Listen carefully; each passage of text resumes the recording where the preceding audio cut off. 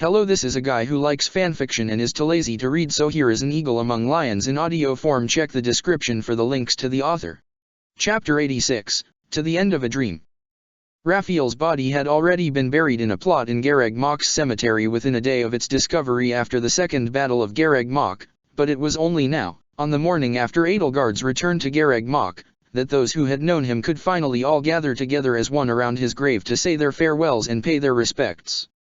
The sky was clear and the sun was high late that morning. The air was thick and humid, with the occasional cool spring breeze. The sunbeams made the grounds flourish, the fishing pond sparkled and glittered like jewelry, the copper roofs gleamed and glinted, and sunlight flashed against every window. The trees and shrubberies all seemed to be stretching out and reaching up toward the sky, their leaves vibrant and verdant. One might have thought it disrespectful to the dead for the weather not to mourn with the mourners, for the sun to shine so cheerily, as though mocking in its cold indifference. But anyone who knew Raphael knew how appropriate it was for the sunbeams to fall so merrily upon his grave. Ignatz, still weak and recovering from his wounds, hobbling on crutches, stood front and center before the headstone with the others clustered in a loose semicircle around him. He was gaunt, tired, and was possibly wearing more bandages than clothes, but he managed to stand without anybody's help, and he wore a brave face. "I've been thinking," he said, clearing his voice. "I know that for a lot of us, after what we've learned about our world, what we've seen, what we've fought, we're all having trouble in our own ways wondering what to believe now. What to believe about the saints, the goddess, and what happens to us when we die. And I've been thinking of Raphael," he added, his voice cracking. His fingers fumbled with the loose sheets of parchment paper he'd written the notes for his eulogy on. And where he's gone to now." The rest of Raphael's friends listened with bowed heads and clasped hands. Geralt put his arm around Bylitha's shoulders and held her close. Near the back of the group, Manuela threw herself upon Holst and whimpered into his startled and bemused embrace. "Raphael has been a part of my life for as long as I can remember," Ignatz continued. "He's always been there. He's been like family. I know I'm not the only person here to have lost friends and family. We all know what it feels like to have that hole in the world, to see that empty space where they used to be, to know that it's never going to be filled again. Those who've gone to the goddess are gone. They're an empty place set at the table. No one can really fill it." Edelgard felt Ingrid press herself to her side and took her by the hand. They both listened in silence. With her last day in this world fast approaching, Edelgard knew that she herself would be more aware of those absences in her own world than ever before. The empty spaces where Ingrid, Dimitri, Felix, Sylvain, Dido all should have stood. "But when I thought about Raphael, I started thinking about Deirdre, and the houses on the coast outside the city walls, the ones on stilts on the shore where you can cast your fishing line right off the porch," Ignatz said. "I don't know why my thoughts turned to them. But I thought about being on that shore, and watching the waves crash against the sand and the rocks. I just had this vivid memory of watching those waves come rolling in. And the waves never last long. They crest, they grow, they crash against the shore, and they vanish. And I thought, we're all just waves. Eventually, we crash against the shore, and that's the end of us. But where does a wave go, when it's gone? It doesn't just leave a blank spot in the ocean. Thales and Periander told me once that the world is 4.5 billion years old. That's 1,000 million years. If every wave left an empty space in the ocean, then all the seas would have gone dry eons ago. Waves return to the ocean. And so those empty spaces aren't empty at all. The people we lost are all still there, somewhere, maybe in a different shape, a different form. Those empty spaces are filled with the memories we shared with those people, and the things we learned from them, and the things they left behind." Ignatz took a long, deep breath, more drinking the air like a man dying of thirst than breathing it. The lenses of his glasses caught the sunlight for a few moments while he paused and composed himself. "Raphael was the best friend anyone could ever have," he said. "When we were kids, whenever he'd visit, I'd have some new toy or trinket or tool or game to show him, interesting things from all across Leicester. We'd play games we'd never heard of before together, and we'd draw and paint, and make jokes that only we would laugh at, and we'd play hide-and-seek with his little sister, and," he sniffled and choked down a lump in his throat. "I told myself those good old days died with his parents. I thought we could never be friends again after that, But he never gave up on me. He never gave up on anyone.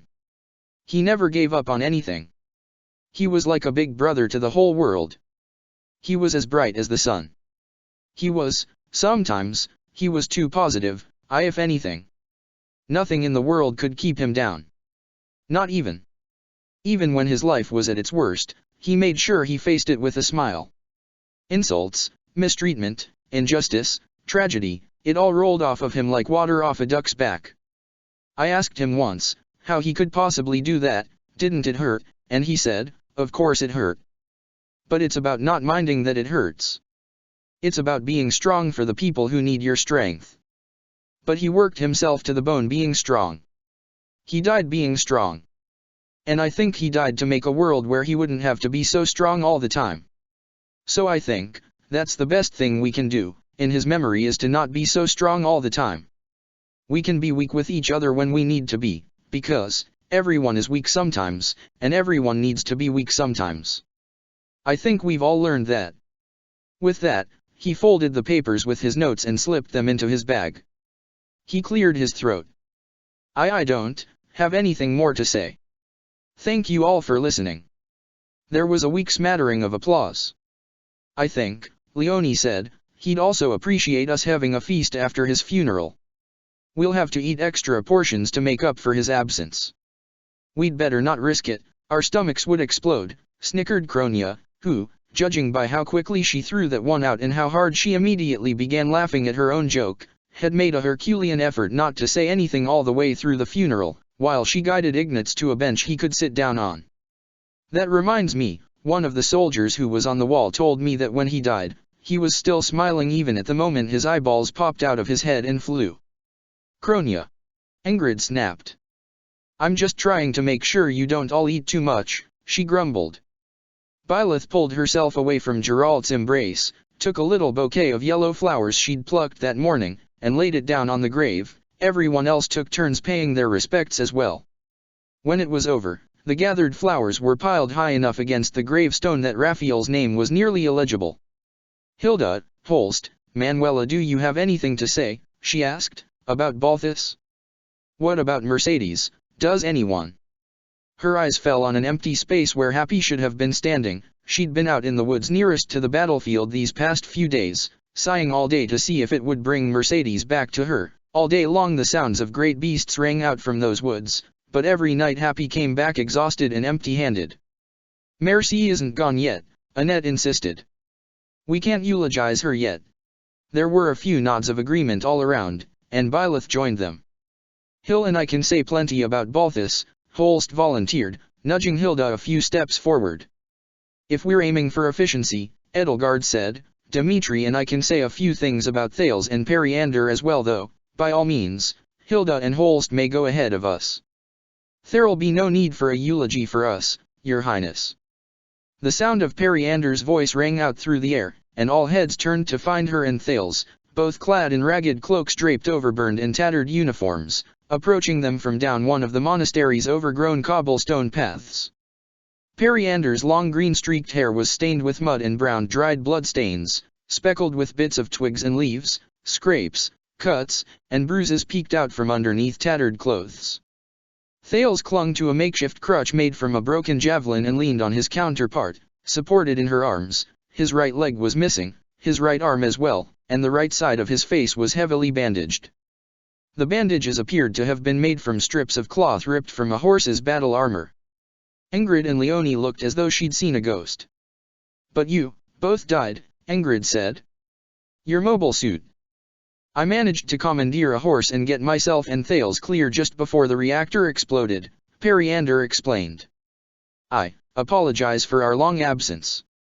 We were lost in the wilderness, the horse was injured, and Captain Thales and I weren't fit to travel until just last night. Manuela rolled up her sleeves and marched toward them. Oh, for Sethleen's sake, every time I think I'm ready to set off. I'm getting both of you to the infirmary. Periander, you poor dear, did you really carry that weight all the way back here by yourself?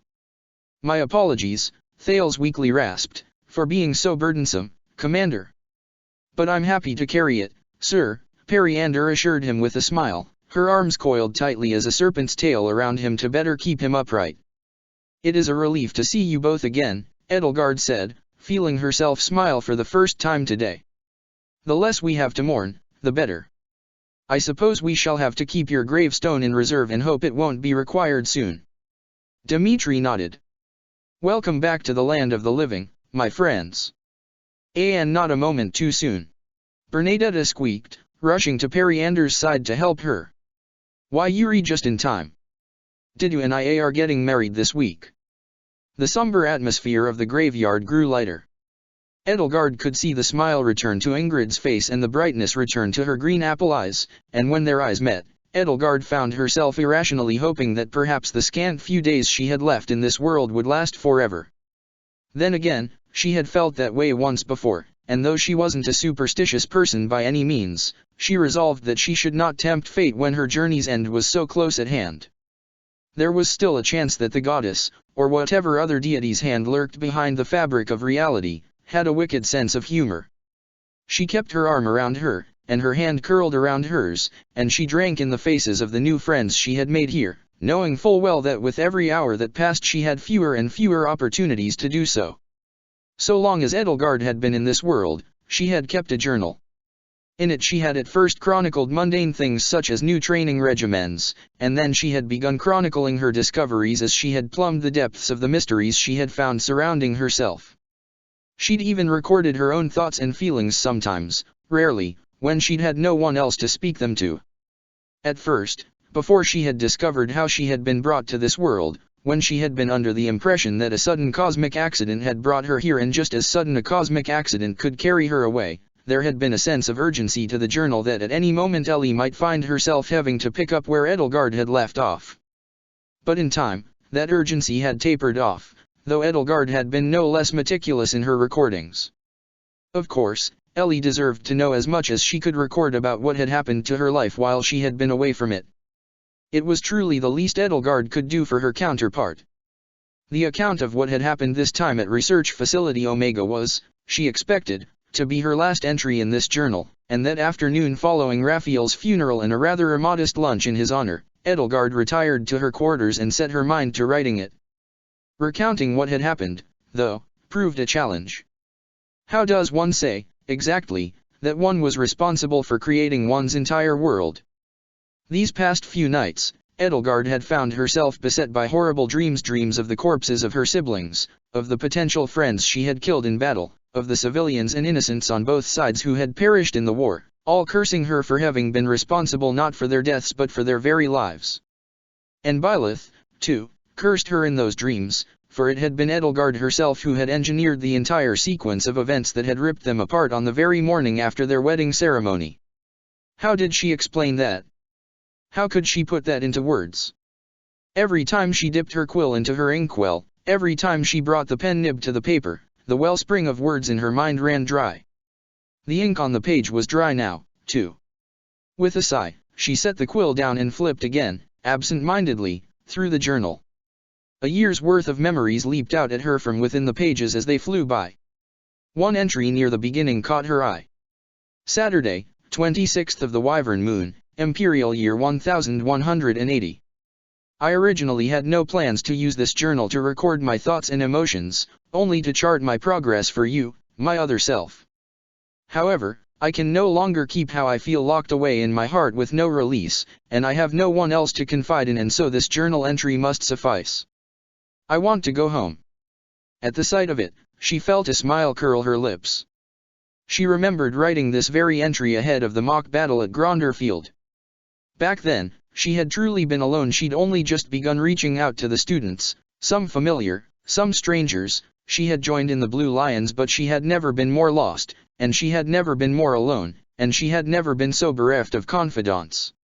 She had never done much editorializing in this journal, but this had been a rare example. How swiftly things had changed.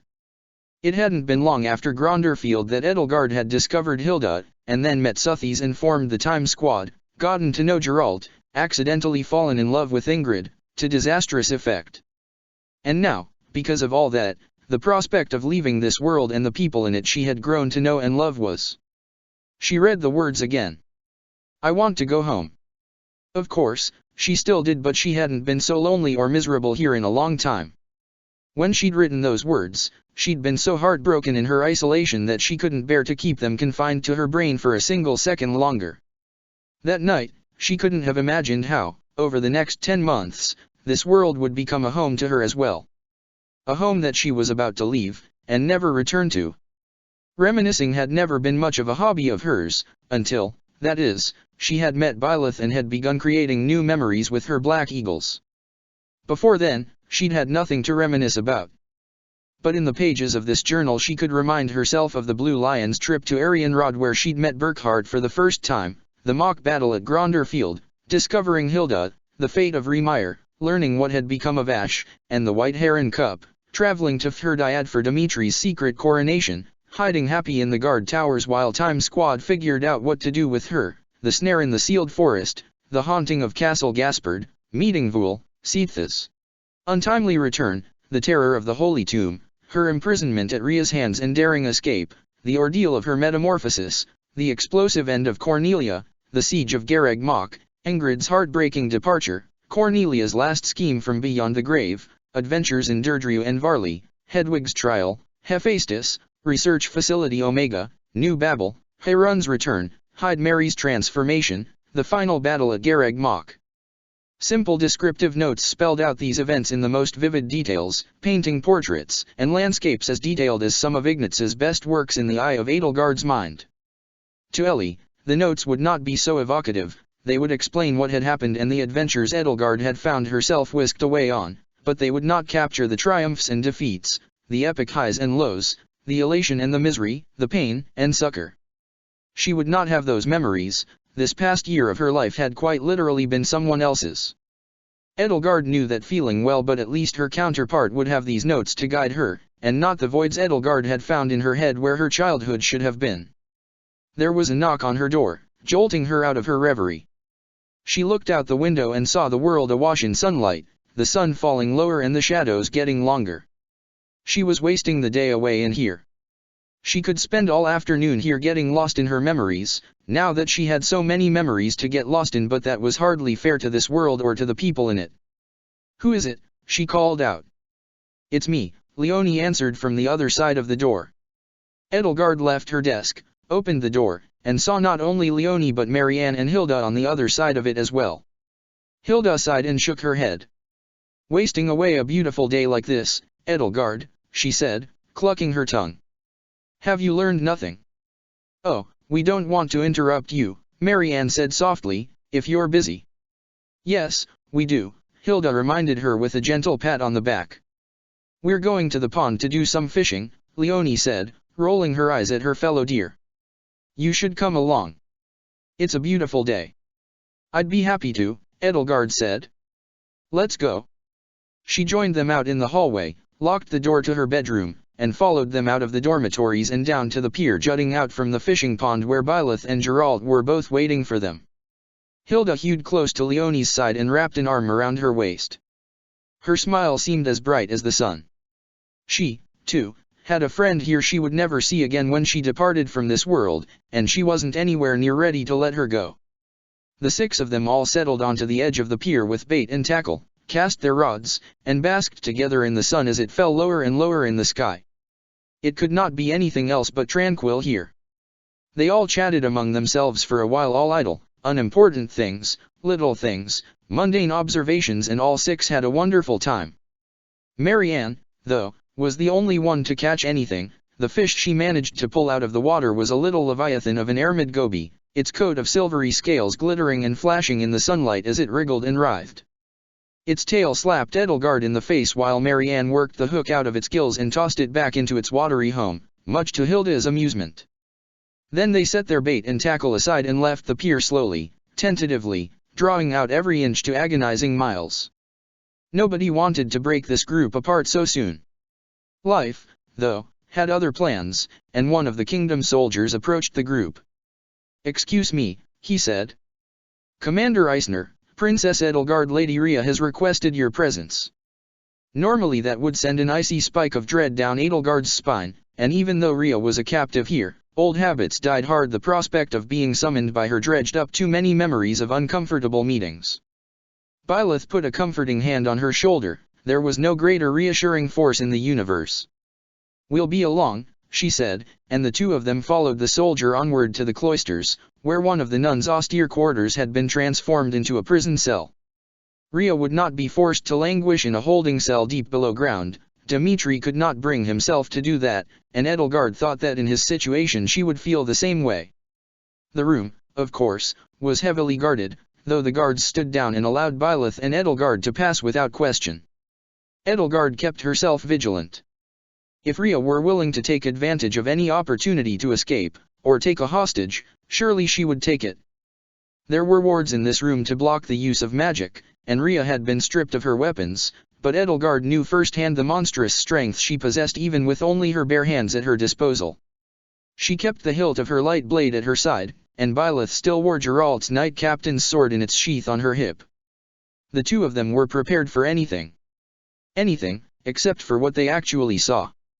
On the other side of the door rested the former Archbishop Rhea, Saint Siros herself, the last child of Suthes. She sat at the window and of course, beyond the window were more soldiers standing guard in a wooden chair beside her bed, no longer clad in silken white vestments and ornate gold armor but rather the rough brown garb of a prisoner, nothing to indicate that she once held so high a status, that she once had stood upon the apex of the world. "Princess, Professor," she said, her voice soft and hoarse, as the door closed behind them. "I thank you both for responding to my summons." Edelgard found herself taken aback. She'd never seen Rhea like this. To her and Byleth's shared shock, she had transformed and in a way neither of them had ever thought possible. Her long mint-green locks had lost their luster, and at the base of her scalp where her hair parted, the roots had begun to silver. Her green eyes were tired and dull, the crescents of graying skin beneath them dark and deep, and crow's feet had set in at the corners, crinkling the skin like dry parchment paper. The skin of her cheeks and brow, once soft and fair, had lost their plasticity and even now had begun to wrinkle. In so many words, Rhea looked old. Not as old as she truly was. Of course a human who had lived for 2,000 years without eternal youth would have looked more wizened and decrepit than Solon or Thales ever could, but if Rhea had resembled a young woman no older than her 30s before, now she looked to be 20 years older at least. There was a soft, set upward curl of her lips into a wizened smile. "Does my appearance shock you?" she asked, her voice low and slightly hoarse, as though she had not spoken for a long time. She rubbed her hands, which showed the same signs of age as her face, against each other while they rested in her lap. "It seems that as a show of her displeasure, Mother has taken from me my very immortality, as you would discipline a misbehaving child by taking away their favorite toy." There was no accusatory tone in her voice, no sense that she held any malice toward either Edelgard or Byleth. There was only the slow, low intonation of a condemned criminal who knew full well their guilt in their heart and saw no reason to deny it to themselves, as so many of the guilty were wont to do.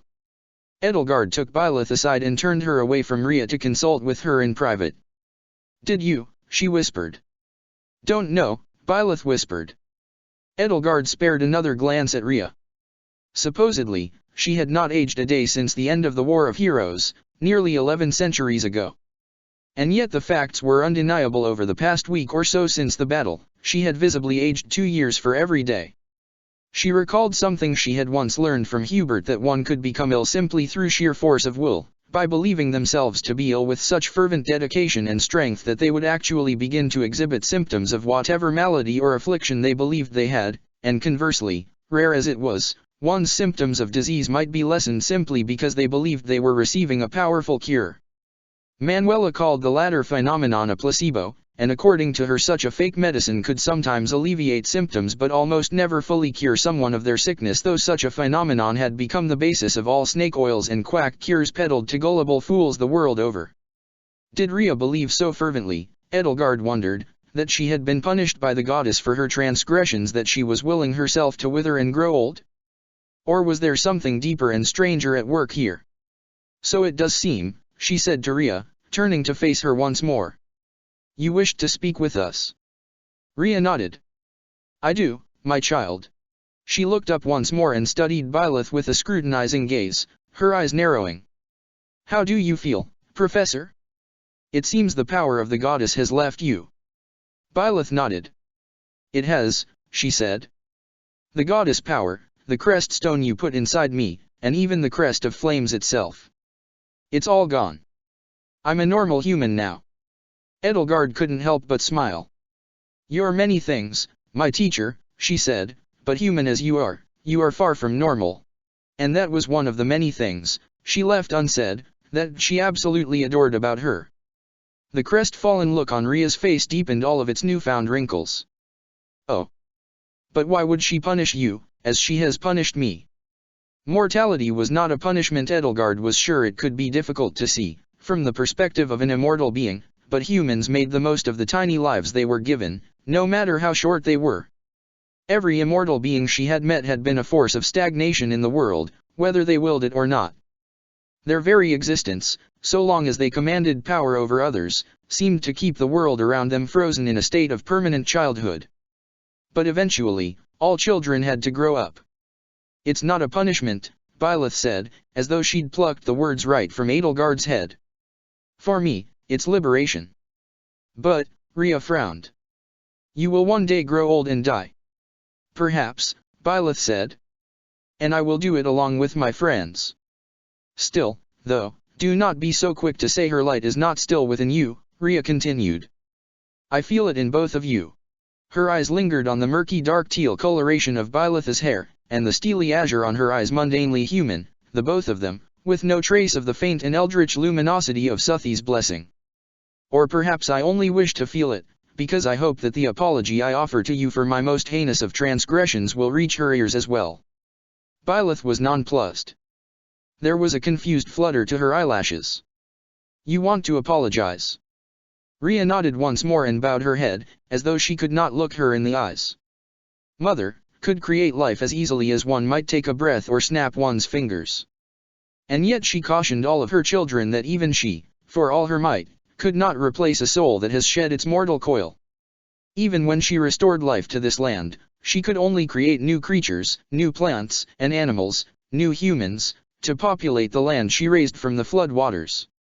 To restore the dead, body and soul alike, she warned, was the greatest taboo among our kind. She raised a hand to her brow, letting her hair flow like quicksilver through her fingers.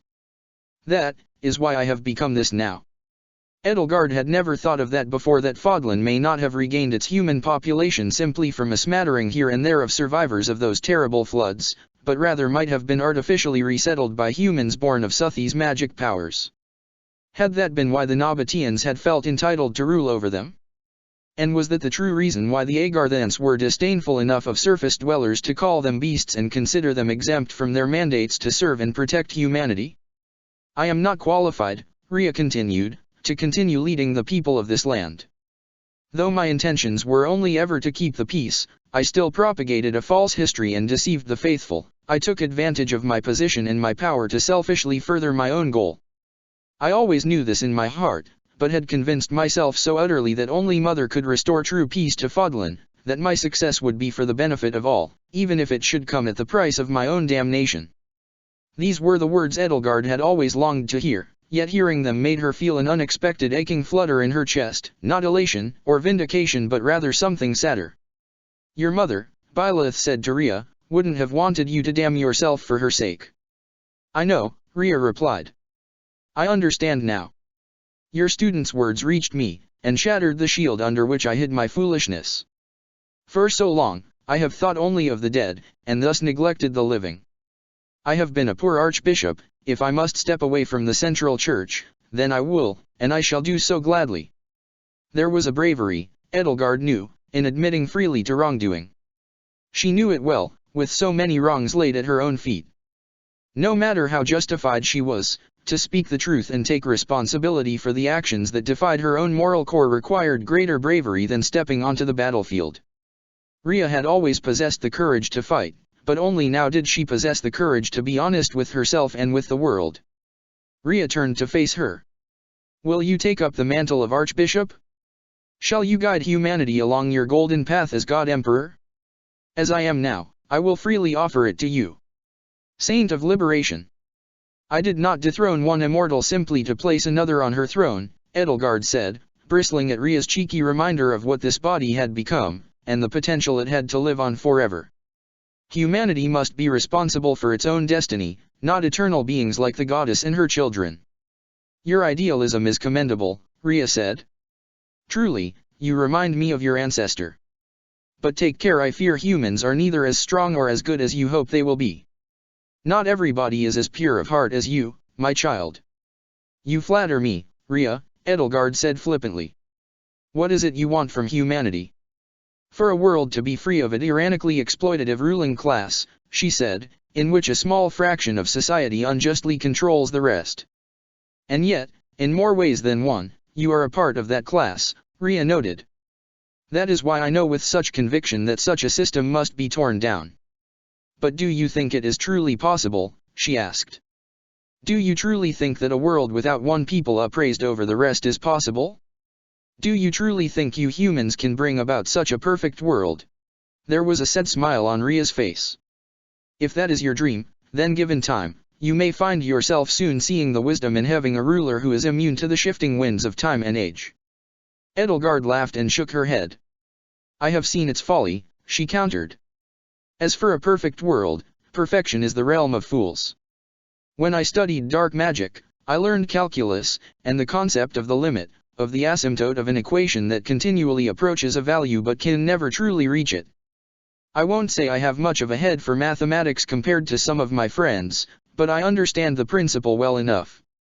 Even if a world of true equality is forever out of reach, it is the duty of every generation to reach out further than the last.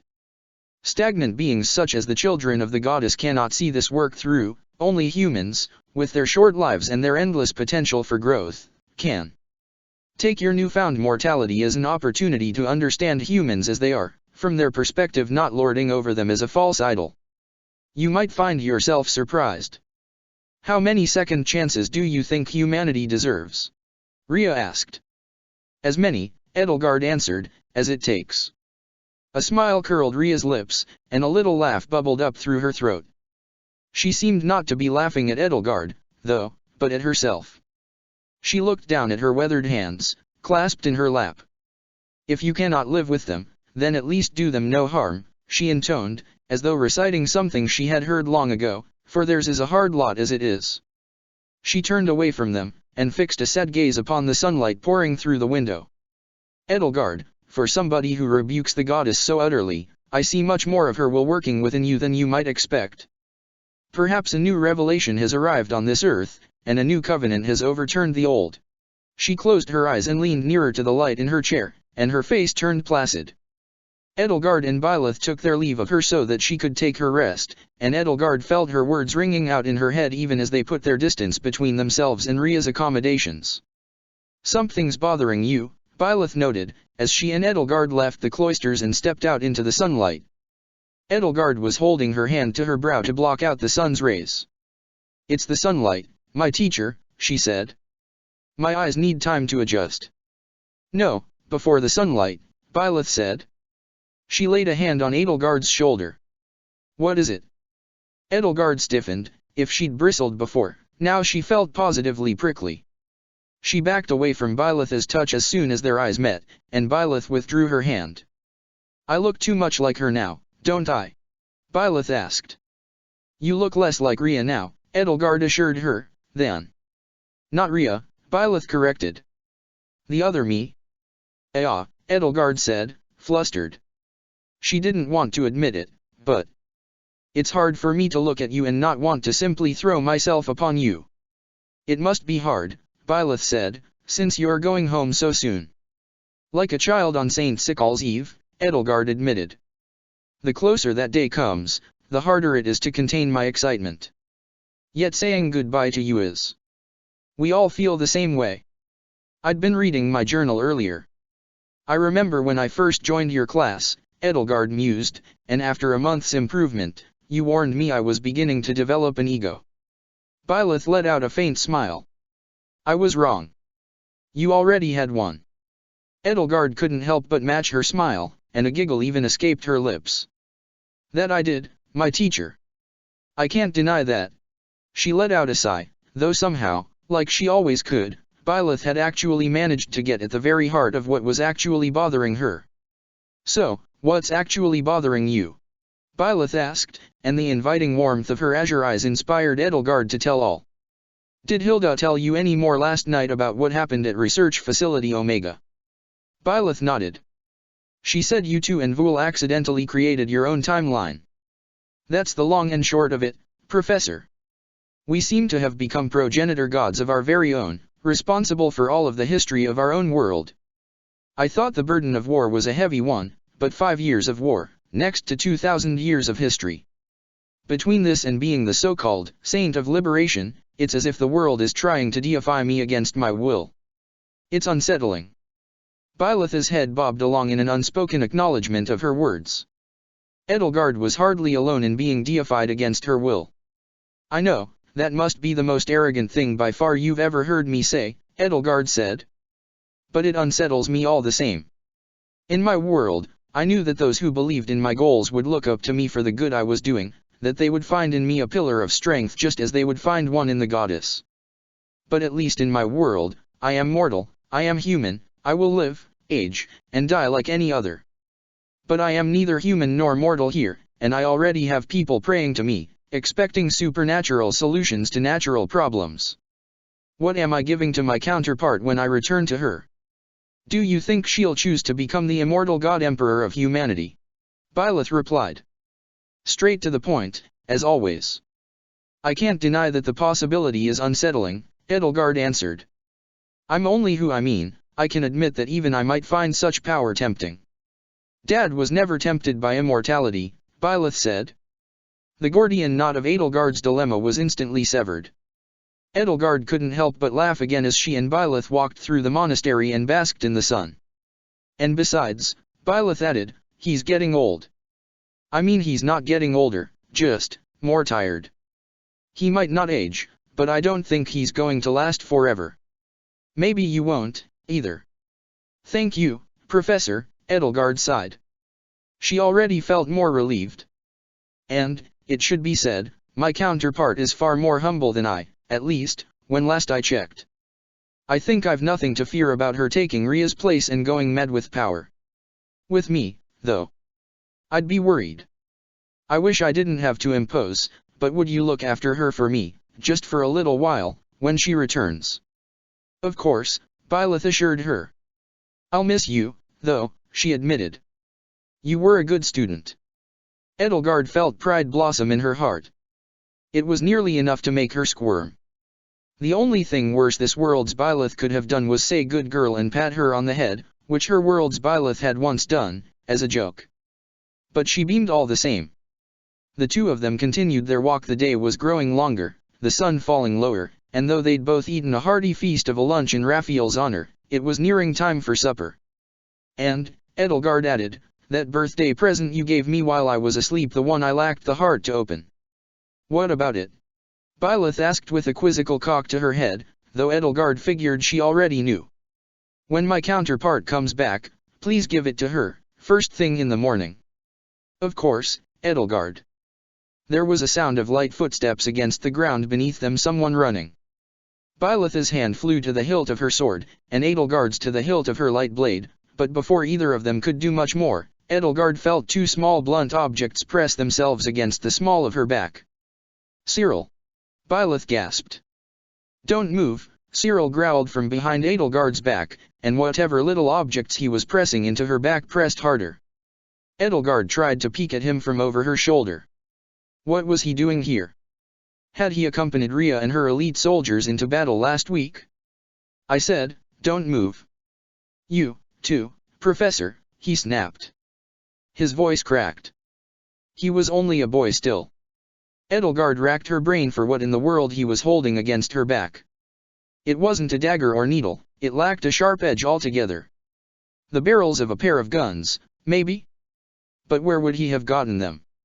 Edelgard could feel the object slip against the back of her blouse. It felt as though the two of them were attracted, like magnets, to each other and trying to wrench themselves out of the boy's hands. Byleth's grip on her sword's hilt tightened. "Listen to him, Professor," Edelgard said. "I overheard Captain Geralt and Leonie talking about these things this morning, Cyril said. They said that if the two of them touch, anything that touches M gets erased from history. So I stole M from Didi's bag. Impressive, Edelgard commented. Shut up. I'm gonna touch these little things together, and I'll erase you. I'll erase you for what you did to Lady Rhea. Cyril, Byleth said, letting her hand leave her blade, step away from Edelgard. No, I won't. I'm not gonna turn back. Edelgard, you hurt Rhea more than anyone's ever hurt her before. So.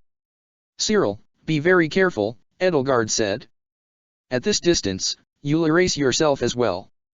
I don't care. And I'll erase you, too, Professor. Things would have been better. The world would be better if you'd never been born. But what about you? Edelgard asked. She could feel Cyril struggle to keep the two Agarthan keys from touching. They tried to wrest themselves from his hands. Telling him to be careful would be a moot point. My life. Nah, that doesn't matter. I've done good and bad things too, but nothing anyone important would care about. Wouldn't make a difference if I'd never been born. But you two have caused 1,000 terrible things, the both of you. So if I erase you both. Edelgard had to admit to herself that she was afraid. Cyril could erase her by accident just as much as he could on purpose.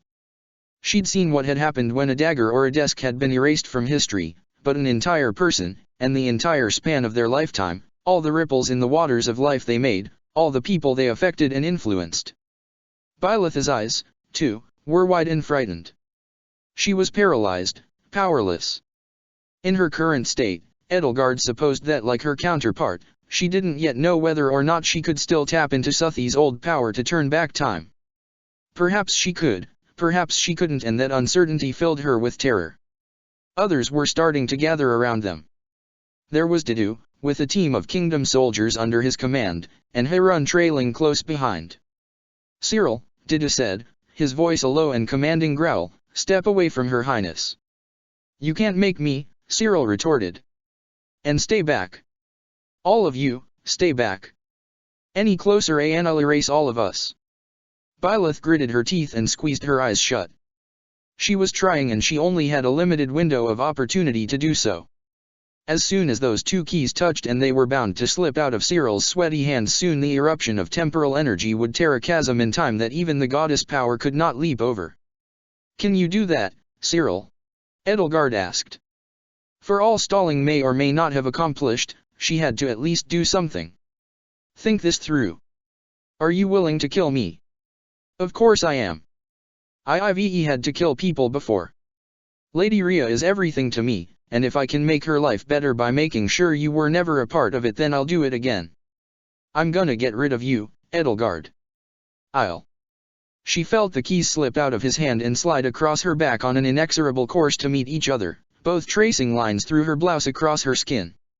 And at the last moment when time possibly could have stopped and turned backward, it did. When Edelgard returned to her world, confused minutes later, she found herself lying on the dusty ground, felt more than ever before the gritty dirt under her palms and the hot rays of the late noon sun against the back of her neck, and opened her eyes to see Didu and his men restraining Cyril, while another one of the kingdom's most barrel-chested soldiers held the two Agarthan keys in clenched fists as far apart as the prodigious span of his arms would allow. Byleth helped Edelgard back up to her feet. Her brow was beaded with sweat. Are you all right? She asked. It seems I haven't been erased from history, Edelgard said, prompting a smile to split Byleth's lips and show her teeth. Thank you, Professor. It seems you managed to save my life in every world. I can't let you fail, Byleth said, when you're this close to going back home. Harun was with them in a flash. Lady Edelgard, are you hurt? A little sore, Edelgard assured her, but that is all. For all she knew, she'd just fainted. It looked like Cyril had been apprehended this time before he could even get close to holding her hostage with the twin keys. Let me go. Cyril shouted out, struggling against Didu's iron grip. Let me go. I got a Lady Edelgard. Professor. Listen up. I'll get back at you one day for hurting Lady Rhea. If she can't get it herself, then I'll get revenge for her someday. Edelgard picked herself up, dusted herself off, and approached Cyril. He glared at her, a hateful and venomous glare underneath the tousled black locks of curly hair that grazed his brow. It was a look too hateful for a boy of his age. Edelgard knew that look too well. "Cyril," she said. "Shut up. There's a world far beyond Lady Rhea," she continued undeterred. "You're old enough now to find your own reasons to live in it. I don't want to find something else. I know. But revenge makes for small hearts and small lives. You can do better than consigning yourself to it." The life of Saint Cyros, Edelgard thought, of Nemesis, of her world's Dimitri, of Thales, and all of the Agarthans who had spent 25 centuries stewing in their hatred, the lives of those who devoted themselves to hatred and vengeance, to tearing down instead of building up. If one did not die from that life, die with that poison pouring down one's gullet and rotting one's insides, then something even worse happened. One lived from it. It made men and women live half-lives, cursed lives, stunted lives, lives that could never flourish and bloom. "Help him," she told Didu and his men, and she and Byleth went on their way. That evening, Byleth, now that she knew she could still use her powers for just a little longer, at least gave Edelgard and Hilda one last visit to their own worlds so that they could tell their counterparts the good news.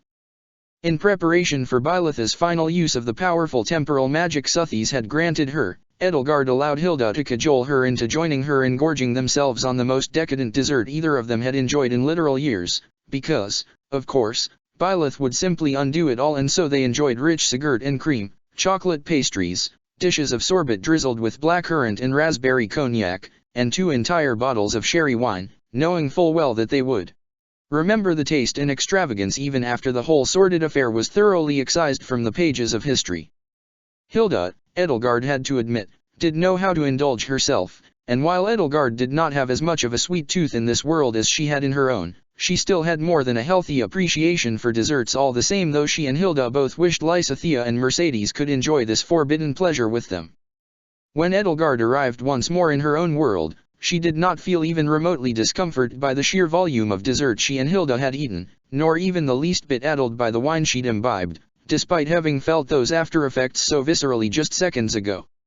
She arrived to find Ellie sitting with Ferdinand in the courtyard while the last rays of the setting midsummer sun poured over the imperial palace's grand walls, sharing between themselves a pot of coffee as the sound of chirping crickets filled the air.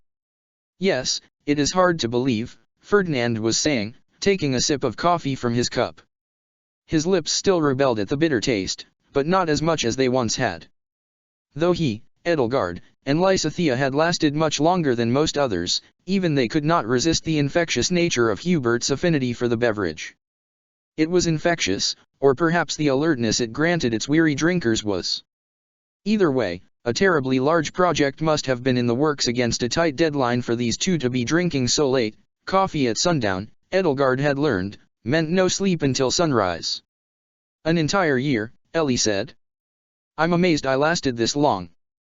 Indeed, to think we all kept the secret of Her Majesty's replacement for an entire year." Ferdinand took a handkerchief from his pocket and dabbed at his brow, letting out a tired sigh.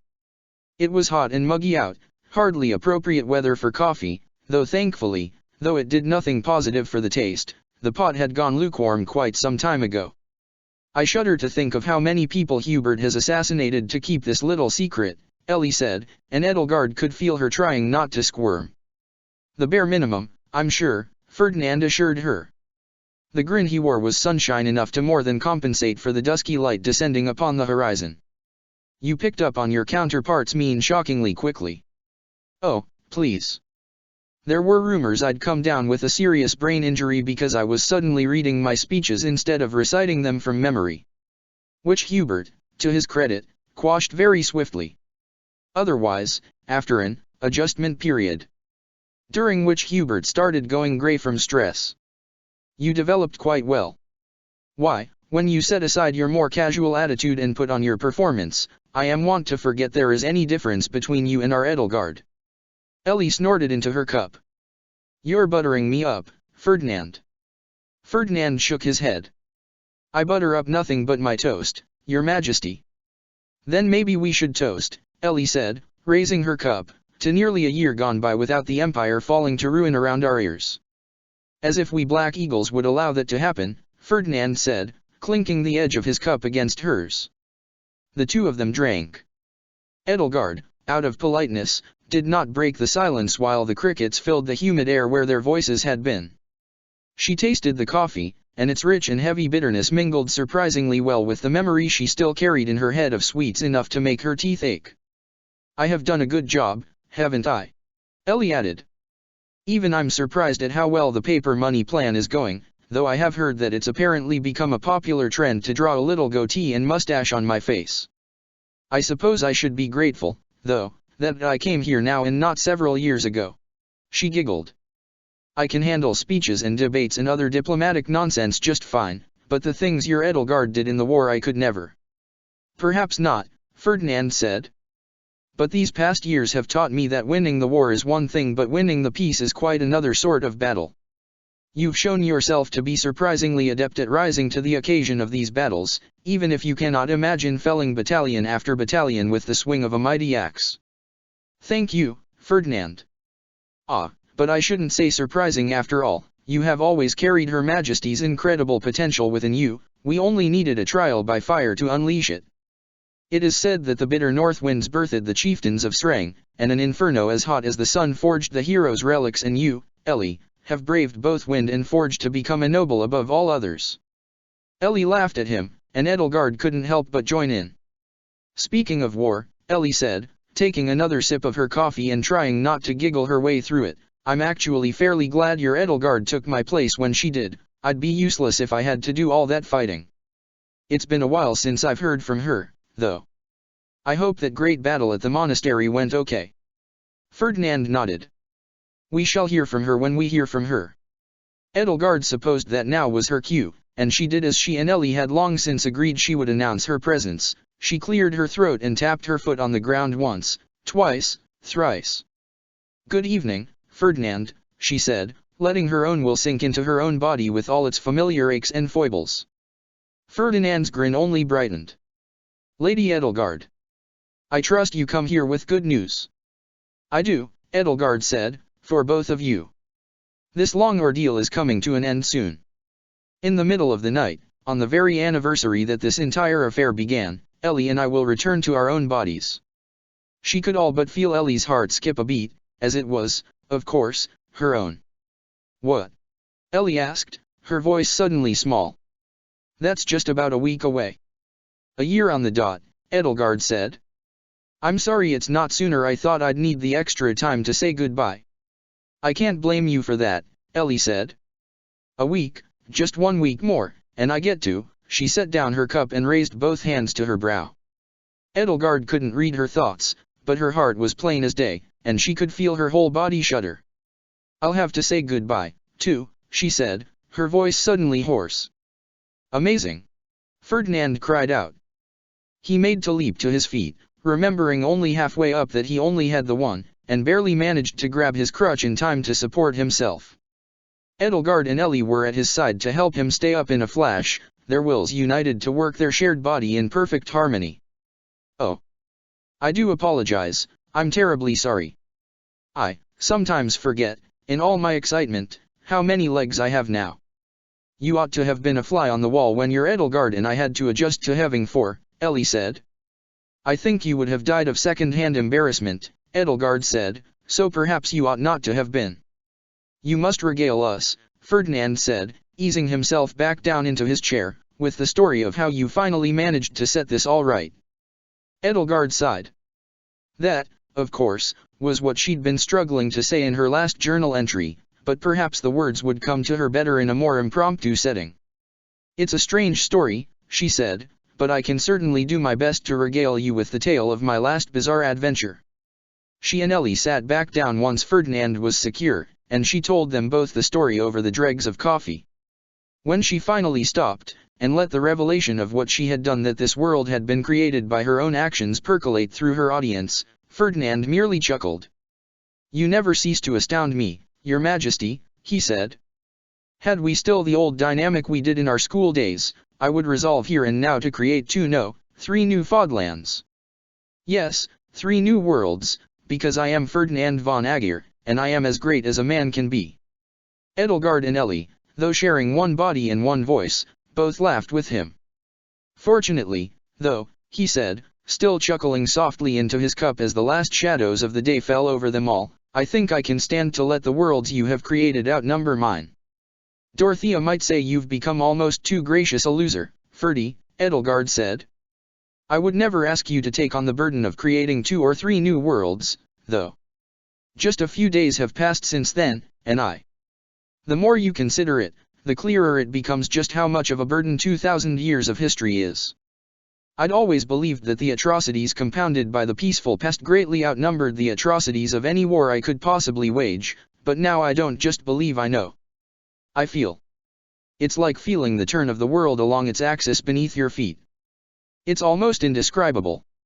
Ferdinand reached across the little table and laid his hand softly upon hers, meeting her downcast eyes with the kind smile that always made him shine like a beacon, no matter how dark the darkness around him. But if you created our timeline, he said, and set in motion all the events leading up to this moment, think of all the good things that happened. Think of how we are here, right at this very moment, with histories of smiles and tears alike. His teeth were ivory in the last rays of sunlight pouring over the palace walls. Creating our very own world, just in time for your triumphant return to it, you've taken on all those smiles as your legacy as well as the tears, have you not? Ferdinand, his name was hard to say. Edelgard's heart had leaped into her throat, and it ached. Nothing else could say so clearly that this was her Ferdinand, her friend. I can't deny that you make a good point. I do pride myself on making them, Lady Edelgard. He took one last sip of his coffee and looked up at the deepening purple hues of the cloud-streaked sky overhead. Well, our coffee break has served us well. We ought to be getting back to the study to finish all our work. Yes, Ellie sighed sadly, and whatever that work was, Edelgard could tell she was in no hurry to finish it, no matter how swiftly the deadline approached. Although, Ferdinand, could you give my counterpart and I some time alone? While you're waiting for me, go ahead and tell all the others the good news. I shall do so with gusto, Ferdinand said, and he nearly leaped from his chair again before thinking better of it. Edelgard and Ellie helped him up and set him off on his way. Oh, he asked, and one more thing, Ellie, how did that one phrase you were brainstorming go, again? To each according to one's ability. From each according to one's ability, Ellie corrected, to each according to one's need. Aha. Yes, I knew I was close. I shall see to it that one is written down before we both forget it again. He hobbled off, leaving Edelgard and Ellie alone in the courtyard. Don't worry, Ellie said, eyeing the shadows, Hubert has plenty of people watching over us right now in case anything happens. Oh, I know, Edelgard said. When it's just myself and Byleth, I like to make a game out of how many of them I can spot. Ellie sighed and slumped over in her chair, staring down into her empty cup. With one hand, she absent-mindedly teased her hair around her fingers, and Edelgard could see in the last rays of dusky light just how much of her hair had grown back brown.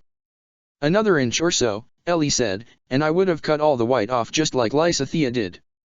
You wouldn't have minded, right? I wouldn't have. I think I'll do the same, Edelgard said. Just one more week. Are you certain? I'm certain. Well, at least it'll be enough time.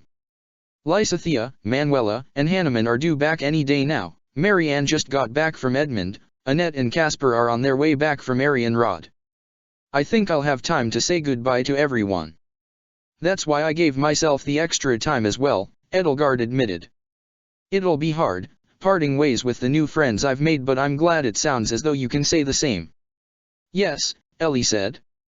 Neither of us has been entirely miserable in each other's world. That isn't to say I'm not ready to leave, but I'm nervous about going back. Edelgard understood she had plenty of good cause to be.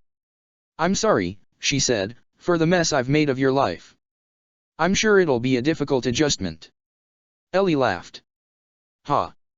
After this past year, I don't think anything will be difficult for me anymore. And I probably wouldn't call it a mess. Before you took my place, I just shut out the whole world. I closed myself to everyone, except Hilda. I was too afraid to even go near Dee, with the way he was. I hadn't been happy since I was 12, and I didn't expect myself to be happy again anytime soon. I'd have stayed that way, just like Bernie, if not for you. Now, I'm going back to a world full of all the new friends you've made. Really, I've got it easier than you. And I'm even looking forward to being a dragon. Really. I know it was scary for both of us at first, but if you've adjusted to it, then I can. Ellie shrugged and rested her chin in her hands. And, well, Hilda and I have been talking, and we've both given it some thought. We think there might be some interesting things that can be done with a tail. I'm actually excited now.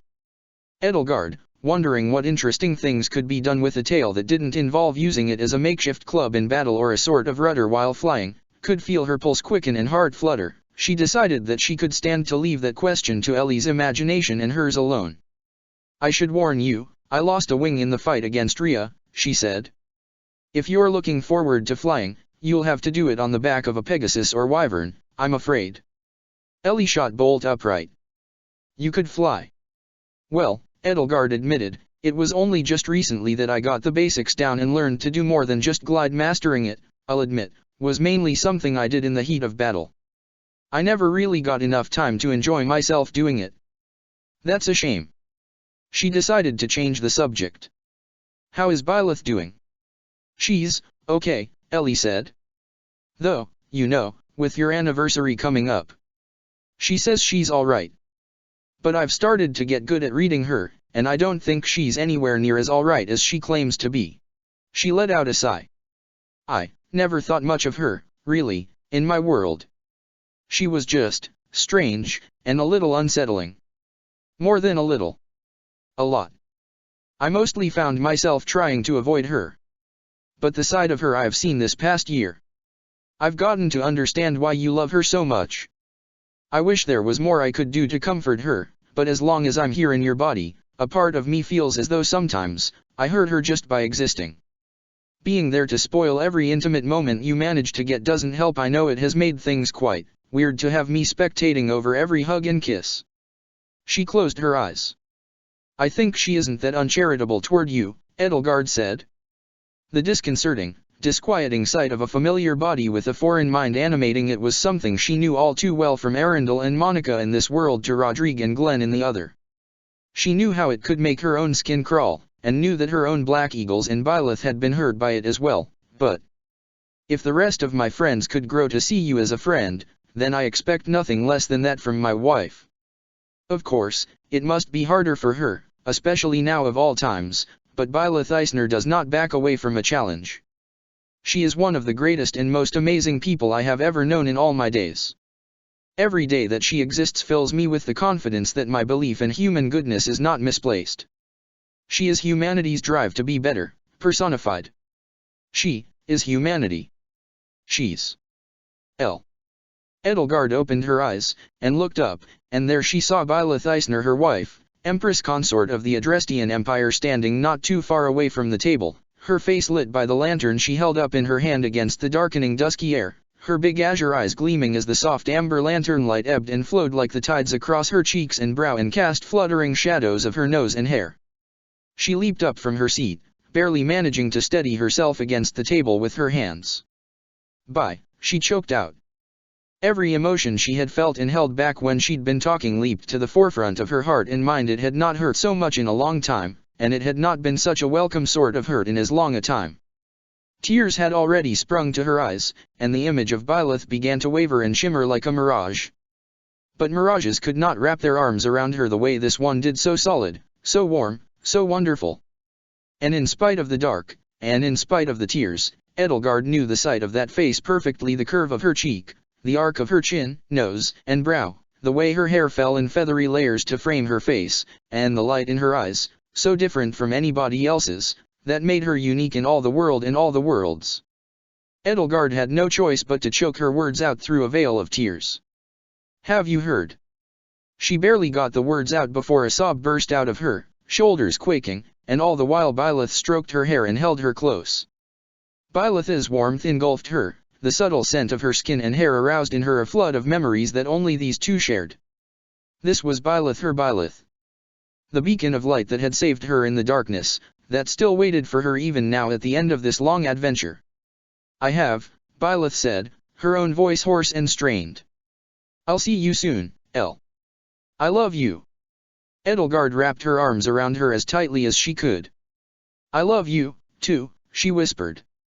I love you, too, Byleth. She held on tight, she and Ellie both. It had been a wedding that had brought Edelgard von Hresvelg into this world. It was only fitting that another wedding, though not her own, would see her leave it. The sun was shining that day, the 27th of the verdant rain moon, one day shy of the very anniversary of her and Hilda's unexpected arrival. The week had gone by in a flash, and already the last day had dawned. Though the autumnal equinox was still nearly a month away, the days were already growing shorter and the hottest and wettest days of summer had already run their course. There was a brisk breeze, just cool enough to offset the heat of summer's last days, and the clouds knit themselves into balls of cotton as they drifted by. For all its ruin, the monastery was radiant, as it had been when Edelgard and Byleth had held their wedding there, and Edelgard found herself reminiscing about that wonderful time she'd had with all her old friends on that day, while she spent this day having just as wonderful a time with all her new friends. The difference was, though, she hadn't known that day that she would be saying goodbye to those old friends, at least for a while, but she knew today that she was saying goodbye to all these new friends, forever. Late that morning, Viscount de Molinaro, general in the kingdom army and right-hand man to the savior king of Faerghus, was wedded to Bernadetta von Varley, heir to House Varley and ranking member of the king's elite White Fang assault team, which Hilda continued to tell Edelgard was a much better name than Black Eagle Strike Force. Dmitri himself officiated the ceremony in his role as king, clad in ornamental armor and his tattered fur-lined cloak. The chaplain who had accompanied the Gaspard battalion to Garreg Mach and a Dusker refugee who still recalled some of his tongue and his faith led the attendees in prayer to both Fodlan's goddess and to Dusker's gods of love and fertility, respectively. One ring was slipped onto one finger, and another onto another, vows were exchanged, and as the bells tolled noon the grand bells of the cathedral were, sadly, gone, so the alarm bells lining the walls of the monastery would have to suffice. De Molinaro and Bernadetta von Varley shared their very first kiss as husband and wife. Didier had to stoop over and Bernadetta had to stand on an apple box so that their lips could meet, if not for the fact that the well-toned muscles of her arms and back were clearly visible through the keyhole in the back of her wedding dress. One might have mistaken Bernadetta for a child or a delicate porcelain doll next to Didier's broad and hulking figure. And then the festivities truly began. Fed by the wine and food that had flowed these past 2 weeks into Garreg Mach from its supply lines stretching north and its supply lines stretching south, originally for the two armies' victory celebrations, now repurposed toward the wedding. And just about every single soldier stationed in the monastery, whether or not they were on duty, took part in the revelry. Singing and music could be heard across every inch of Garreg Mach's grounds, drifting through every open window, ringing in every building, serenading all of the debris and detritus of battle scattered about the monastery, the crumbling walls, the blasted and broken remains of Golem and Titanus that stood like colossal wrecks at the east and north walls, the widened chasm of the abyss below where faint jade light from the holy tomb still gleamed underneath the fog. The afternoon fled on the swiftest wyvern's wings. Lunch was poised to flow seamlessly into swiftly approaching dinner along the river of wine, mead, beer, and spirits that drowned the reveling monastery in its currents. And Edelgard had danced with more people than she'd thought had been possible over the course of 5 scant hours. She had her turn with both the bride and the groom, of course, Bernadetta in a wedding dress that Dorothea, Hilda, and Leonie had by their combined efforts procured, tailored, and altered whatever they could find into a gorgeous and elegant outfit in less than a week. Didier in his uniform adorned with jewelry and ornaments of Dusker and a flowing scarf woven in intricate patterns of teal and cinnabar. And between them she lost count of exactly how many and who she danced with.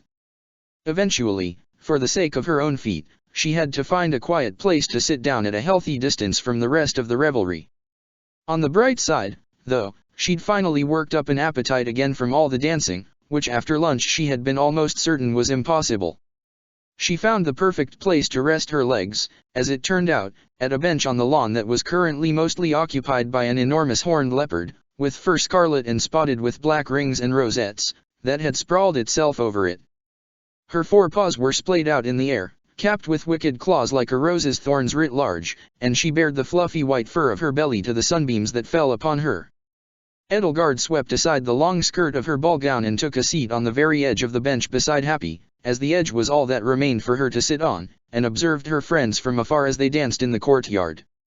Bernadetta and Didier had, of course, had the first dance all to themselves, but that had been hours ago, and the two of them had traded dance partners a dozen times since then. By now, Dorothea and Petra had both been given ample opportunities to sweep them both off their feet, and had taken them with great gusto. Dmitri was still with Marianne, though their dancing had mainly just devolved into the two of them swaying in place while they held each other in their arms and listened to the band play the Blue Airmid waltz. Of course it was the Blue Airmid, it was always the Blue Airmid, and somehow, Hilda had managed to get Leonie out onto the dance floor, and the latter looked completely out of her depth as she orbited, bewildered, around a whirling pair of long pink pigtails. At Edelgard's side, Happy arched her back further and somehow managed to sprawl out even more, as only a cat could, while she basked in the sunlight. With a slow and delicate hand, Edelgard reached out and gently traced a fingertip along her chin, and the loud, deep resonance of a great cat's purr filled the air. Happy's ears and the forest of her long white whiskers twitched. Edelgard found herself feeling almost jealous. How many times, she wondered, had she idly found herself pining for the simple life of a well-cared-for cat? Half as many times as Linhard, probably, but still plenty. And then Happy opened her eyes and flipped herself over, and the tip of her tail promptly whacked Edelgard in the face. "Oh sorry, Brain, didn't see you there," she said, swiftly returning to human form and hastily wrapping herself up in a cloak that was more cat hair now than fabric to make herself a makeshift toga, cinched with a silk band around her waist. She sat down on the bench at her side.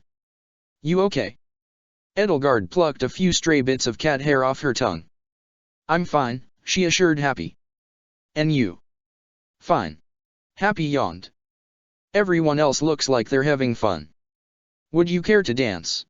Edelgard asked, even though she'd only just sat down. "Nah, not my thing. I barely even know how." Happy rubbed at her eyes. She was tired, and it showed on her face. All week, she'd kept looking for Mercedes. She still came back every night empty-handed. "I mean, I know real dances, not those silly slow ones you nobles do. I can teach you." "I'll pass." She leaned heavily against Edelgard and rested her head upon her shoulder. The sun lit up her olive-toned skin and made it almost shine like gold. "Today's really your last day here, huh?" "It is. I'm gonna miss you." Edelgard put a hand to the long, tousled locks of Happy's red hair. "I'll miss you, too, Happy. I'm glad I could meet you here." "Me, too." Happy let out a sad sigh. "That right there, I wouldn't be able to do that without you, Pinky, Chatterbox, Uncle Geralt, Handles. I'm really glad I met you. Thanks for everything." "It's all I could do," Edelgard assured her, "to help another victim of those who slither in the dark." Happy's cheek gradually slid from her shoulder to her chest and then down all the way to her lap. "Keep brushing my hair, Auntie Elle," she murmured. "Feels nice." Edelgard had no problem obliging, and let those locks flow around her fingertips like rivers of roses. "It's not gonna be as exciting around here," Happy said, "without you and Pinky around. I assure you, it will be exciting in its own way." "I'll probably have to come up with a different nickname for the other Edelgard," she said. "You don't think Brain will fit? I recommend you don't underestimate her like that." Happy chuckled. "No, it's not that. It'll remind me too much of you." She let one arm dangle off the bench and absent-mindedly clutched little handfuls of grass and plucked them out of the ground one by one. "I'm sure I'll figure out a good new name for her. Like the one I came up with for Handy." "Wait a minute. Nah, that sounds too much like Handles. I'd get Harun and Hanuman confused. Gotta go back to the drawing board." She rolled over, looked up at Edelgard, and lifted her hand, resting it in a handful of grass upon Edelgard's cheek. She stared up at her in silence for a while. Edelgard felt the grass tickle her skin. "Your eyes," Happy noted. "Everything's gonna be the same, except your eyes. Won't have that I've been through hell and I made it out, so you can too. Look." "Oh, is that a look?" "Yeah, it's one you and Dimmy have in spades." Spooky had it, too, well, a little. She closed her eyes and let out a little sigh. "You think she's dead?" "Mercedes?" "Yeah, Spooky."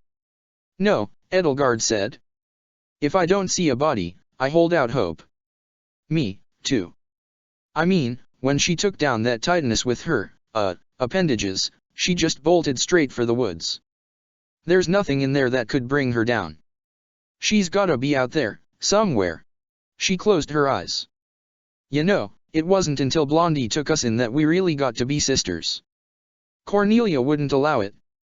Of course she wouldn't. MMH. Can you tell me a little about your world's Spooky? Mine. Edelgard recalled her world's Mercedes, though it had been a long while since she'd last seen her. Well, I can assure you, she is still quite spooky. Heh. I bet. And you're right, Cornelia wouldn't dare have allowed you two to get too close. Did Mercedes ever tell you about her brother? Happy nodded. He was one of the experiments that didn't make it. In this world, yes. In mine, a different tragedy altogether befell him.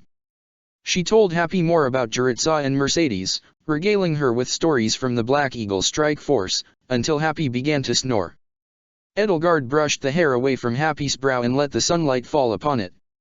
Happy's chest gently rose and fell as she slept deeper and deeper into yet another cat nap.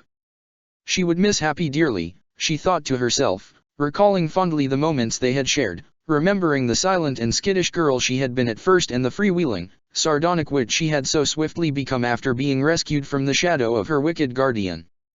Perhaps, Edelgard thought, her world had its own Happy in it, and perhaps she would one day meet her. She closed her eyes, leaned back against the bench, and let the sunbeams fall upon her face while the sound of revelry grew more and more distant to her ears. Why you're missing the PP party? Hetty, don't bother her, she's napping. Edelgard found herself roused from an unexpected sleep by the sound of familiar voices. Hedwig and Pascal. No, it couldn't be. They were both all the way in Fort Mercers still, with Burkhardt and most of her other siblings. And you're certain, who? Her N name's Harun NN now. I mean, forgive me, Harun, are you certain that she still is not our world's Edelgard? Edelgard cracked her eyes open. Hedwig? Pascal? Uncle Vokhard, she mumbled, squinting against the sunlight. Sure enough, those three, plus Harun, were who she saw standing before her. Edelgard found herself dumbstruck. What, she asked, thoroughly bewildered, are you three doing here? Well, I meant to come sooner, Vokhard sighed, once I'd heard that the battle had been won, but business kept me away. I must say I was hoping to find you in one piece still, my dear niece. Happy pulled herself up out of Edelgard's lap, yawned, and stretched her arms over her head. Hey, there, Auntie Hetty, Uncle Pascal, she mumbled blearily, rubbing the sleep once more from her eyes. When do you two get here? Just NN now. Hedwig exclaimed, and without any further ado she took both her and Edelgard by the arms. We heard there'd be a WW wedding, and, we came as fast as we could. Edelgard allowed herself to be led to her feet. She could still hardly believe what she was seeing. She thought she'd already said goodbye to all her siblings, save for Anselm. Now, at the proverbial 11th hour, was she really being given one more chance? She couldn't believe she'd actually nodded off, though how embarrassing to sleep the day away when there were still so many people here she needed to spend time with. Her eyes scanned the horizon. The sun was lower now, the sky's hue well away from the strong periwinkle hue of midday. It must be nearly dinner time, not that there would be much delineation between it and lunch. Who else is here? She asked. We flew here with Burke, Pascal answered. Buckhardt's here. And Manny and Daggy RC coming TT2. Hedwig added, still pulling Edelgard and Happy along. Joachim and Heidi are the only ones who couldn't make it, Pascal said. And Anselm, I suppose, though I don't think he'd come here even if it wasn't for this horrible war. Vokhard cleared his throat.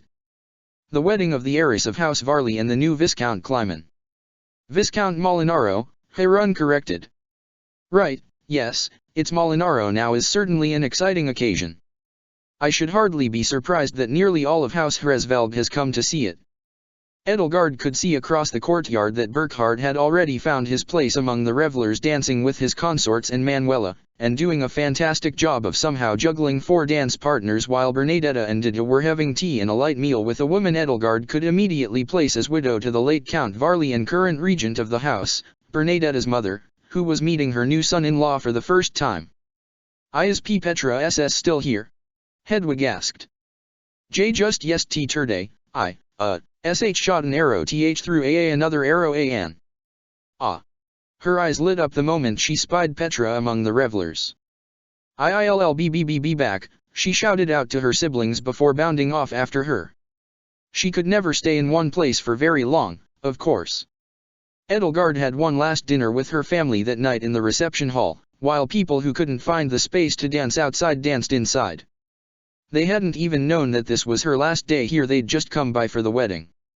Most of them had actually expected that she had already traded places with her counterpart, and were surprised to find that she hadn't. All the same, they all relished having one more extra chance to say their farewells, all knowing full well what awaited her when she returned.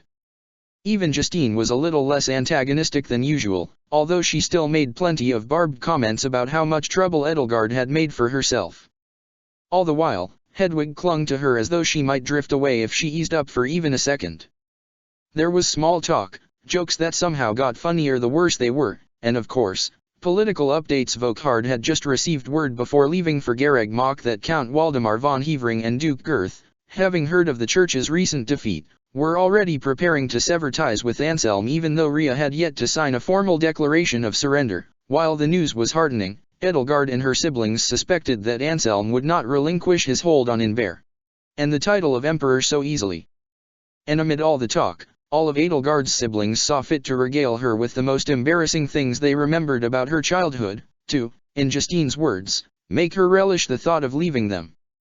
Hedwig insisted all through the conversation as it weaved around topic after topic for Edelgard to tell them about her battles against Catherine, Ria, Nader, and Claude, and eventually Edelgard acquiesced to her littlest sister's demands and left them all stunned into a stupor, eyes wide, and mouths agape. Well, said Justine, first to regain her composure, I must say, Harun, you have the patience of a saint. If I'd done half the things our little impostor here has done, I'd have expected Ein here to disown himself from House Vestra rather than put up with me. Ein, her poor retainer, stared scandalized daggers at her, but Harun was entirely unfazed. I think you give my little cousin too little credit, your highness, she said coolly, and she took a sip of her wine. Still unused to being younger than her, Ein bristled, but seemed thankful all the same for her to have come to the defense of his honor. It's only fitting, of course, Burkhard said, well on his third glass of wine, and everybody knew what to expect from that the Saint of Liberation ought to have a retainer who is high herself saint-like. A toast. To Harun von Vestra. Glasses were clinked while Harun's face began to turn a similar red to her glass. Yes, a toast indeed, she muttered in a low rasp. Several tables away, across the dining hall, a deafening cheer rang out, led by none other than Caspar and his father. Here's to the best dem archer in Garregmach, they both bellowed at the top of their lungs, and for a few seconds it felt as though a church bell had just tolled inside the room. Sometimes, Harun said as the last ringing echoes of the Burgleys duo's cheer for the blushing bride faded from the room and the ringing in the Hresvelg's ears subsided, I find some benefit to being half-deaf. Justine promptly launched into yet another embarrassing story about Edelgard, this one involving a chance encounter between young Princess Edelgard, age 7, and the son of a minor noble from Leicester that had nearly turned into a hostage situation when Edelgard, unable to bear it anymore, stood up from the table, lied about needing to attend to certain needs, and left her seat. Harun almost immediately did the same, and they found each other outside the reception hall. The sky was truly darkening now, the sun dipping lower, the alarm bells along the monastery walls chimed 8. 8 o'clock? Already? Edelgard couldn't help but sigh. In 5 scant hours, she would be going back home. Family is as family does, is it not, Lady Edelgard? Harun asked, managing a wry and sardonic smirk. This was as much a reunion for her as it was for Edelgard, with all the siblings and cousins in attendance. That it is, Harun, Edelgard replied, shaking her head. You ought to hear the stories the Black Eagle Strike Force have about me, though. Even if you build your family yourself, embarrassment is bound to find you. I'll go back to dinner, she assured Harun, when my cheeks stop burning. As will I, Harun said. She crossed her arms and looked up to the darkening sky, and Edelgard could see in her face her thoughts taking her somewhere far away. You do have the patience of a saint, Edelgard told her. I know I've apologized plenty of times before for dragging you into one ridiculous situation after another, but at least now I can apologize with utter certainty, now that my adventures with you have finally come to an end. Harun smiled and nodded. You'll be relieved to have your Edelgard back, after all this time. I suppose, she admitted. Though I must admit, I am just a little apprehensive that she might have picked up a little too much from spending a year in your shoes. I can assure you, she has not developed a taste for fighting or for adventure, Edelgard said. I think things will be relatively quiet once she comes back. Harun's brow furrowed. Relatively, she inquired. It must have been hard to believe that poor Ellie could be thrown into the world that had served as the very crucible Edelgard had been forged inside. But Ellie was stubborn as her counterpart, and she had stubbornly resisted any pressure from the world to shape her into the peerless warrior Edelgard had become. And besides, that world had already changed. She had not been so bereft of allies and companions, of friends, of family, as Edelgard had been. I think she has developed a taste for politics, Edelgard admitted. Harun chuckled. Ferdinand will be delighted to know she has decided to apply herself. You do not know the half of it, Edelgard said, recalling her earlier conversation with Ellie and her world's Ferdinand. My counterpart. As with Linhard, like Bernadetta, I knew she had incredible potential within her. I knew that in the right circumstances, with the right support, she could flourish. I'm glad that my world, that my friends, could serve as those circumstances and that support. I think she'll be incredible. The Saint of Liberation, Harun scoffed. She will either love that, or she will hate it. As for me, I find it poetic. She looked down at her prosthetic left hand, and raised it to the locks of hair she used to hide her missing right ear. Should she go down in history as a saint, will I be known as her martyr? I believe a martyr must die, Edelgard pointed out. Yes, well, Hubert has died, Harun countered. That he has, Edelgard said, nodding along. In a manner of speaking. I suppose the world might remember the story of Hubert von Vestra, who was tortured defending the Saint of Liberation from the wicked false idol of the Central Church, and forget that he was reborn as Harun. She wouldn't like that story, she knew, but who knew what Ellie would think of it? From tomorrow onward, her future would be entirely in her hands, a book of nothing but blank pages, and her quill pen free to write in them whatever she wished. Perhaps. But would the people accept such a story? Harun wondered aloud, clenching her fist and letting the faint yet audible sound of servos whirring beneath the artificial skin. I suppose only time will tell. Nevertheless, Lady Edelgard, it has been interesting, knowing you and being at your side. And being at your side as well, Edelgard said to her. One more time she studied Harun's face, the way it took all of those unique features and angles that were so characteristic to Hubert and altered them, softened them, changed them to create a new person, a new woman, risen like a phoenix from a man's ashes. Harun, Edelgard added, reaching out to take her by her hand. Harun looked down to where their hands met, bemused, a rosy tinge rising to her cheeks that could not be fully explained by the increasingly dusky rays of the sun falling upon them. I cannot thank you enough for our time in this world together. And I can sing the praises of my world's Hubert as much as I can sing yours, but, if, in his heart, he wishes to walk the same path as you, then I can only hope he someday finds the courage to walk it. Harun took a deep breath, her chest swelling, and let out a long, low sigh, slipping her hand free of Edelgard's and raising it to her brow to brush her raven hair over her eyes. Against all odds, Lady Edelgard, she murmured, I think I will miss you. I'm flattered, but you don't have to lie for me, Harun. Edelgard felt a lump in her throat. Why, you might even forget all about me once she comes back. Forget about you. Harun scoffed. Never, your highness, or rather, your majesty. Edelgard knew quite well the smirk that curled her lips and lit up her pale yellow-green eyes. Harun put a hand to her chest and gave her a curt, respectful bow. For better for worse, for all the pain and worry, where would I be if not for you? What would I be? As tortuous and torturous as the journey has been, I can only stand proud, seeing where it has led me. Edelgard couldn't help but smile, though tears already threatened to sting her eyes. My Hubert told me something similar once. Harun took her in her arms and held her close. May your world have a tall, handsome woman in it as well someday, she hissed into her ear, and Edelgard couldn't help but laugh. Shall we return to our families, then? Edelgard pulled away and wiped at her eyes. Now? No, I'm quite a mess now. If I go back to the dining hall like this, they will think their antics drove me to tears, she sniffled. What's this? A familiar voice called out. Ellie, darling, do my ears deceive me? Are your other siblings bullying you? She found herself pressed into a surprise hug from none other than Dagmar von Hresvelg, her short bobbed brown hair and riding cloak windswept and her stylish tinted spectacles askew. Behind her stood Emmanuel, Joachim, and even Heidi Marie. Emmanuel made a fist and drove it into his open hand. It's Justine, isn't it?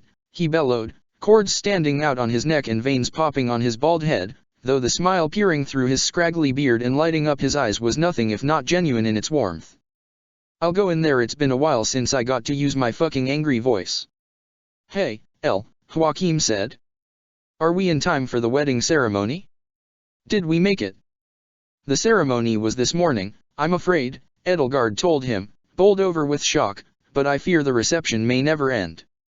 I believe the blushing bride and groom have already retired for the night, Harun told them. Knowing Bernadetta, I'm surprised she lasted even this long. But the party's going all night long, you said? Joachim mused, scratching his scruffy chin. That sounds like an alright consolation prize to me. Dagmar had scarcely let go of Edelgard before Heidi Marie took her turn, though her embrace was less enthusiastic, less forceful, more tentative, and apprehensive, though no less warm than they typically were. Ellie, Heidi Marie said, and her blue eyes carried a haunted and melancholic gleam within them, I owe you an apology for what happened in Varley. You and Harun both. I'm sorry. I believe we can call that water under the bridge, Heidi, Edelgard said, and she wrapped her arms tightly around her. Day turned to dusk, and dusk grew darker and darker. Soon enough, the rest of Edelgard's family found themselves fanned out across the monastery. Even as the festivities finally began to die down, most of the people who had been partying since noon had finally gotten tired. There was still music, still dancing, still singing, but less of it, and what remained had gone slower and softer, like the still hot embers of a once roaring fire. Hedwig had stayed by Edelgard's side the longest, of course, but even she was eventually lured away when she caught sight of Periander and decided immediately that she would make friends with her or die trying. That left Edelgard to her own devices in the dining hall, enjoying a bit of peach sorbet and some time to herself again at last. She had a mental list of all the people she's spent time with, chatted with, talked to, said goodbye to, and it was dwindling away. The sky was not yet black, but still a fine shade of purple. There was still time. Nearby, she could see Byleth, Geralt, and most of the rest of Time Squad, Leonie, Happy, and Hilda occupying a table to themselves littered with empty tankards of beer and jugs of wine. Edelgard was ready to join them when Dimitri found his way over to her instead. He'd dressed as finely as he could for the wedding, given such short notice. His ceremonial armor still bore the scars of battle, and his fur-lined cape was ragged and tattered. He had brushed his silvery white hair straight back, letting only a few snowy wisps fall over his brow. He held a little crystal dish of sorbet in one hand. It was comically small when framed against his chest. You looked lonely, so I thought I would join you. May I sit here, Elle? He asked. She nodded. Certainly. She knew she had to speak to him one last time. This would be as good a time as any to do so. It's good to see you, Dee. His eye brightened and he sat down beside her. His spoon carved a little scoop out of the sorbet before him, but he did nothing with it, just held it there. I shouldn't be surprised you need some time alone, he murmured. I'm sorry you must leave, Elle. So am I, Edelgard admitted. But I know I must. I've been thinking about your world, he said. And Destinova's world, as well, both worlds where you and I and him could not stand together. It's difficult to fathom. It wasn't, really. Edelgard considered it more of a miracle that in this world they had been brought together in pursuit of a common goal.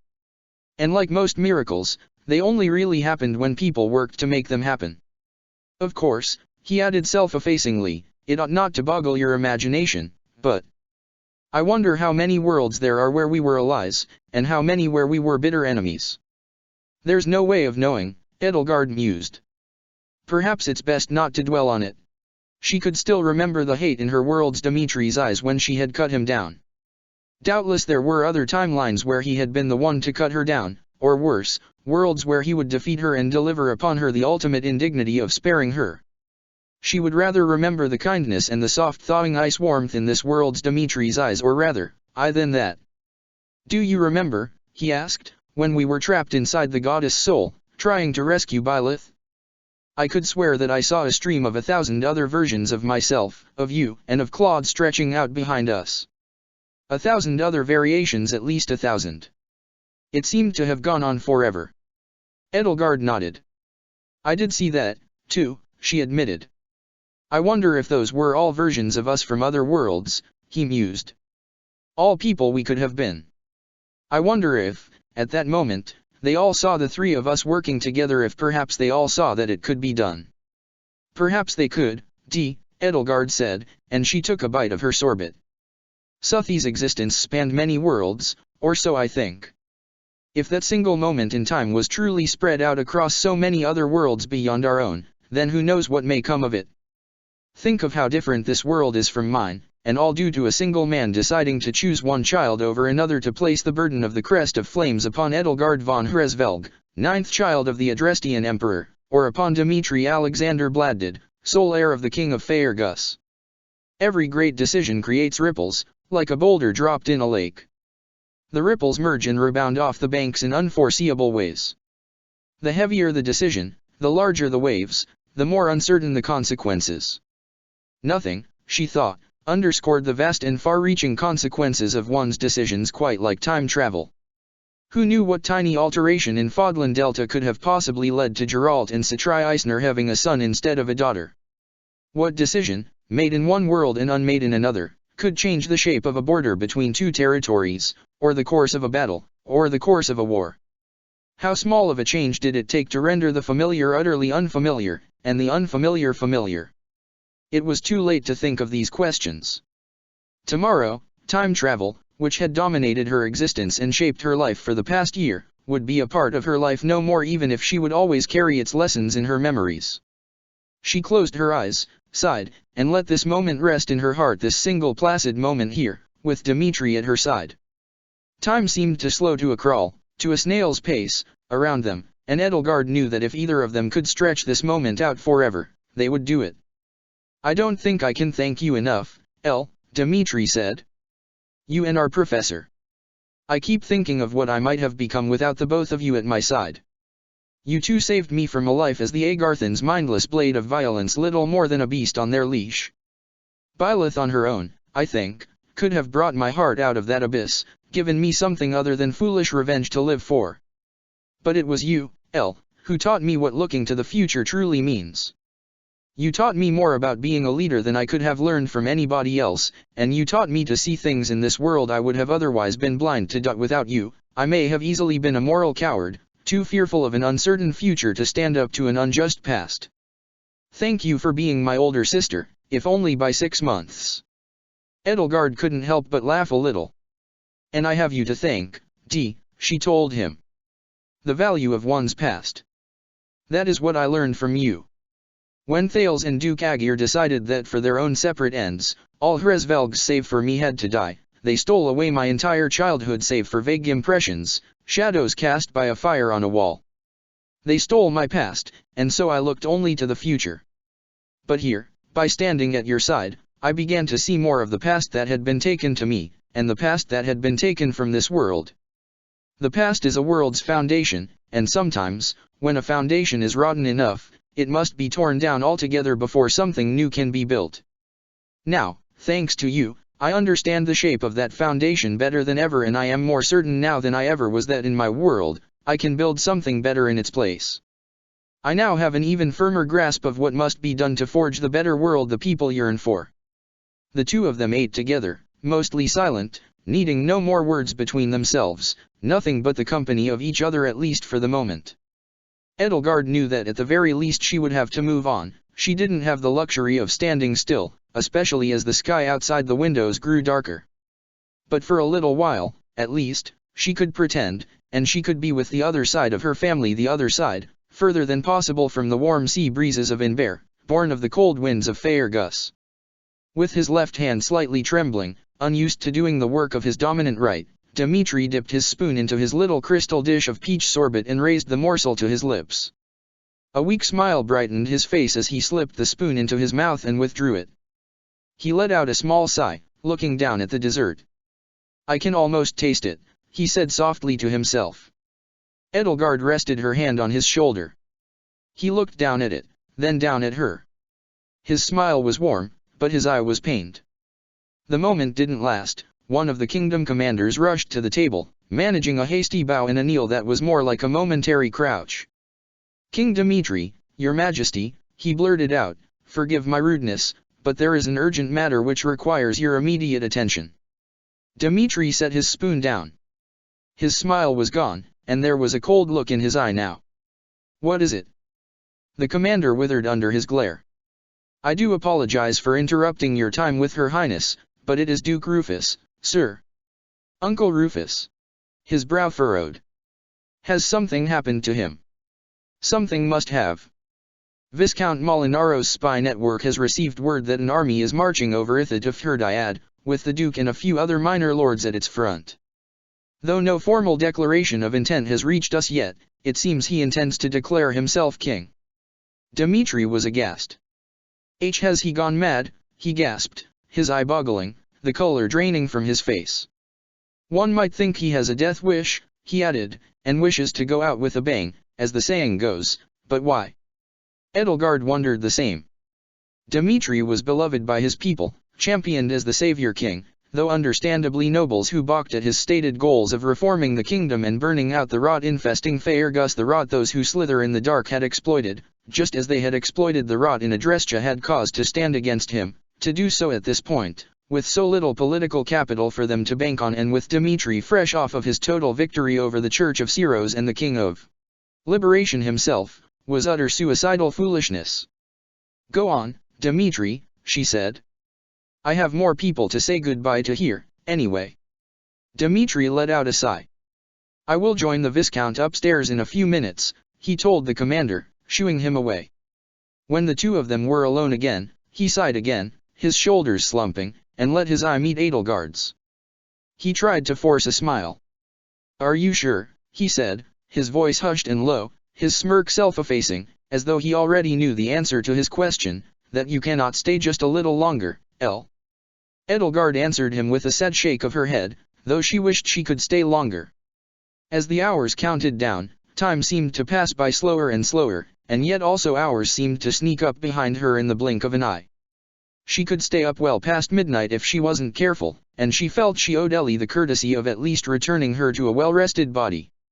"I'm afraid not," she said. "Tonight at 1 hour past midnight, there's no stopping it now." He looked crestfallen. "I never thought," he said, his voice turning to a croak, "this day would get away from us so quickly. That the end would come so soon." Edelgard swallowed a lump in her throat. "I know, D. But you don't need me for this." "Are you certain?" he asked. He took another half-hearted spoonful of his sorbet, swallowing it glumly. "Uncle Rufus is, not the best or most inspiring leader, but he is not a stupid man. For him to do this, there must be something larger at play. Something empowering him to take this insane risk." He looked down at what remained of his right hand, crippled in the duel with Rhea. "I could do with having you at my side, El."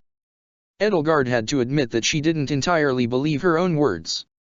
She wanted to stay with Dmitri, to guide him, to offer him a helping hand when he needed it. But if she could seize another week or two, enough time for one last adventure here in this world, she knew that if she'd had the power to take that extra time, she might use it again. And not just for him, she could help Burkhard finish his business with Anselm and conclude the civil war that had torn Adrestia in two. She could help those last two time loops come to neat and orderly conclusions. She could help find Mercedes. She could stay to help all of her new friends with their problems, but in that, there would be no greater betrayal of her world and the people in it who loved her. She had been a visitor to this world, thrown into it in the midst of a grand story, and she would have to bow out in its midst as well, or else she would never leave its pages and return to her own story. She wanted, therefore, to believe in Dmitri. And she knew that she had no choice but to do so. So she pushed aside the little nagging part of her that didn't and took that mangled, bandaged hand in hers and held it tight, feeling the warmth of his skin through the gauze. You have our professor. And while I expect he'll be loath to postpone his honeymoon, you have Dedu. And the rest of White Fang and the allies you have made are here at your side. And tomorrow, my counterpart, you will enjoy her company, I assure you. You, she reminded him, guiding his sight to his reveling friends scattered across the reception hall, have everything you need. He was silent for a while, simply basking in the warmth and pressure of her hands against his. His frown deepened, his ice blue eye melted into a deep pool. I know, he said, and he let his hand slip out of hers. He rose from his seat and stepped away. I may not see you again tonight. His voice cracked. And you may not. I know. She could hardly breathe for the lump in her throat. Choking out those two words alone was a Herculean effort. Edelgard stood up, her eyes stinging, and took her brother in her arms. I'll miss you dearly, too. Dmitri held her gently and gingerly in his embrace, letting his hands rest upon her quaking back, letting her chest heave against his and her tears soak into the front of his shirt. You will be fine without me, he assured her. Just as I will be fine without you. He took a deep breath, letting out a heavy sigh. Remember what Ignatz said, the wave becomes the ocean. My wave, in your world, it is gone, but the ocean remains. I'm still there. Dedu, Ingrid, Felix, Sylvain. We are all still a part of your world. We'll always be a part of you. He cradled her head in his hand, guided it to his shoulder, rested his cheek upon it, and choked back sob after sob. I don't want to let go, Edelgard admitted. Nor do I, he agreed. But they did let go, eventually, when they felt once more they could breathe. And Dmitri looked down into her eyes with the flecks of melted ice that rolled down his cheek, a smile wavering on his reddened face. Through tears, it was nearly impossible to see his smile, but its warmth was like the sun that heralded the spring thaw. I love you, El, he said. I love you, too, D, she said. She raised herself on her toes to kiss him on the cheek, he stooped down to kiss her on hers, and then, with a swirl of his cloak, he turned her back on her and withdrew upstairs, and she watched him go, knowing that it would be the last she ever saw of him again. Gerald handed a freshly poured pint of ale to Edelgard. Have a drink, kiddo, he said, offering her a warm smile. You look like you need it. Edelgard was certain she did, but she gently rebuffed him and took a seat with the rest of Time Squad. Byleth was there with Geralt, and Leonie, too, Hilda, Happy, and Harun were at the table as well. Only Vul was missing, as he was still at Research Facility Omega. Thank you, Geralt, she said, her voice still hoarse, her throat still raw as though it had been rubbed with sandpaper, her eyes still stinging from wiped-away tears. But I shouldn't. I don't want my counterpart to wake up tomorrow with a hangover. Oh, come on, Edelgard, Hilda said. One drink won't hurt. One last drink to the new Time Squad. Yeah, Happy said. Once Pinky and the Brain are gone, what's gonna happen to us? We can't be a Time Squad without any time travelers. Edelgard sighed and sat down beside Hilda and Happy. One drink, she said, conceding defeat. Gerald slid the previously declined pint in front of her. She took it, raised it to her mouth, felt the airy froth of its foamy head against her lips, and drank. At once she was whisked away in her memories to the very first beer she'd ever had after Geralt, a bitter, fruity, tart ale with hints of blackberry or blackcurrant to its flavor. I'm gonna miss you all, Hilda murmured as she nursed her own pint, now a half pint and growing smaller by the second. And we're gonna miss you, Hilda, Leonie assured her, thumping her on the back. Oh, no, you're not, Hilda insisted to her, waving her away. The other Hilda and me are pretty much the same, not like Edelgard here. I've known you both, Leonie said, and I don't think that's true. She thought for a moment. I do kinda like you better. You're just saying that. No, I mean it. You're more mature, more diligent, more willing to get your hands dirty. You know, like a normal person, not some snooty noble strutting around like he doesn't have to wipe his. As I was saying, Happy said, we can't be a time squad without any time travelers. What do we do after this, Chatterbox. I think we'll always be Time Squad, Byleth answered. She put a hand to her heart. Right here. On our boobs, Happy said, nodding slowly and sagely, basking in Byleth's wisdom. In our hearts, Byleth said. At any rate, Geralt said, I'm gonna miss the crazy adventures you two kids have been dragging me on. He chuckled into his beer and took another long, deep draught, then wiped the froth and foam caught on his bristly beard onto his sleeve. Though I'm sure Harun won't. Harun rolled her eyes. The adventures? No, I dare say I shan't miss them. Oh, you shan't, Leonie chortled. You dare say you shan't. Let's get a few more beers in you, Harun, see if it makes you talk even more like Ferdinand or Lawrence. Harun pointedly ignored her. But the people, she looked to Edelgard, and then to Hilda, smiling. Yes, I will miss our time-traveling friends. Though they may be headaches, Hilda, not so much they have been our headaches. I'll drink to that, Geralt said, and he drank to that. You say I'm not a headache, Hilda pouted to Harun, but you won't even let me put your hair in pretty pigtails. Your hair is the perfect length for it. I'll let you do it tomorrow. But it won't be me. Harun, I'm begging you, please let me do you hair. No. Please. No. For all intents and purposes, the Hilda you are talking to is going to die in this world at 1 o'clock in the morning tonight, Hilda pleased with Harun, with a plaintive flutter of her eyelashes over doe soft pink eyes, and you won't indulge in a friend's last request? Please. Harun sighed and shook her head. Very well, if you should insist, then I fear I have no choice in indulging you just this once. I shall acquiesce. Oh, and we've got to dance, too, Hilda said, grabbing her by the arm and pulling her up. I've always wanted to dance with a girl a whole foot taller than me. And I want to give you something to remember me by. There's this perfume I think you'll love. For a second, Harun's eyes met Edelgard's, and she pleaded with a silent plaintive stare. I suppose this is good night, she sighed as Hilda dragged her away, but as resistant as she seemed, Edelgard knew that if she actually didn't want to do this, even Hilda Valentine Goneril wouldn't be able to overpower her. Night, Bertie. Happy called out after them. See you tomorrow. She rapped her knuckles on the table. Bertie, how's that for a nickname? Good? Needs work. It's a start, Byleth said. And to think, Geralt mused into his pint, this all fucking started when our little princess here got drunk with me after the Battle of the Eagle and the Lion. He chuckled. One drink really can change the world. Well, with all the drinks you've had, Uncle Geralt, Happy said, that means you've really made your mark. Geralt threw his head back and laughed. Maybe I did, kiddo. Maybe I did. He sighed. This is a good time for Time Squad's adventures to come to an end, though. Keep this between us, but that battle with Rhea, that was my swan song. For the first time, Edelgard noticed how his hand shook when he took his pint by its handle. You don't mean that, Captain Geralt? Leonie gasped. I do, kid, he admitted. I knew as soon as my blade met Catherine's that I was fighting my last battle that day. I can feel it in my bones and all my muscles. This body might be immortal, but it hasn't got infinite stamina. Even if I didn't hurt my leg that bad, I'm spent. Byleth looked glumly into her drink.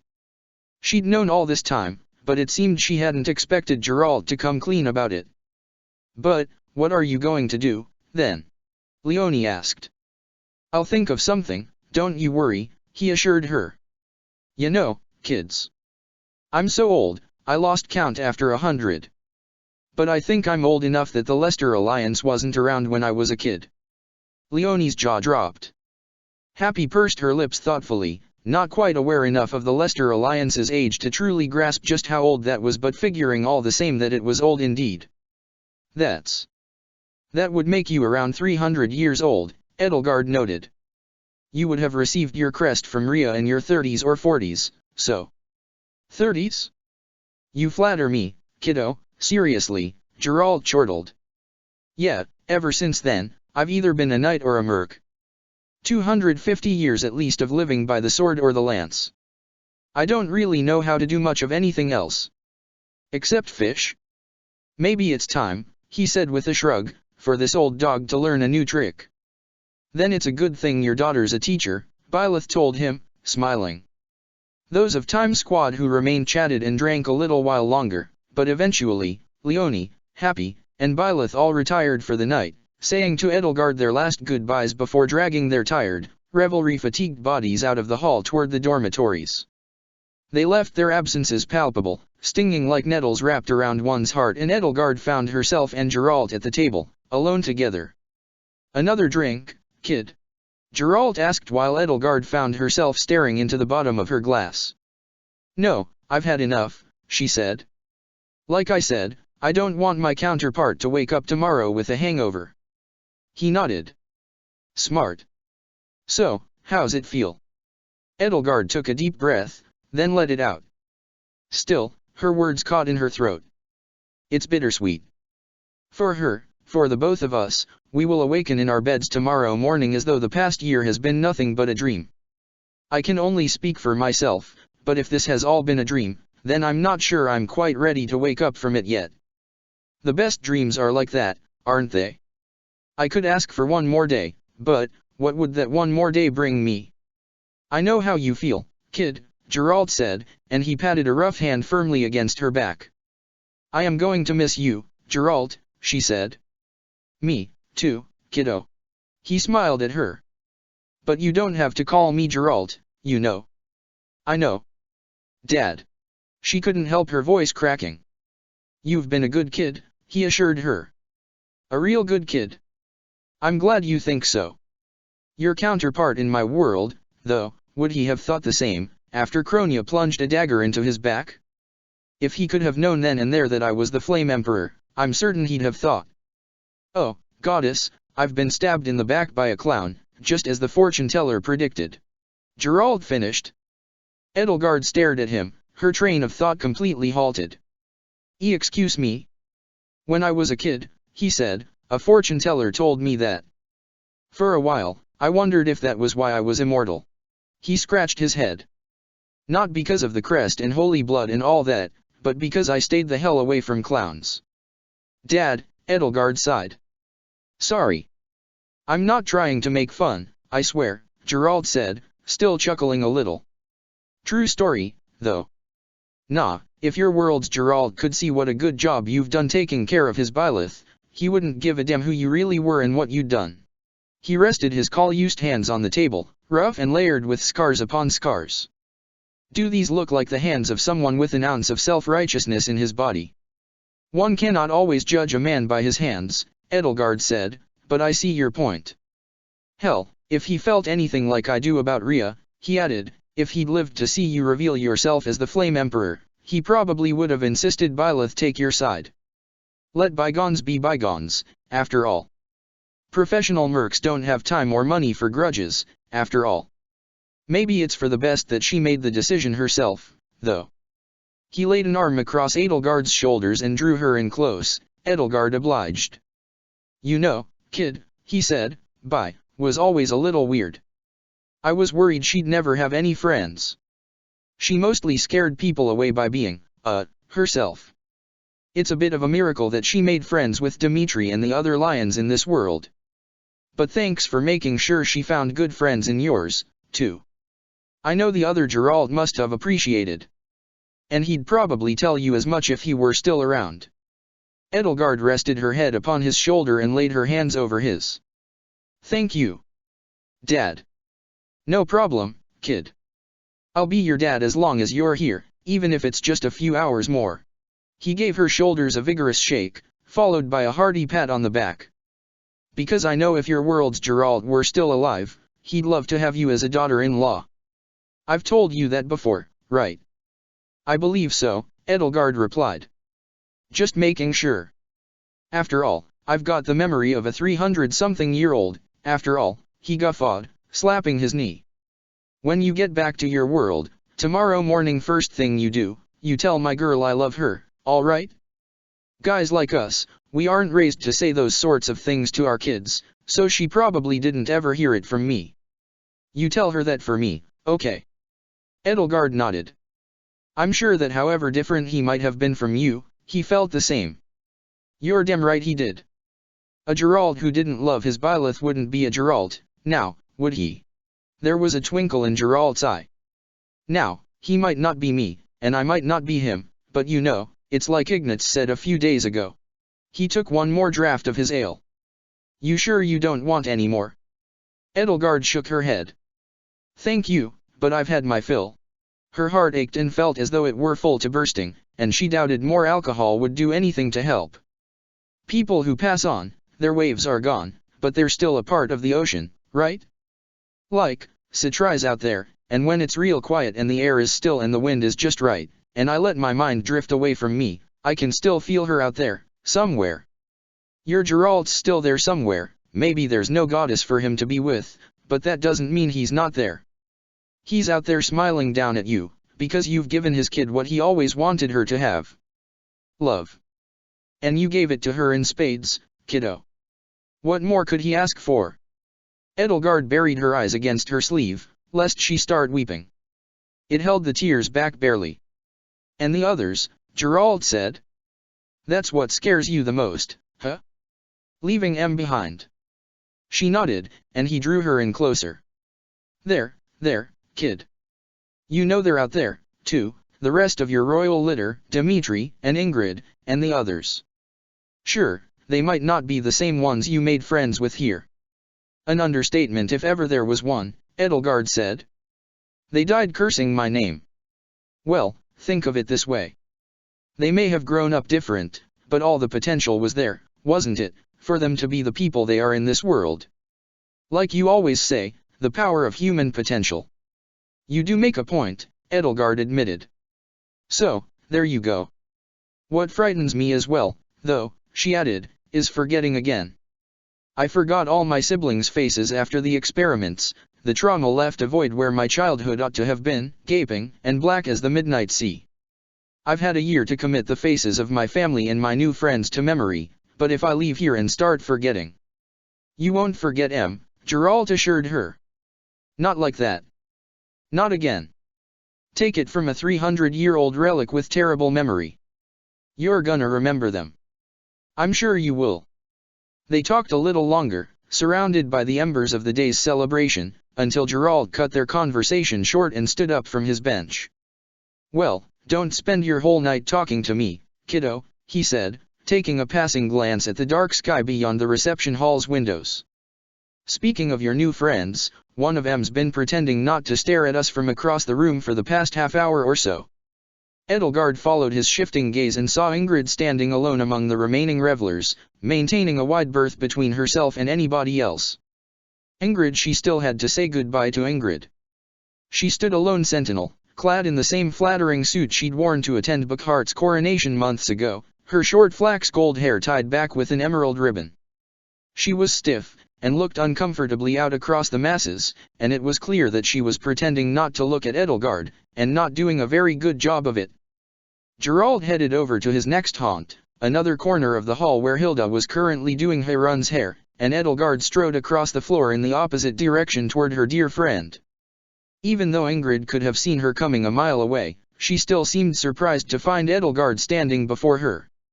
Oh, Amel, I didn't see you there, she mumbled, kneading her hands nervously as color sprang to her cheeks. I hope I didn't interrupt you and Geralt. No, Edelgard assured her, our talk had run its course. I can't let him monopolize my last day here, especially not when I still have people to say goodbye to. Ingrid looked away, a nervous flutter to her eyelashes, as though she didn't want to admit that she knew why Edelgard was here. Ah well, if you still have people, I shouldn't monopolize your time anyway. I'm going to see if there are any of those sausage-stuffed, bacon-wrapped dates left. By all means, Edelgard said, but before you do, would you like to talk? In private, that is. Not here. She would have invited Ingrid to the Goddess Tower, if it still existed. Somewhere else, though, would have to suffice. I suppose so, Ingrid said, not wanting to admit that she'd wanted to do that all along. Edelgard took her hand. Ingrid stared down at it as though she'd never seen two hands joined like that before, and Edelgard nearly felt her heart leap out of her chest and hurl itself upon her. One last night. And then it would all be over. The two of them, the Emperor and her knight, fled the dining hall into the dark night of Garreg Mach. Its battered towers and crenellations were satin silhouettes against the sparkling expanse of the starry sky. Revelry still echoed through all of Garreg Mach, even at this hour, and Edelgard could only hope that it might start to calm down before midnight. They cut a path through the courtyard, still annexed and occupied by the ever-growing amorphous mass of the wedding reception, and eventually found some place yet untouched by partygoers' feet behind the dormitories. Ingrid stretched and yawned, craning her head skyward. Ah, this is just what I needed. I had to walk off all that food. And the stars, they certainly are beautiful tonight, huh? Edelgard nodded. They are indeed. Seeing the stars always made her feel at peace. They made the darkness bearable. And to think that every little one of those little twinkling lights was a sun, and around all those suns there might have been other worlds like this one, its vastness was more humbling than ever before. You really are going home tonight, Ingrid mused. I am, Edelgard admitted. She felt guilty, it was a sickening swirl in her gut, a memory of bile against the back of her throat, as though she might vomit from it. I want to come with you, Ingrid said. You can't. We don't know that yet. Vool might find a way for one of us to visit the other's world. There's still research facility Epsilon. Ingrid, we've been through this. You don't have a body in my world, Edelgard said, resting a hand on her shoulder. That's why I want to go, Ingrid said.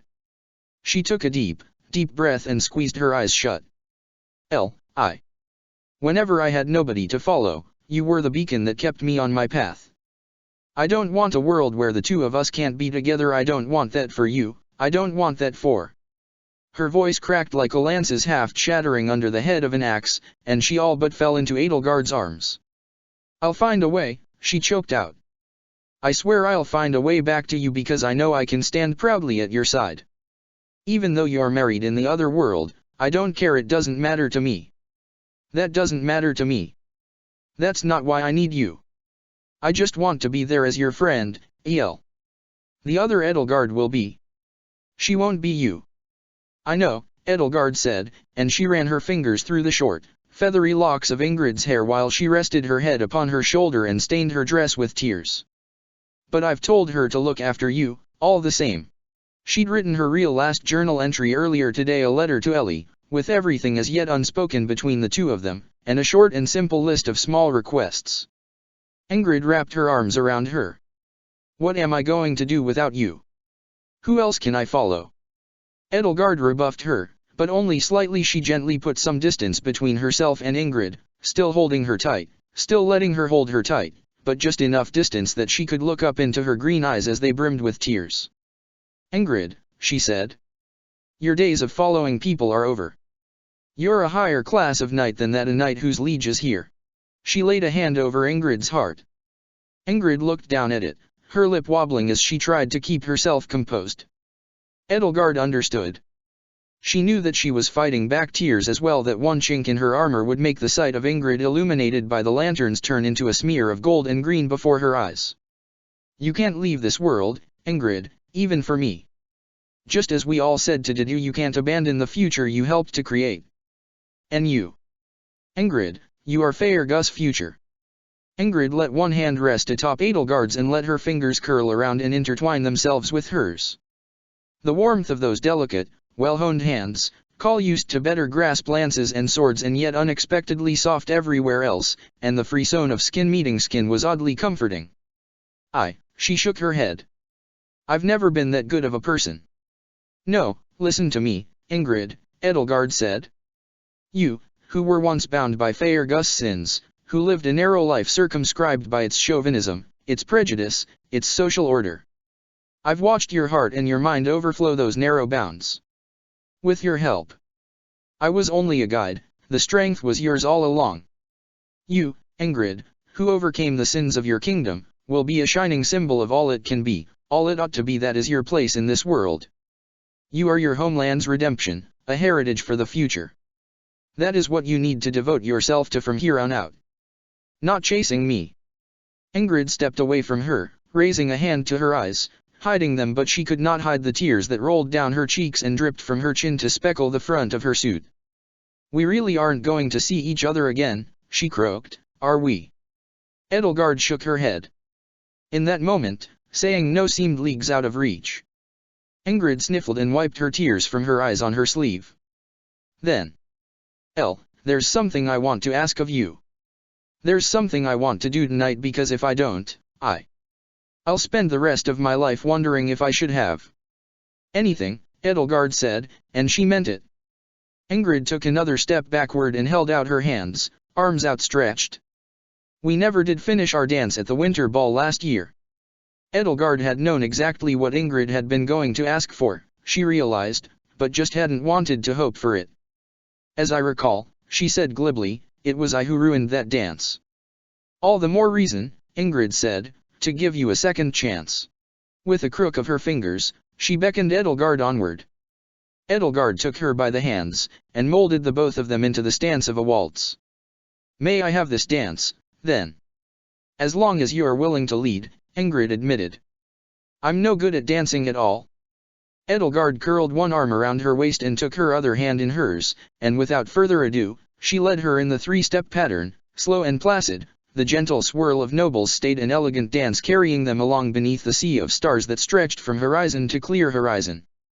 There was no music, save for what faint and incoherent strains drifted from a half-dozen different sources across the monastery, but Edelgard let the beat of her own heart keep time, though she could feel the gentle rhythm and grand, languid melody of the blue Ermid in her head. To Edelgard's surprise, Ingrid pressed herself closer to her. In the lantern light and starlight, the subtlest makeup brought out the beauty of her face tenfold. Her smooth skin smoother, her rosy cheeks rosier, her striking eyes more striking, her glistening rose-red lips redder and more glistening. Marred by tears as she was, the angel looked angelic. And Ingrid met her eyes, and she smiled, and Edelgard felt her heart flutter. A heart big enough for two, one side for Byleth, one side for Ingrid, ached for want and need, throbbed for it, yearned for the warmth she found that she had coveted, and quivered in fear for it remembered vividly, more so now, what had happened the last time she had coveted that, when she had given in to temptation, when she had. Ingrid's cheek found Edelgard's warm, soft, firm, gilded by a silken curtain of Edelgard's fallow-brown sugar locks that came between the two of them. She closed her eyes, her nostrils flared, she drank in Edelgard's presence. And Edelgard could feel a cloying warmth pooling within herself, a prickling heat washing over her skin, her fingertips and lips tingling. A stray wisp of golden hair tickled her nose, and she could smell Ingrid mingled lavender, rosemary, and sweat whether she wanted to or not. She asked herself as the two of them continued their slow, soft, silent dance, was this what Ingrid had meant? What she had wanted? What she had asked for? A warm embrace, a shoulder to lean on, Ingrid said, her voice low and husky, and so soft it could barely be heard even by her ears, there's something else I want to do tonight, because if I don't. I know, Edelgard said. May I? You may. They kept dancing, and as they did, Ingrid leaned deeper into her, the slightest almost tilt to her head, her lashes leading the curtain of her eyelids over her green apple eyes. And Edelgard felt her lips press gently against hers, and an initial jolt of shock gave way to waves of warmth that spilled through her. She closed her eyes. They stopped dancing. Their hands clasped each other's more tightly, the arms around their waists more firmly, though they stood in place like statues now. They cleaved to each other. For a moment, they were one, and then they were cleaved in two. And Ingrid's fingers slipped away from Edelgard's, and the arm fell away from her waist, and they both stepped back to widen the gulf between themselves. Ingrid lifted her hands to her mouth and clasped them over her lips, as though she'd burnt them, or perhaps was ashamed of what had come out of them. Her eyes were open now, and unreadable, though her cheeks burned crimson. I'm sorry, she mumbled, using her hands to muffle her voice. I'm sorry, Elle. If I went too far. Are you all right? Edelgard asked her. Ingrid took great pains not to look at her for a while, and then let her hands slip from her face and finally let her eyes meet Edelgard's. She nodded. That's all I wanted. Just to try it, she murmured. Thank you. Exhausted, the two of them sat down against the dormitory wall and watched the stars together. Slowly, almost involuntarily, Edelgard felt her hand crawling across the grass over to Ingrid's and laying itself upon it. Ingrid slipped her hand out from under it and laid it on top. Edelgard did the same. And they did it again and again until one of them broke. Edelgard laughed, and with a long, exhausted sigh she leaned into Ingrid's shoulder and rested her head against it. Ingrid asked, curling up closer against her, can you bring out your wings wing and your tail? Or will that ruin your ball gown? Of course it won't, Edelgard assured her, yawning. I have to be prepared, after all. She obliged, and let her one remaining wing drape itself like a cloak across Ingrid's shoulders. Ingrid leaned back and let her head rest against the veil of feathers, and closed her eyes. The tail draped itself across Ingrid's lap, and she let her hands rest upon its scaly white hide and comb through its midnight plumage. I'm not taking it with me, you know, Edelgard reminded her. Ingrid opened her eyes. Why Yuri not? She let go and shot up to her feet, her face as red as a tomato. I so. I don't know why I would have assumed, but... if I made you uncomfortable, she sputtered. Edelgard rose up and took her by the shoulder. It's all right, Ingrid. I don't mind. Ingrid let out a relieved sigh. You really aren't taking anything with you, she said. Only memories, Edelgard said.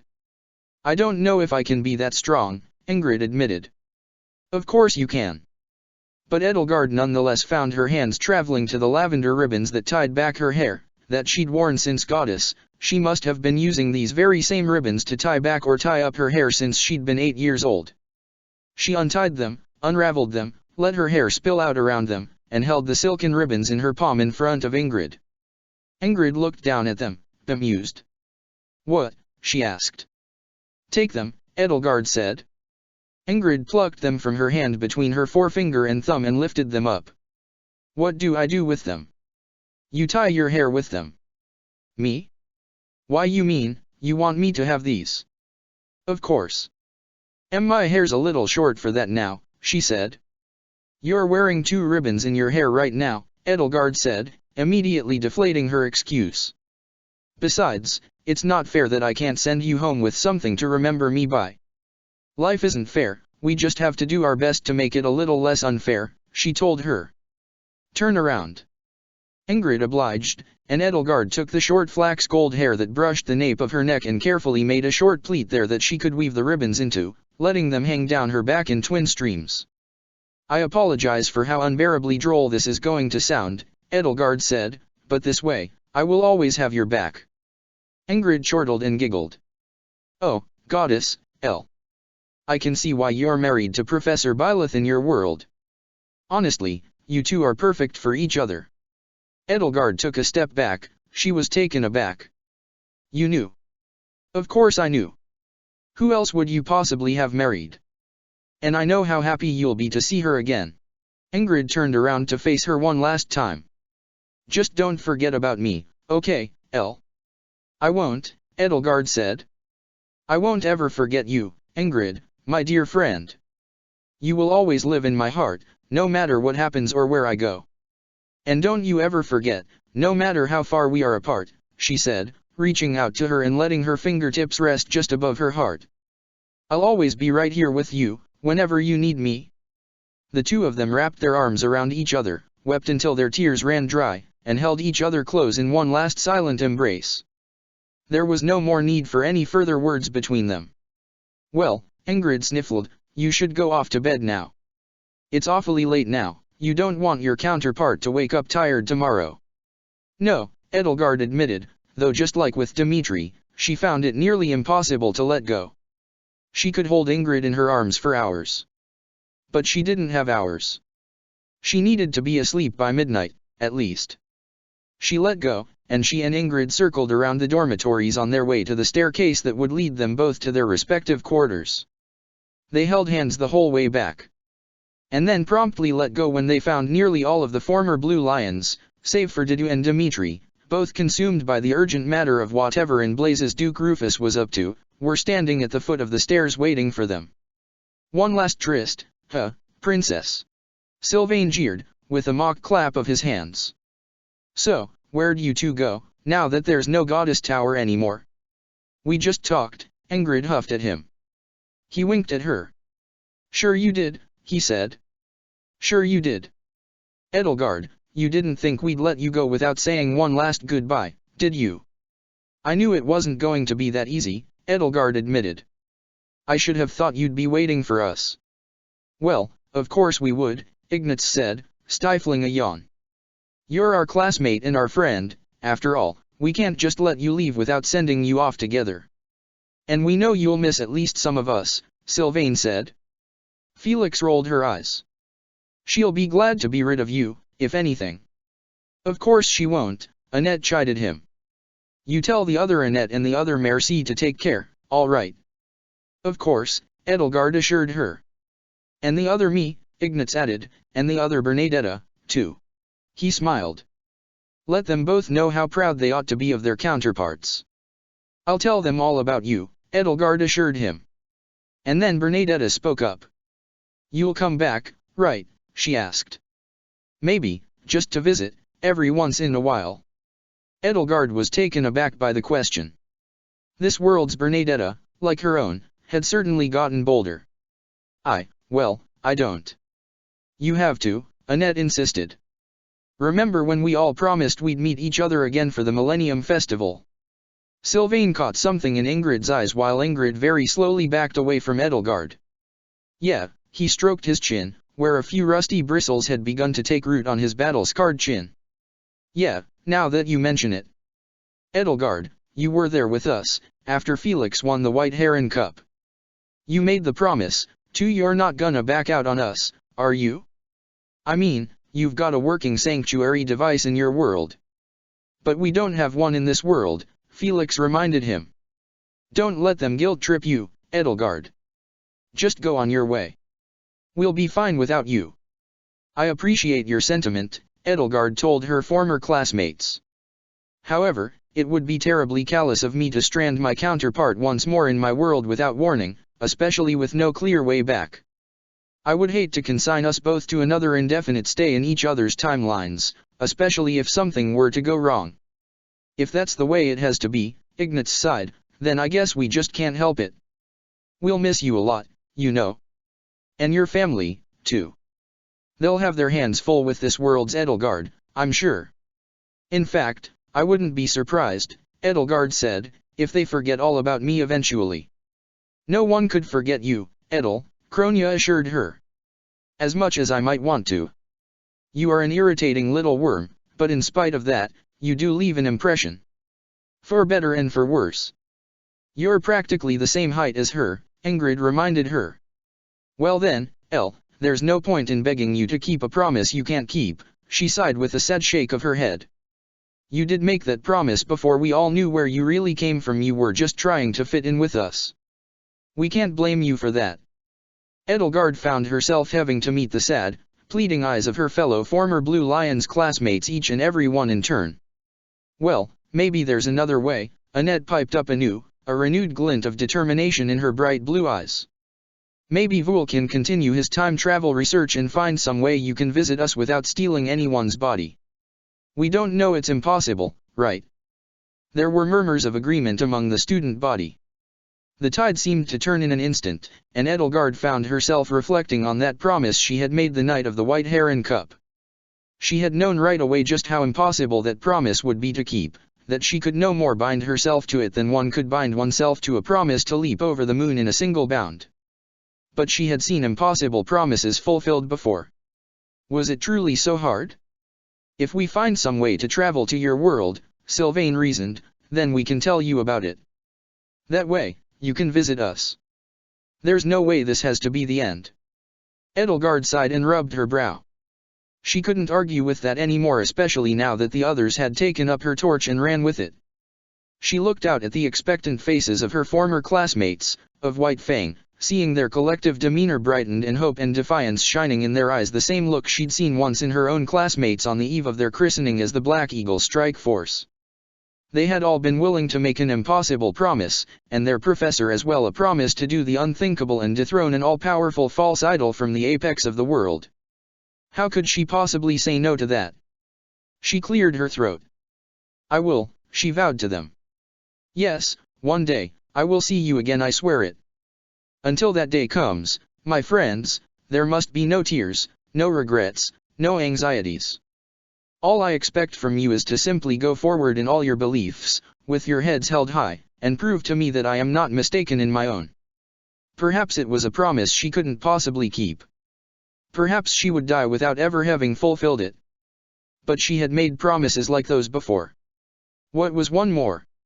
She met Ingrid's eyes with her head held high and made that promise to her and to herself. She would see her friends again.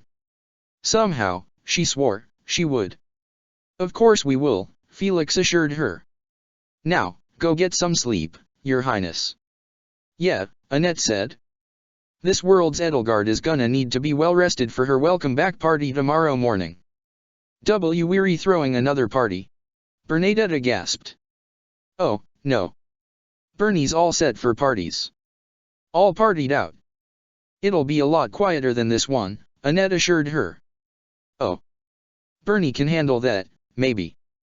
Edelgard mused on all the friends Ellie had made in her time with the Black Eagle Strike Force, and the new now familiar faces that would greet her upon her return along with her family. It sounded as though her counterpart would be in very good hands indeed. She was sure, then, that she could leave this world with no further regrets. Good night, everyone, she said, trying not to let tears strangle her voice. She failed. It's been wonderful, my time here spent with you. I can only offer you my gratitude for letting this Black Eagle fly among the Blue Lions. She and Ingrid left them behind and marched up the stairs, where they found Hilda and Heron waiting in the hall, and Hilda had indeed managed to bestow upon the latter a close facsimile of the former's own favorite hairstyle. Good night, Edelgard, Hilda said, her smile closer to sweet than bitter. I'll see you tomorrow morning. Good night, Lady Edelgard, Heron said, her smile closer to bitter than sweet. I won't. Good night, both of you, Edelgard said to them. And Heron, goodbye. She turned back to face Ingrid one more time. Good night, Elle, Ingrid said, her face once more the picture of misery, and goodbye. Good night, goodbye, Edelgard said, taking her up in her arms for one last hug. I love you, she whispered into her ear, and she felt Ingrid curl up against her and clench handfuls of her ball gown in her fists. I know, Ingrid whispered back, and the two of them parted ways. Edelgard entered her room, conjuring a little bit of white magic to light her way as the door swung shut behind her. She took one last cursory glance around the room, making certain that everything was in place. Her journal, open to its last entry, lay on her desk. Atop the drawer she'd folded the scarlet wolf spelt cloak Dimitri had gifted her after the Battle of Gronder Field, and on top of it she'd rested the eagle feather hair clip Byleth had given her that very same night and a few other keepsakes from her adventures, along with the unopened box that contained her birthday gift. All of her clothes were neatly folded and packed away, and her Valkyrie armor was freshly polished, though still battered and worn from battle, and hung on a rack in the corner. She also noticed an enormous lump of scarlet fur dotted with black rosettes resting in the middle of the room. Happy, she said sternly, placing her hands on her hips. Happy lifted her head and looked up at her with big, round scarlet eyes, a soft chirrup heralding her awakening. You're here to make sure I don't go to sleep alone, aren't you? Or is it to make sure my counterpart doesn't wake up alone? Edelgard asked her.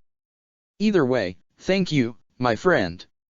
Happy, unable to answer her in this form, simply lowered her head back down, closed her eyes again, and started purring. The sound filled the room like the rhythmic ebb and flow of the tides. Feeling the day's fatigue settling into her bones, Edelgard replaced her ball gown with her set of pajamas, let her discarded clothes rest in the laundry hamper, and made her way to bed, though a small envelope sealed with wax stamped with the Dusker insignia caught her eye first. Though she could think of little more right now than sleep, she opened the envelope and found a short letter inside, written in Dida's strong, bold handwriting. 27th of the verdant rain moon, Imperial year 1181. Dear Edelgard von Hresvelg. My agents were able to successfully find and relocate your mother. They have been keeping her in a safe location until we can be confident the men in black have been dealt with. They now have. Thus, tomorrow morning I will send them instructions to escort her to Gareg Mach. I hope this will make for an appropriate parting or welcoming gift for you, depending on when you read this. Your friend, Dida Molinaro. Edelgard smiled and set the letter down so that her counterpart would see it first thing in the morning when she awoke, and then she slipped into bed, snuggled into the covers, and let her head rest upon her pillow for the last time. Happy loped over to her, which considering her size took roughly 1.5 steps, and forcefully nuzzled her cheek. Edelgard reached out, suddenly overcome with weakness through every inch of her body, and scratched gently behind the cat's ear. "Good night, Happy," she mumbled half into her pillow, "and goodbye." Exhaustion fell upon her like a wave from the stormy sea as soon as she felt the soft caress of the mattress beneath her body, and no matter how anxious she might have been about leaving this world, sleep rushed to claim her. She fell asleep contented, then, knowing with her last thoughts before the oblivion of slumber whisked her away that she had said all the goodbyes she could say, and that she would be home again at last when she awoke. Edelgard von Hresvelg, Emperor of Adrestia, was a woman who always looked to the future and always planned the shortest possible route to it. That was how she had crushed the Knights of Syros, ended the 1,000-year tyranny of the Immaculate One, and unified the continent of Fodlan under her banner in only 5.5 years. One would not expect her to wish that time could stand still, and sure enough, as sleep took her, her thoughts went to the future. She left this world just as she had entered it asleep in her bed, dreaming sweet dreams of her wife. Chapter 87, Epilogue, Two Skies, Two Tomorrows. Edelgard von Hresvelg, Emperor of Adrestia and of the unified land of Fodlan, awoke in her bed to the sunbeams pouring onto her face from the open window. The air was hot and thick, but a cool breeze drifted through the window and made the curtains flutter. Birdsong sailed on the wind, a symphony of melodic chirps and whistles. The bed she had gone to sleep in had been her bed at the academy, but the bed she found herself awake in was the much larger and softer bed of her quarters in the imperial palace. It was a morning that could have easily followed the day of her wedding, and for a brief moment Edelgard allowed herself to entertain the thought that the past year's adventure may have been merely a midsummer night's dream. But such a thought would be delusion. What had happened, unbelievable as it all was, had happened. To believe otherwise would be to make the absurd claim that Dmitri, Ingrid, Hedwig, and so many others who lived now in her heart were but fantasies. Edelgard laid in her bed, looked up at its canopy, and raised a hand to her breast. There was an old and well-loved stuffed bear resting atop it, with plush white fur and sewn button eyes and a red cape stitched jauntily to one shoulder, which had been a birthday gift from Bernadetta many years ago. She gently set the bear down to her side and laid her hand down on her chest. Underneath the sheer silk of her nightgown were the faint impressions of the scars that had marred her body for so long, the scars that by all rights ought to have healed many years ago but had oddly persisted. She lifted up a lock of her hair and raised it up, pinched between her forefinger and thumb, and saw a few vibrant inches of lovely brown sugar brown fading into stark white. She let the hair slip out of her grasp and studied her hand, holding it up at arm's length away from her. The call-used pads on her palm and fingertips, granted to her by years of wielding axes and swords in battle, had grown soft with disuse, but when she turned her hand over, she saw all those familiar scars traced in lines of silvery white across her skin, and the neat lines that traced her wrist and ran up and down her arm in deliberate patterns like some sort of ritual scarification. This was her body. And, she suspected, she was finally alone in it, for the first time in an entire year. "Ellie," she called out softly, just to make sure her counterpart had left this body and this world for her own. Only the birds answered, and they had to say only what they always did. Edelgard lowered her hand, letting it fall slowly to her side atop her thin summertime sheets, and let out a breath she hadn't realized she'd been holding in. She was home. Her counterpart, too, was home. It had all finally been set right. She heard a sleepy snore and turned her head in its direction, and there she saw her wife, Bila Thisner Hresvelg, laying on the opposite side of the bed with a healthy distance between the two of them. She must have insisted, Edelgard thought, on keeping that distance between herself and Ellie last night for the sake of her own self-control, as a sign of faithfulness. Faith. Byleth never lost her faith in anyone. She was faith incarnate. An entire year, and she had never lost faith that Edelgard would return home even when Edelgard herself had begun to worry and doubt. Byleth's face was illuminated in the sunlight. The sunbeams made her skin shine in a way that put the most lustrous gold to shame, and it lit up the fringes of her seaweed blue hair electric blue-white. Her chest gently rose and fell to the rhythm of a sleeper's slow and steady breaths, her nostrils flaring in time, a long and phlegmy snore issuing from her slightly agape mouth. Her lips were plump and pink, and Edelgard knew at a glance that they were hers to kiss. This woman was her wife. Edelgard rolled over, closed the distance between two of them. Never had her bed seemed so wide, and let her hand rest atop Byleth's cheek, basking in its warmth as though her skin were the gentle kiss of the sun upon the tree tops. She felt tears sting her eyes. Tears of joy. "Bye," she whispered, her voice already hoarse. "My love, Byleth, my darling. I'm home." Byleth snorted and rolled over onto her side. Professor Edelgard caught her tongue. She would have to rid herself of that habit. "My dear," she said, putting a hand on Byleth's shoulder and trying to gently roll her in the opposite direction, toward herself. "It's me." Byleth continued to sleep, and Edelgard remembered that her wife was a much heavier sleeper than she was. It must have still been quite early in the morning. Edelgard would just have to wait for her to awake at her own pace. And so she laid herself down next to Byleth, snaked her arms around her waist, and rested her head against her back, feeling the steady and gentle rhythm of her heartbeat, a heartbeat like no other in all the world. She pressed herself closer, snuggled up against her, and closed her eyes again. Her fingertips met around Byleth's waist, and she let one hand slip under her nightshirt and trace a gentle circle with a fingertip around her navel. Byleth shivered slightly and curled up tight against her. Edelgard pulled one arm free, brushed Byleth's feathery blue hair away from the nape of her neck, and planted a kiss there. Then she pulled down Byleth's collar just a little and planted another kiss just below the first one, and then another. And then Byleth finally rolled over again, facing Edelgard this time, and her eyelashes fluttered and rose like curtains from her eyes. The steely azure of her irises was like that of a clear, cloudless summer sky. She gasped. "Good morning, my love," Edelgard said to her, and she couldn't help but smile. Last night, she had shed her tears over her friends and family over in the other world, but now, at this moment, the only tears she could muster were joyous tears of utter elation. "Did it work?" Byleth asked. Edelgard nodded, and she could scarcely do much else before Byleth pressed her lips against hers. Of all the times Edelgard had kissed Byleth, her lips had never tasted so sweet. Serenaded by birdsong, they kissed, and pressed themselves against each other in a loving embrace, and kissed again, and again. Their lips roved and roamed, finding their cheeks, the tips of their noses, the sides of their necks, their collars, their hair. Their fingertips drifted and ghosted through locks of hair and across supple curves of skin. Their legs tangled around each other and wrapped their bedsheets in knots around them. They held on to each other with the mad and fervent passion that had built up over the past year.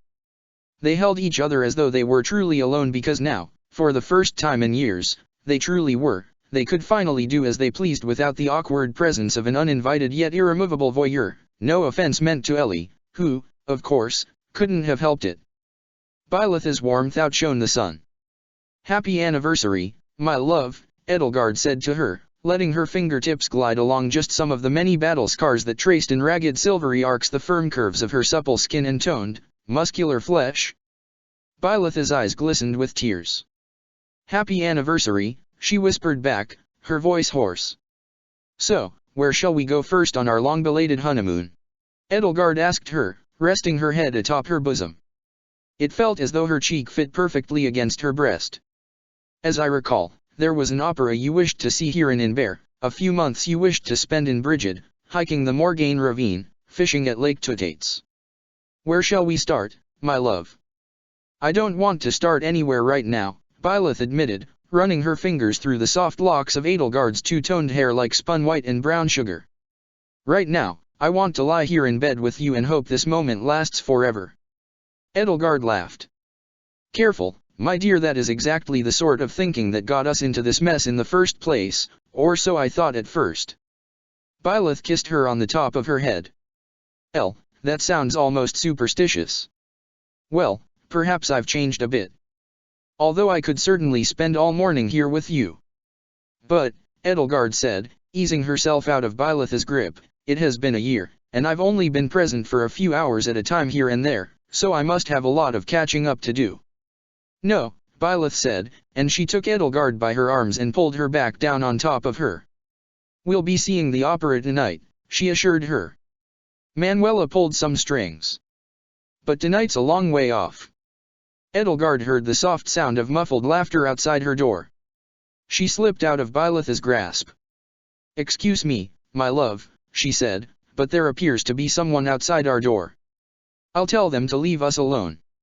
She got up, smoothed out her rumpled nightgown, and gave her fingers an experimental snap. Try as she might, only the faintest hint of a spark leaped from one fingertip to another. She may have known magic inside and out in her head, but this body didn't know it at all. It hadn't been honed like the other one had. And speaking of not being honed, she pressed a hand to her abdomen, feeling just how much the flesh yielded beneath her touch. There was enough there that she could pinch it between two fingers. She'd noticed it a few times on her visits to this world over the past year, but now it was wholly her problem to deal with. She was out of shape, thanks in part to the several months of sedentary living the crest removal process had enforced on her, and in another part the several other months of not keeping up with her exercise regimen that Ellie had enforced on her. For the past year, she'd lived the life of a girl who loved sweets and hated exercise. She supposed if she looked at herself in the mirror now she'd see more similarities between herself and Mercedes than she would between herself and Byleth. There were, of course, far worse people to be similar to. Byleth slipped out of bed. "No, no, my love," Edelgard said, "stay right there, I'll be right back." She made her way toward the door. Byleth, moving with cat-like swiftness and silence, grabbed her from behind, her hands clamping down on her sides and making full use of that extra mass to get a firm, inescapable grip on her. "Bye!" Edelgard yelped, nearly leaping off the floor. Byleth leaned forward, kissed her on the cheek from behind, and then she had a mischievous glint in her eyes now. Edelgard knew it without even having to look. She began to rake her fingertips across her stomach. "Byleth, please you know I'm ticklish there," Edelgard howled, doubling over in her wife's strong arms, laughing so hard she could barely breathe. Byleth, at last, relented, and allowed Edelgard to catch her breath.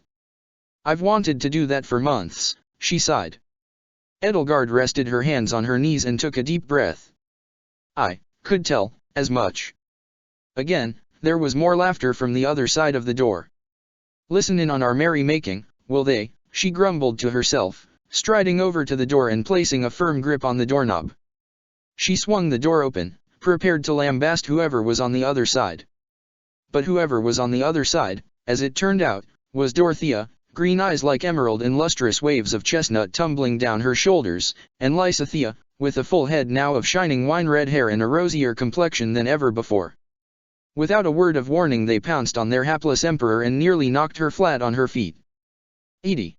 Dorothea cried out, sweeping her up in an embrace that rivaled any bear hug Byleth could make. "It's really you. You're back." Lysithea grabbed her by the arm. "Well, let's not just dawdle all morning," she said. "Edelgard, Byleth, you've both overslept. You're late for the welcome back feast." "Oh, no," Byleth gasped. "I forgot. A little early for a feast, I think," Edelgard mumbled. "No, it's not," Byleth retorted, gently shoving her deeper into her friend's embrace. Let's go." "We're still in our night clothes," Edelgard protested. "Yes, and," Dorothea said, snickering. "So's Linear." How, Edelgard thought, could she argue with that? Of course Linhard was still in his pajamas. If he had his way, his entire wardrobe would be nothing but night clothes. The four of them barreled down the hall in an ungainly tangled mass of embracing arms. As they descended to the palace's dining hall, Edelgard found herself clinging the tightest to Lysithea, after a year of hardly seeing her at all. The sunlight that poured from the windows onto her hair shifted its color from wine-dark as the sea at night to brilliant burgundy wherever it fell, shimmering lustrous locks that fell now nearly to their original lengths without so much as a single white or silver hair among them. The rest of the Black Eagle strike force was waiting for them at the dining table, with at least a dozen courses of breakfast arranged all across the long table. Of course, Hubert and Ferdinand were there to greet Edelgard, the former sporting a stress-induced streak of silver in his hair, the latter leaning on a crutch to replace the leg he'd lost. Caspar was already inhaling his food, despite Linhard's half-hearted attempts to restrain him. Mercedes, her hair the faint gold color of fine champagne, and Annette were both clad in stained and spattered aprons and looked as though they'd worked on this feast personally through the whole night. Bernadetta and Jaritza had struck up a conversation, Ignatz was putting the finishing touches on a sketch of a still life before the platter of pastries in front of him ceased to be still. Marianne was utterly engulfed in Hilda's arms, and Claude, who still hadn't left yet, as well. Hanneman and Manuela were there, too, and, of course, Petra and Ash. Their faces were familiar in an instant, and it suddenly felt to Edelgard as though she'd never even left. Ellie, too, must have been attending her own welcome-back party at this exact moment, greeting the old friends and family she'd been missing this past year and the new friends Edelgard had made for her, and Edelgard could only hope that she would feel as instantly at home in her world as she herself felt here. There was an ache in her heart, though, as she and her wife seated themselves and joined their friends in the festivities, an ache that sharpened and dug itself deeper when, in between mouthfuls of the pastries and tarts Mercedes and Annette all but force-fed her, she joined Hilda in recounting breathlessly the past year's adventures. Later today, but not now, she would have to take Ash, Mercedes, and Annette aside and talk to them about their fellow Blue Lions, the ones that could not be here today, if she could find the strength. Later that night, Edelgard and Byleth would attend the very same opera an 8-year-old Edelgard had once seen with her uncle Vokhard before setting off for Fhirdiad. There, during the third act, she would find her thoughts turning to Dmitri while she rested her tired head on her wife's shoulder and fought to stay awake. It was nothing about the quality of the opera, but rather because she'd partaken of 3 separate feasts that day. And she would think to herself that she could only imagine what the future might have in store for him, and hope that he would find as good an older sister or better in Ellie as he'd had in her. With the end of the Faerghus-Seros War, Dmitri Alexander Bladdid decided with renewed determination that he would carry on his late father's work and enact sweeping reforms to improve the lives of all people in Faerghus. Hardly a year had passed before the war's end when he finally took Marianne von Edmund, whom he loved dearly, as his wife. Many of his greatest achievements could be traced to the wisdom his wife provided throughout his reign, and for her great kindness and quiet strength she was widely beloved by the people. While nearly all of his reforms were strongly disliked and fiercely opposed by the nobility, they were widely beloved by commoners beyond even Faerghus borders, and in the face of massive and well-armed popular support for the king's agenda, not to mention Dimitri's allies occupying key roles in the kingdom's government, the nobility had little recourse but to accept the end of the Age of Crests. King Dimitri's reign was short, and when he considered his work done he voluntarily stepped down and retreated to the countryside with Marianne, where the two of them would spend the rest of their lives out of the public eye. His 2 crests were removed from his body, courtesy of a revolutionary medical treatment devised by one of his old professors at Garreg Mach, Hanneman von Esse. It is said that Dmitri and his wife still kept in touch with their friends in the former White Fang assault team, but it was not known how exactly they did so. No one who sought out the legendary Savior King in his retirement ever managed to do so, although there were many who tried, for reasons good and ill. While Dmitri and Marianne bore no heirs while ruling Faerghus, a legend stands to this very day that when Fodlan is in its direst need and darkest hour, a child bearing the crest of Bladdid and wielding a magic lance will appear to lead the land to salvation. To date, though the tides of war and peace have ebbed and flowed as they always do, such an hour has never arrived. As the new governor of Duskur territory, it was Did Molinaro's responsibility to oversee the restoration of Duskur's land and its people, spending tireless years gathering his dispossessed people to their homeland and forging an alliance with the Agarthans. Though the rebuilding process was not without its trials and tribulations, together the people of Agartha and Duskur rebuilt a fertile and prosperous land. Dida was aided every step of the way by his wife Bernadetta von Varley, whose newfound confidence only continued to grow as she stood by his side. Dida's governance of Duskur and his spacecraft formed his most enduring legacy, though there are some who say his greatest work was an omnibus of Duskur cuisine.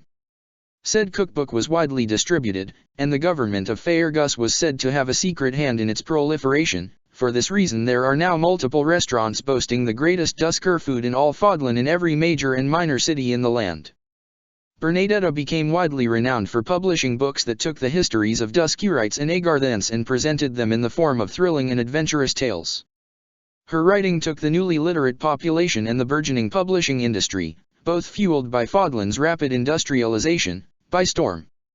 She did much more than simply write, though, and the formerly conflict-avoidant heiress of Varley became well known as a peerless mediator between Duskur's new and old inhabitants. The role she played in managing the Viscount's extensive spy network, which was said to have eyes and ears all the way in Dada, was a closely guarded secret, but it was known that she often knew of many new developments in the affairs of faraway lands before the couriers could even get their boots on. After many long years of tireless work, Dido and Bernadetta retired and took their long-deserved leave from the public eye, but it continued to be said for over a century since then, long after either would have passed away, that wherever the people rose up against a cruel or incompetent leader, a silver-haired blacksmith would be among them, and a well-placed arrow would spell the end of the leader's reign. Soon after the war's end, Dame Ingrid Brandel resigned her title as a Knight of Hresvelg and returned to Faerghus, where King Dimitri appointed her as Count Galatea over the objections of her brothers. Though Ingrid was initially not well received by her people or her family for having previously abandoned her noble house, her steadfast resolve saw her through as she worked to reform Galatea's farming practices and restore fertility to its soil. Using Agartha science with the help of her allies Maiden Shamhala and Heliopolis, Ingrid managed in less than a decade to transform her land from one seized by famine to one of Fodlan's new bread baskets, rivaling the output even of Gronderfield and Tailtean. As her reforms began to take root, public opinion began to change. She was often referred to not as Count Galatea but as Sir Galatea, a knight who served not the king but rather the very soul of the country, and who did so not with a lance but with pen and plowshare. Her commitment to Galatea and to all of Faerghus was a commitment not to what the kingdom was but what it ought to be, the Faerghus of tomorrow, absolved and purified of the sins and failures of its past to become a shining beacon for all regardless of class, color, or creed. While she never took a husband, she worked very closely with her childhood friend Sylvain José Gautier to root out corruption within the nobility, put an end to the age of crests, and reform Faerghus' fraught relationships with Sreng and Duskur. It was said that her longing for adventure and her knightly aspirations never left her, though, and when in imperial year 1193 she abruptly resigned from her position as head of the house and took her leave of the county, her people knew that her wanderlust had grown too great for her to bear.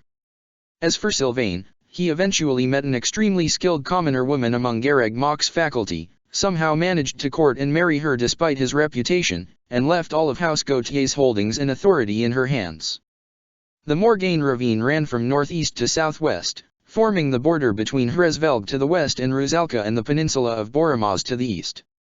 Together, the three territories formed a dragon's jaw, and the craggy and mountainous limestone walls of the ravine were like bottom teeth to match Fodlan's fangs to the north, sparking in the morning sun.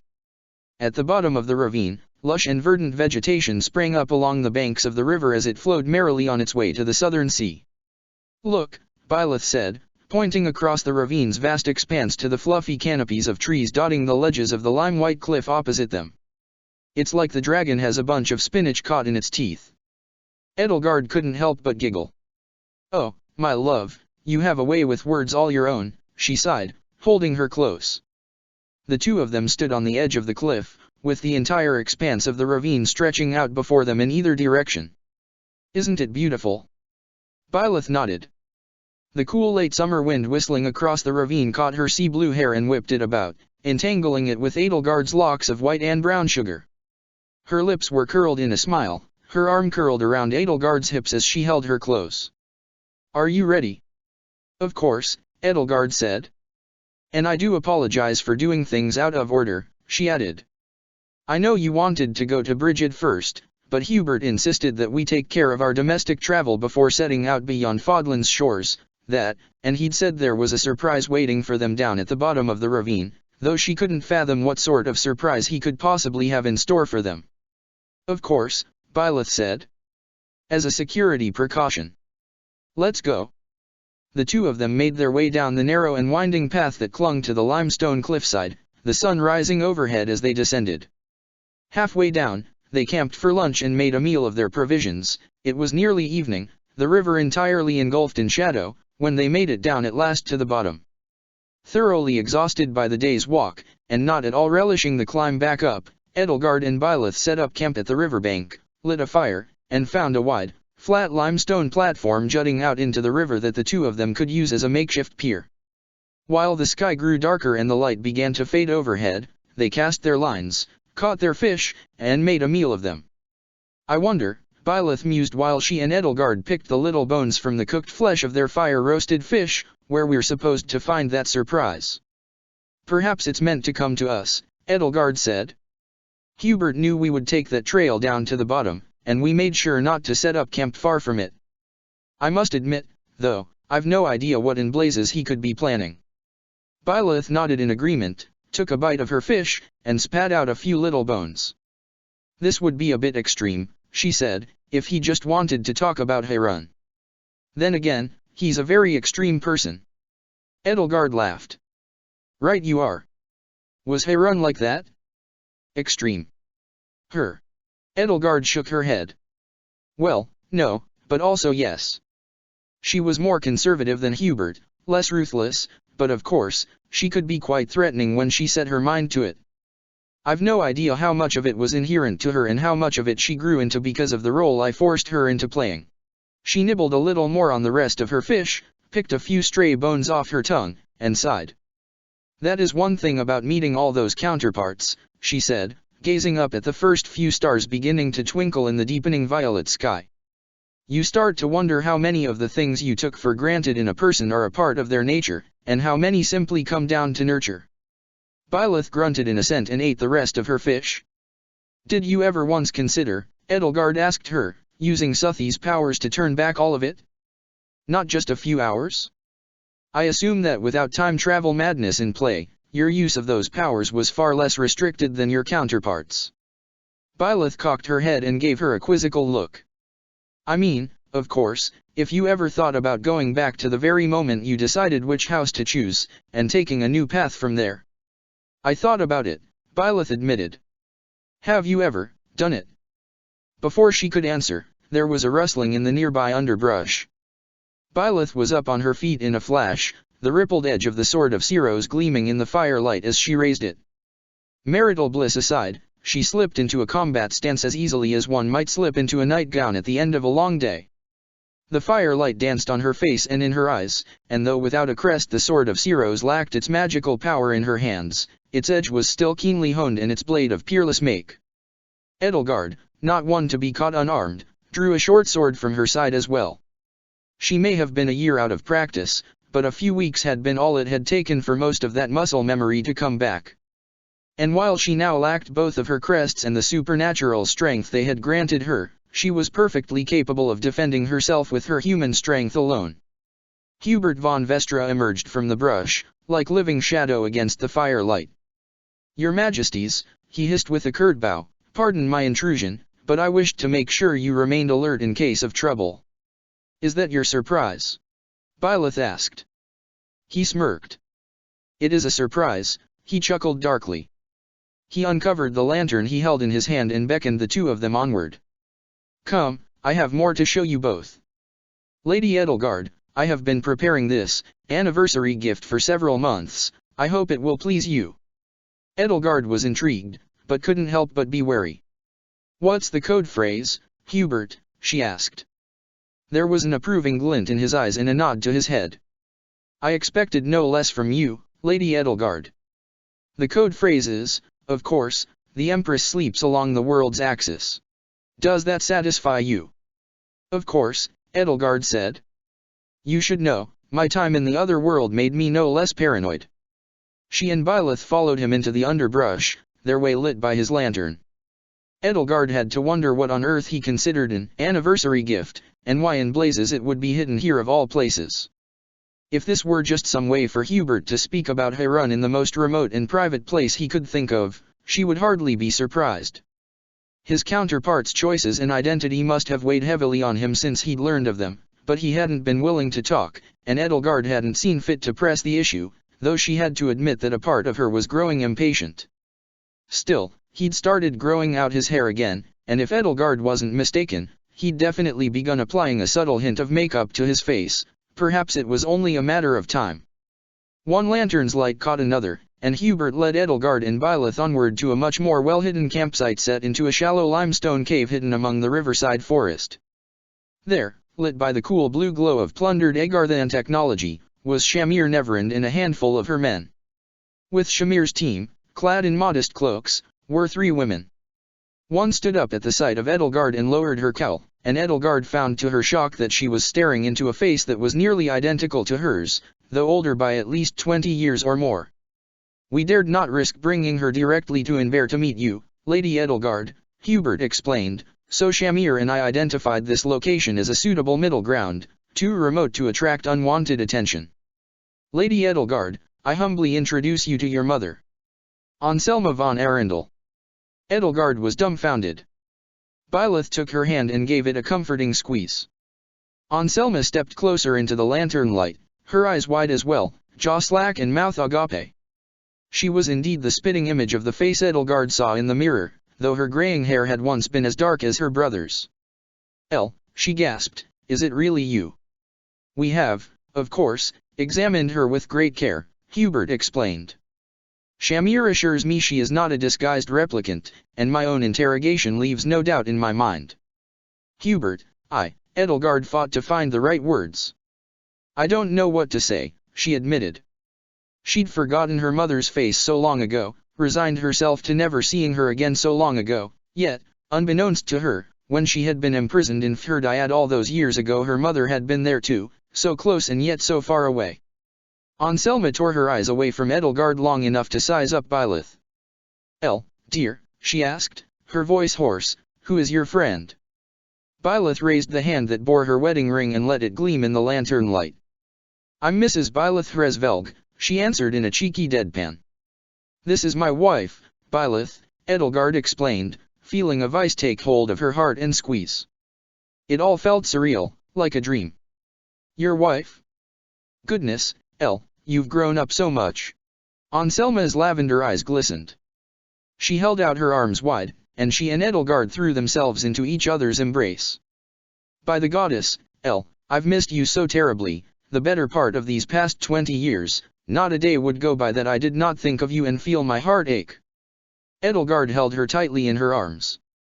She still couldn't believe that what she was seeing and feeling was real, that her mother could truly be here in front of her, here in her arms, and a guilt welled up in her heart, too, twisting her stomach in knots, to know that her mother had thought of her every day while she herself had pushed what few memories remained of her aside as a burden of the past. But the past was not meant to be pushed away, though one could never allow it to rule one's heart. Embraced, but not clung to. Understood, but not fixated on.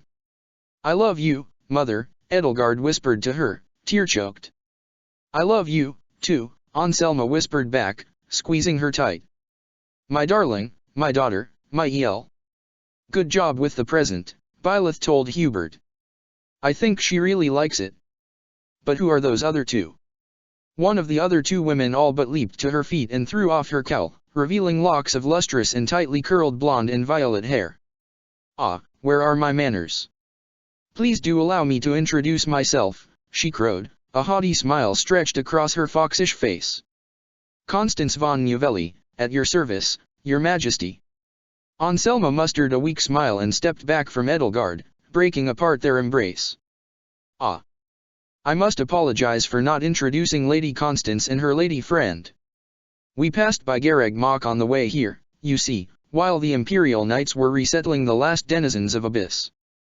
They found these two at the bottom of that wretched place, hiding away from everyone else. Oh, don't be shy, she called out to the third one, shrinking away from the others. Introduce yourself, dear. I know she may look imposing, she said, gesturing with one hand to her daughter, but this is your cousin, after all. Edelgard could all but feel her pulse come to a momentary halt.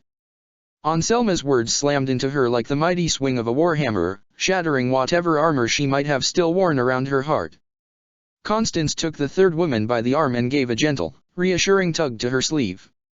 And the woman, in response, slowly lowered her cloak to reveal very familiar, scarlet eyes gleaming in the firelight, a long mop of tousled scarlet hair framing an olive-skinned face. Hey there, she said, forcing a nervous smile while her fingers weaved themselves through the tangled locks that fell over her shoulder. Guess we're family, huh, Eddie? Eddie. It wasn't the brain, Edelgard thought, but it would do.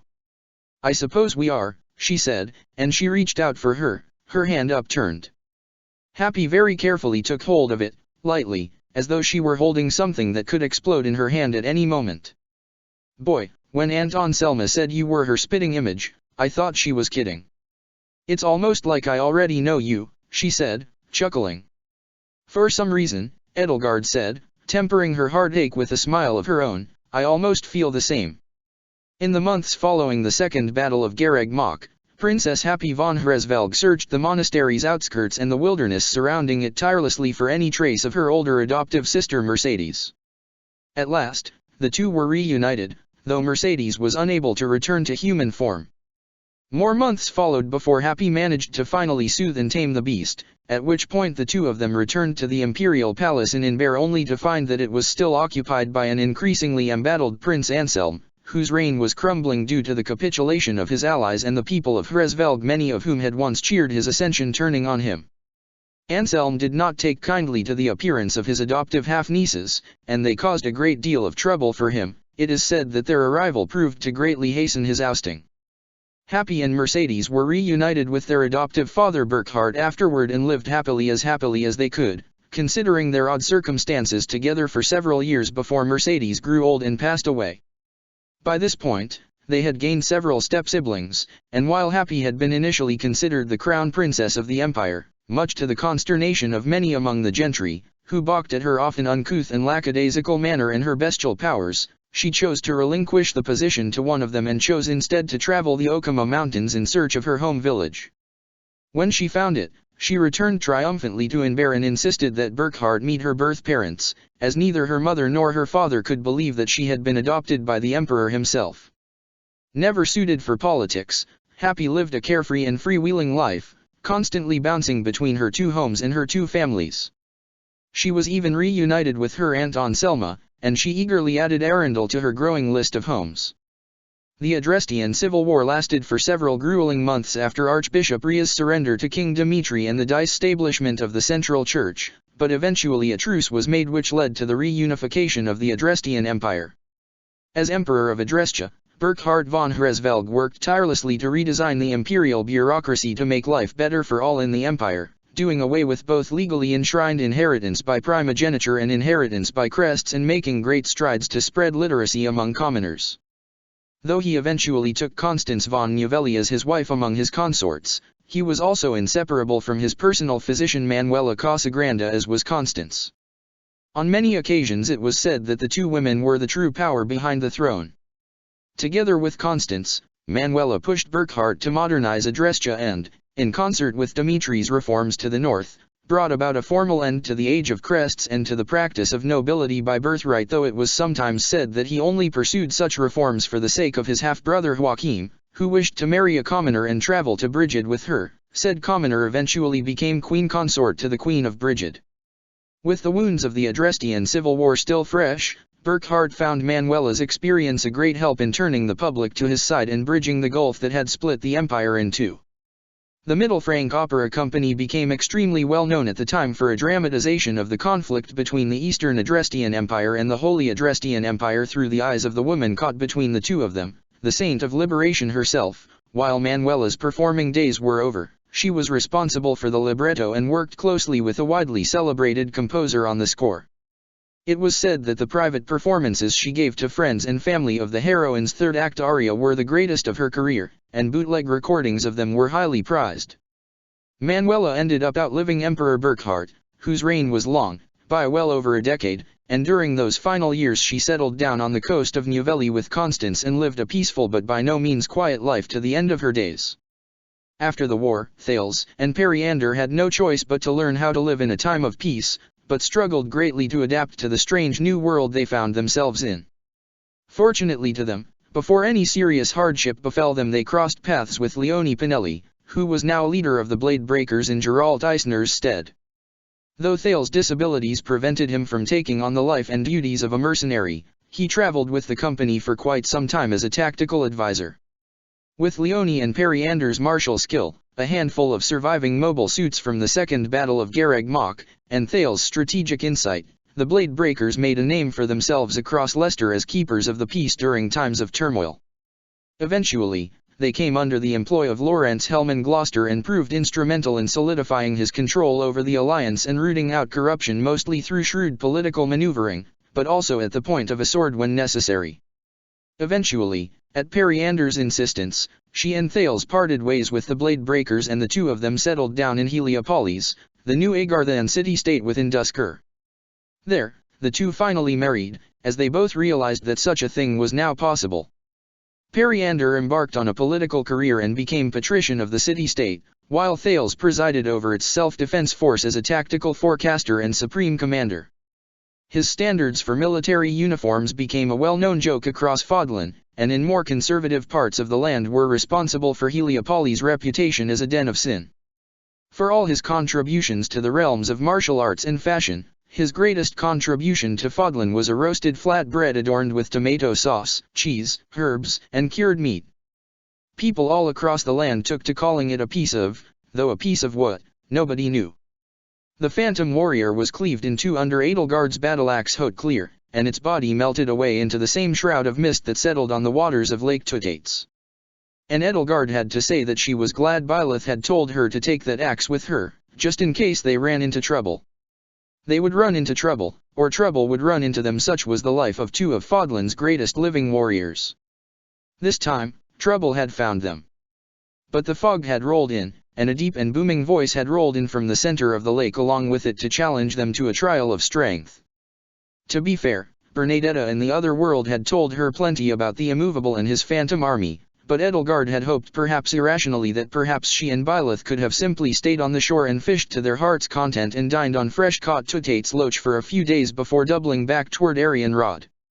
However, illusory soldier after illusory soldier had pursued them over the stone tile bridges and platforms that spanned the lake, and Edelgard and Byleth had resolved that defending themselves on the shore would not bring the assault to an end. Only a head-on attack against the phantom soldier's master could do that. They now found themselves fighting back-to-back against the waves of warriors that coalesced and congealed from the fog that wreathed itself around them, fighting to keep their boots' grip on water-slicked and algae-streaked stone as much as they fought the illusory blades of phantom axes and swords. Byleth's sword of Ceros seemed to leave streaks of clear air through the fog itself, and Edelgard had to admit that Hauteclear's pedigree more than spoke for itself. "You're not even a little rusty, dear," Byleth praised her as the axe's blade buried itself in a phantom mage's head before the mist swirling around in his hands could ignite into a fireball. "Oh, thank you, my love," Edelgard said sheepishly, wrenching Hauteclear free while the mage melted in front of her and immediately giving it another swing to fell a phantom cavalier and his ghostly horse. A horse, on this terrain? Edelgard supposed one would have to be mad or dead to dare such a thing, riding up to meet them. But this, I fear, might be the wrong environment for praise. The cavalier leaped off his felled horse at her, and Hauteclear caught his lance against its head, a twist and flick of Edelgard's wrists, and he was both disarmed as well as unhorsed. The momentum carried him in an arc through the air, dropping him in front of Byleth, who cut him down with ease. "Very good, bye," Edelgard said to her. "Your skill has not dulled a whit as well." A wry smirk tugged on the corners of Byleth's lips. "I thought this wasn't the right environment." "It isn't," Edelgard insisted, "but I can hardly let a compliment from you go by without answering it with one of my own." A phantom brawler pounced on Byleth while she was distracted. Edelgard called upon the magic she'd been relearning, and a wave of black light and roiling miasma melted the phantom to wisps of mist. Byleth nodded approvingly. "Thanks, El. Love you. Love you, too, bye." The two of them pressed onward, the memory of battle coming readily to their muscles, although Edelgard had to admit, she still had much less of those than before, as though it had never left. The two of them may have still been physically weaker without their crests, but the unity they displayed, the rhythm and syncopation of their deadly dance through the battlefield, still made them far more formidable than any other pair of humans could be. Soon they made their way to the great stone platform at the center of the lake, a great stone ziggurat with all but the first few steps of the pyramid shorn off to create a torch-lined stage. One could imagine that 2,000 years ago all sorts of rituals might have been practiced here, perhaps even human sacrifice. Today, a squat beast stood on the stage, 4 thick tree-trunk legs and a long and lashing reptilian tail protruding from a great spiny turtle shell. The beast's scaly head emerged from within its shell at the end of a wrinkled, leathery neck. 2 curved horns sprouted from behind its jaws like mandibles, and 1 shorter horn jutted out over his stubby beak. This was the immovable himself, guardian of Lake Tutates, often spoken of as a legend but never seen at such close quarters by any who lived to tell such tales. Byleth's grip on the sword of Ceros tightened. "El," she whispered to Edelgard, "I don't think I want to do the Immaculate One thing again." "Nor I," Edelgard admitted. Without their crests and relics, their days of leaping dozens of feet into the air to split a dragon's skull together were likely over, and she would not want to gamble on that not being the case. "You have done well to make it this far," the immovable boomed, "you sublime children of men. Truly commendable. But your trial is not yet at an end. Move me from where I stand, if you dare, and only then shall what you desire shall be granted." Edelgard sighed. She and Byleth together. A Nabatean in his bestial state, 4 times the size of a fully grown wyvern and easily larger than a demonic beast by half, would be one hell of an opponent for just the 2 of them. "What is it, by the way," the immovable asked them, "that you desire?" "We just came here to fish," Byleth answered. Beady eyes widening, the great beast took a stumbling step backward. "To fish? It seems we've bested you," Edelgard said, relaxing and loosening her grip on Hauteclear just enough that it sat a little slack in her hands, just enough that she could tighten her grip if needed in a fraction of a second. The immovable looked down at himself. "So you have. You 2 women are strong and clever. Had I a hat, I would doff it to you. Very well. If that is what you desire, then let us all fish together." He let out a booming laugh. "Are you certain, though," he added, "that you did not come here to test your might against the great beast of legend, or claim the treasure I am rumored to possess, or—" "We are not here to prove our strength against you or claim any sort of treasure," Edelgard insisted to the immovable. "In fact, we'd hoped we would avoid you," Byleth chimed in, sheathing her sword at her hip. "This is part of our honeymoon, you see." "Oh. Congratulations," the immovable said. "I ought to have known by how well you fought by each other's side that there was a deep bond of love between you. Actually, though," Edelgard added, getting an idea, "there is one thing you could do for us." "Oh, you have more than earned it. Consider it my apology for accosting you. I simply like to have my fun meddling with the occasional wanderer. I'd no intention of spoiling your nuptials, of course." "Very well. All we wish is to ask if you know of the whereabouts of your counterparts, Cethline and Sikal." The immovable peered down at her through enormous beady eyes, a curious twist to his leathery beak. He cocked his giant scaly head. "Cethline? Sikal? I know not the names of these people you speak of," he obviously lied. "You're a very poor liar, Indek," Edelgard said to him. She could see now why he had decided to retreat to the bottom of the lake instead of living among humans with Seath and Flayn. Flayn had been bad enough at keeping secrets, but Indek made her look as skilled a liar as Duke Agir. "Liar? Me? Oh, no, I always speak the truth. And the truth is that I do not know your friends, though I suspect they are very smart and beautiful people." "Indek, that is enough," a familiar voice rang out from behind the immovable's vast reptilian bulk. "You shall get nothing past this one. I do believe I have told you about her." Indek looked over his great scaly shoulder, then peered at Edelgard and Byleth as they stood before him. "Oh. Ah. I thought the one with seaweed hair smelled something like Suthies. You must be Byleth Eisner. And that must make you," he said, squinting at Edelgard, "Edelgard von Hresvelg." He rolled the name on his great tongue out of his leathery beak with some distaste. "It's Byleth Eisner Hresvelg now," Byleth said, lifting her hand and showing off her ring. "Nice to meet you, Indek. You don't look like the statue." "I did, once," he said. He glanced over his shoulder again. "Sikal," he hissed, "you said Edelgard had white hair. You mean to say she does not? What is this?" At last, Seath, or rather Sikal, emerged from behind Indek. He wore a thick and heavy cloak to ward off the cold and wetness of the lake this time of year, and his emerald hair and chin-strap beard had grown noticeably longer and bristlier in his exile. Flayn peeked out from behind him. "Brothiar, father, is it really them?" she asked. "Stay behind your uncle, Cethline," Sikal said, holding an ornamental spear closely at his side. "I had hoped we would not meet again, your majesty," he told Edelgard, a cold and accusing glare in his eyes. "For what reason do you trouble us? One should hope you do not regret sparing us." "If that were a mistake I aimed to fix, Sikal," Edelgard said, "rest assured I would have done so already. No, I stand by the decision my wife made with every ounce of conviction in my body." "Then perhaps I should ask why you are searching for us," Sikal said. You are well aware of our true identities now. I find it hard to believe you may have come all this way simply to apologize. Correct on both counts, Sikal. I will not apologize for tearing down the church you and Ceros built up. Tearing down the what? Indek boomed. Church? Sikal, had you and Ceros really been building up that silly little thing all these years later? For me's sake, it has been 1,000 years. One would think you two would have gotten fed up with it by now. Then what are you here to say, Edelgard? Sikal asked tersely. Perhaps you are here to rub your victory in our faces. Has the world you envisioned without the Church of Ceros come to pass? Have you made yourself a new god of the people of Fodlan? Edelgard ignored that barbed remark, though it made her think of Ellie for a moment. I'm here to inform you, she said, that the ancient enemy that has warred against you for the past 25 centuries has been at last pacified.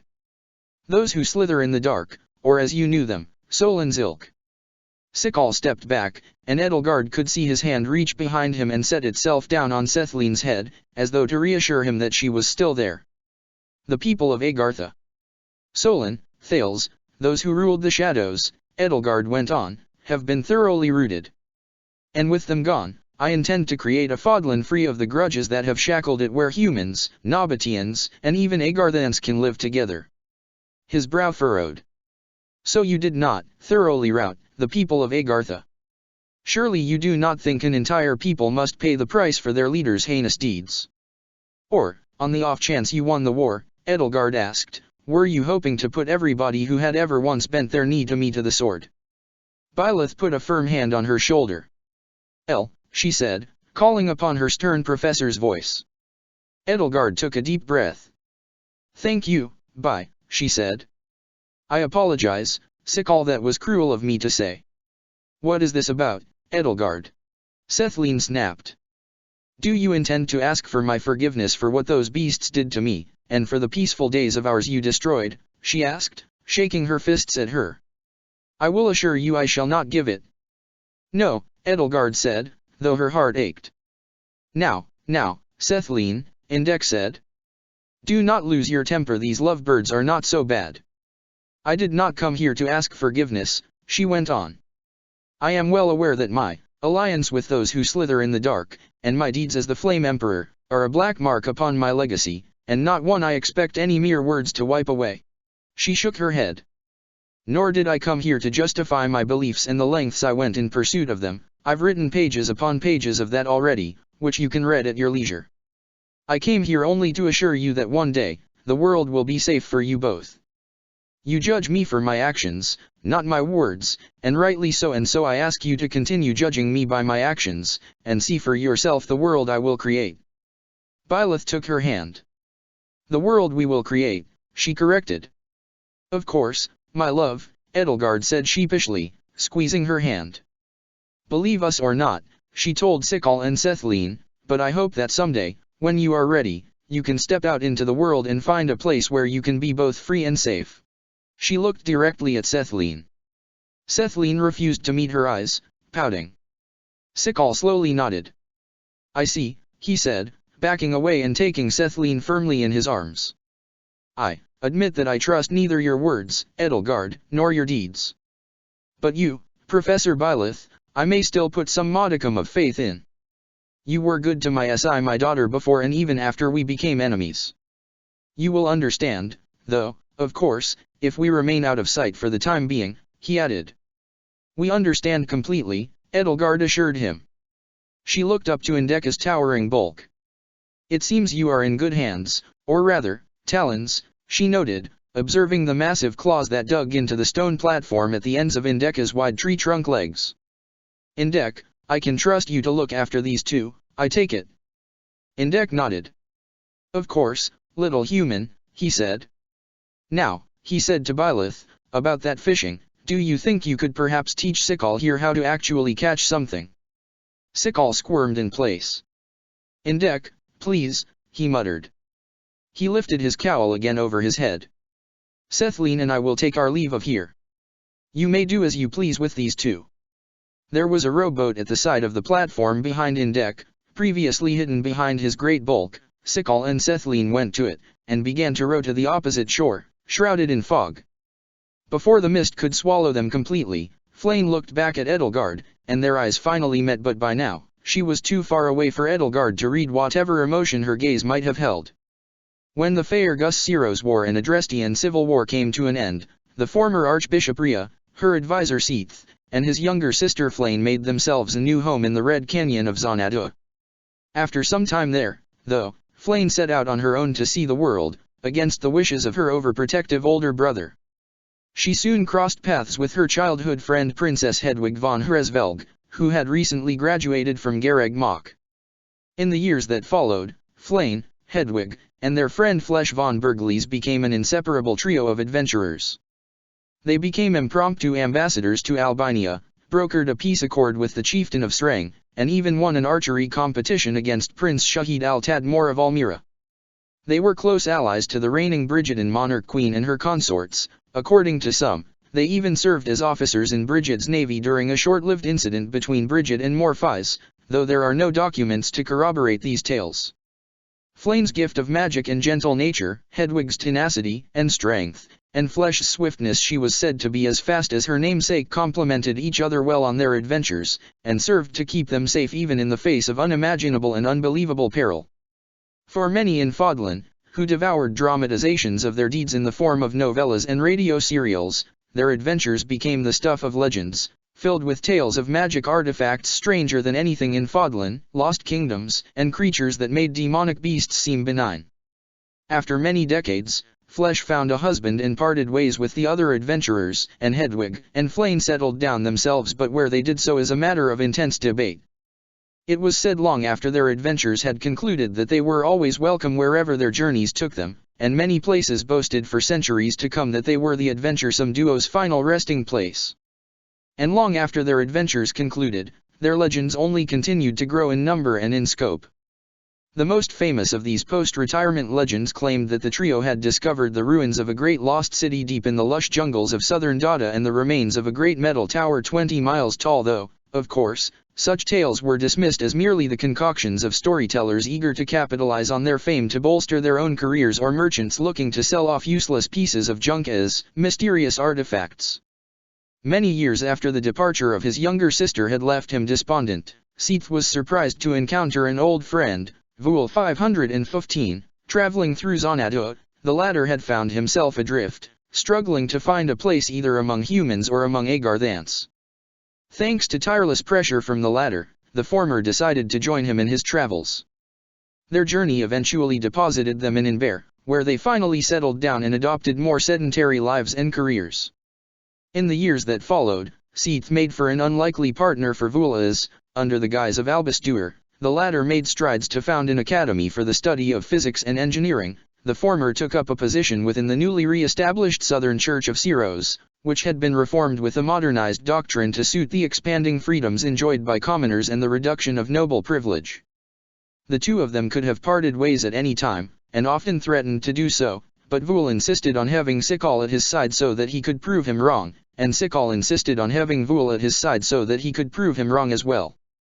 The two of them were a contentious pair, arguing over nearly every topic under the sun, but most of their battles were conducted behind closed doors and were not revealed until many decades after their retirement. The general public only knew Fodlan's greatest physicist and most prolific religious scholar to be the best of friends and the closest of partners.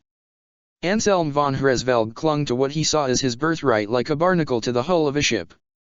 But after being run out of Inver by his adoptive half-nieces and a throng of frustrated citizens, he cast aside his noble title and took on the life of a drifter, swiftly racking up a number of unpaid tabs at taverns and inns all across southern Adrestia. Eventually, by happenstance, he crossed paths with his half-siblings Emmanuel and Dagmar, both of whom recognized him instantly in spite of his disheveled appearance and lowly state and insisted on taking him in. From them Anselm learned of their philosophy of abiding, and with their help he was able to make a full recovery and, eventually, make amends with the rest of House Hresvelg. However, rather than take back up his title when it was offered back to him, Anselm chose instead to settle in Xanadu, where he would look after and care for the deposed former Archbishop Rhea in her old age. He took it upon himself to pass along the same lessons he had learned from his half-siblings onto her, and for years to come until she quietly passed away the two of them lived humble and uneventful lives of tranquility and peace. It was said that afterward, Anselm sought out one of Rhea's former subordinates, the disgraced former knight Captain Catherine, and settled down with her in a remote village in the mountains. Prince Anselm's short reign as emperor and the Adrestian civil war did not leave a permanent black mark on his legacy. In fact, even his eldest brother was alleged to have remarked in private that many of the reforms Adrestia most desperately needed would not have been possible if not for the upheaval his bid for power had brought to the empire. Dramatizations of the conflict often depicted the war as a struggle between two brothers who both truly loved each other and wanted what they believed was best for the empire, but in ways that could not be reconciled until the Saint of Liberation descended upon the two of them. Edelgard and Byleth wintered in Brigid that year, where they joined Queen Petra Macnieri, her wife, and her husband in strengthening Brigid's relations with Adrestia. They returned to Inbar in the spring, and from there their lives became a whirlwind of work. They busied themselves as never before to better shape their empire and their world according to the ideals so many had fought and died for. As Ferdinand had said, peace was in its own way as difficult to win as war, and Edelgard and Byleth turned once more to wielding their pens and their tongues as their weapons on the battlefields peace brought to them. Before either of them knew it, a year had passed them by. And when the new year came again, the advent of another great tree moon, the two of them set out for the first time since their wedding for the very heart of Fodlan Garreg Mach. Though that venerable monastery's walls and spires still bore the scars of battle, and might still for years or decades to come, new life had been brought to it. Over the past year, new teachers and faculty had been hired from all across the empire to populate its vast and sunlit halls, and all it wanted for now were students. Edelgard and Ferdinand's radical new reforms to education and the proliferation of schoolhouses all across Adrestia were still very much a work in progress, and it would be years more until the children currently learning reading, writing, arithmetic, and civics in towns and villages the empire over were old enough to begin trickling through Garreg Mach and other fine academies like it and seizing the reins of power for themselves. For now, the officers' academy at Garreg Mach would continue to cater mainly to the children of noble houses, as it had done for decades before the war, though the admissions process had been thoroughly updated so as to provide more commoners such as Leonie or Dorothea the opportunity to attend the academy without onerous or crippling financial burdens upon themselves or their hometowns. It was the first week of the Great Tree Moon, and the young men and women, some as young as 15, who had braved the rigorous application exams had begun to arrive for the new term, a new year of learning, of growth, of saplings reaching up to the sun and flourishing into mighty oaks. Many more students than before, nearly half were commoners now, some hailed from Agartha, and some had even been recruited for the academy from Abyss. As Edelgard stepped over the threshold into the main hall, passing by its perennial gatekeeper, "Greetings, Your Majesty." "Nothing to report," he chirped. As always, she felt a little pang of dread in her heart, a small part of her that was, of all things, almost afraid of those fresh-faced young students. Byleth gave her hand a gentle squeeze. "You all right?" she asked, keeping her voice low. The slightest hint of perturbation on Edelgard's face had given her away. "It's nothing," Edelgard assured her. "Though I cannot help but think to myself that my appearance here may not be so welcome to students who lost family in the war, or whose villages suffered for the armies that passed by and through them. An emperor is never a universally beloved figure, I suppose." "You have a whole universe that loves you, Byleth said, and she laid a hand upon her breast. "In here. I could kiss you," Edelgard said, unable to hold back the smile Byleth brought to her face. "Were we alone?" The two of them passed through the courtyard. Byleth reminded Edelgard that they would have to visit the dining hall later. It was much more well kept now than it had been in wartime, and Edelgard could clearly see the wires had been strung through the wrought iron and mingled with the rose bushes to connect to strings of glass bulbs. With the new lights the Vestra Sorcery Corps had reverse-engineered from the wealth of Agarthan technology and expertise availed to them, this courtyard could shine as brightly in the middle of the night as it could in the daylight with no need for magic.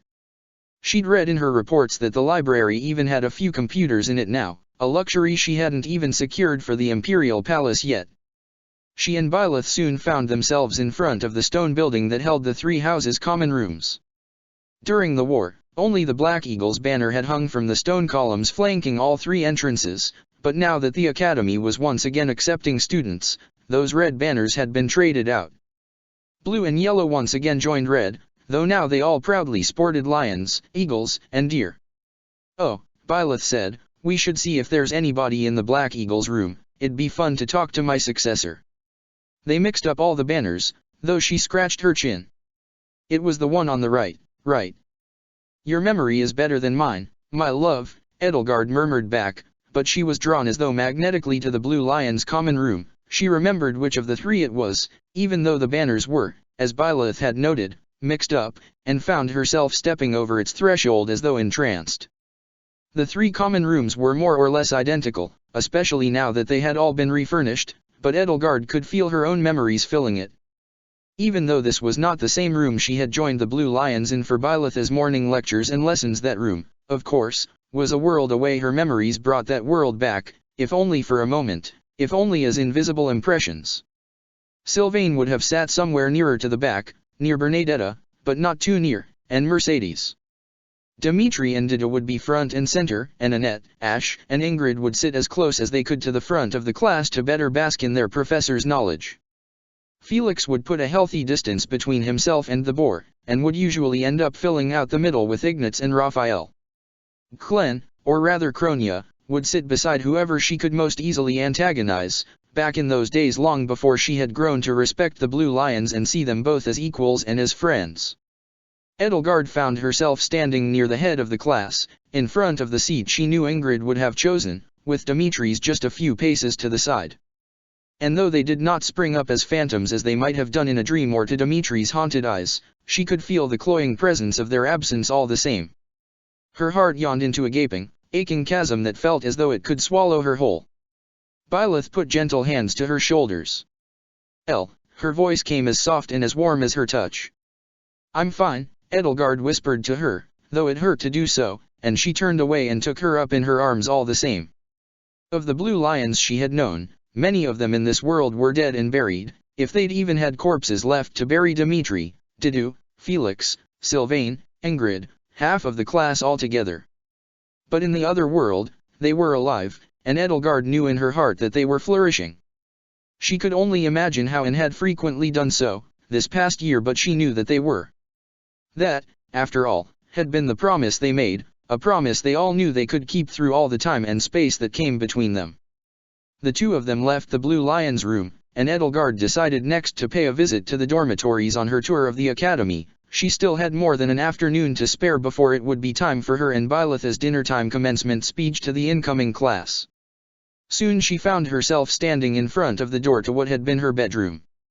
It was time to stop focusing on the past, she told herself, and to set her mind once more on the future. She couldn't very well make her planned speech to the class this evening if her mind were haplessly tangled up in nostalgia.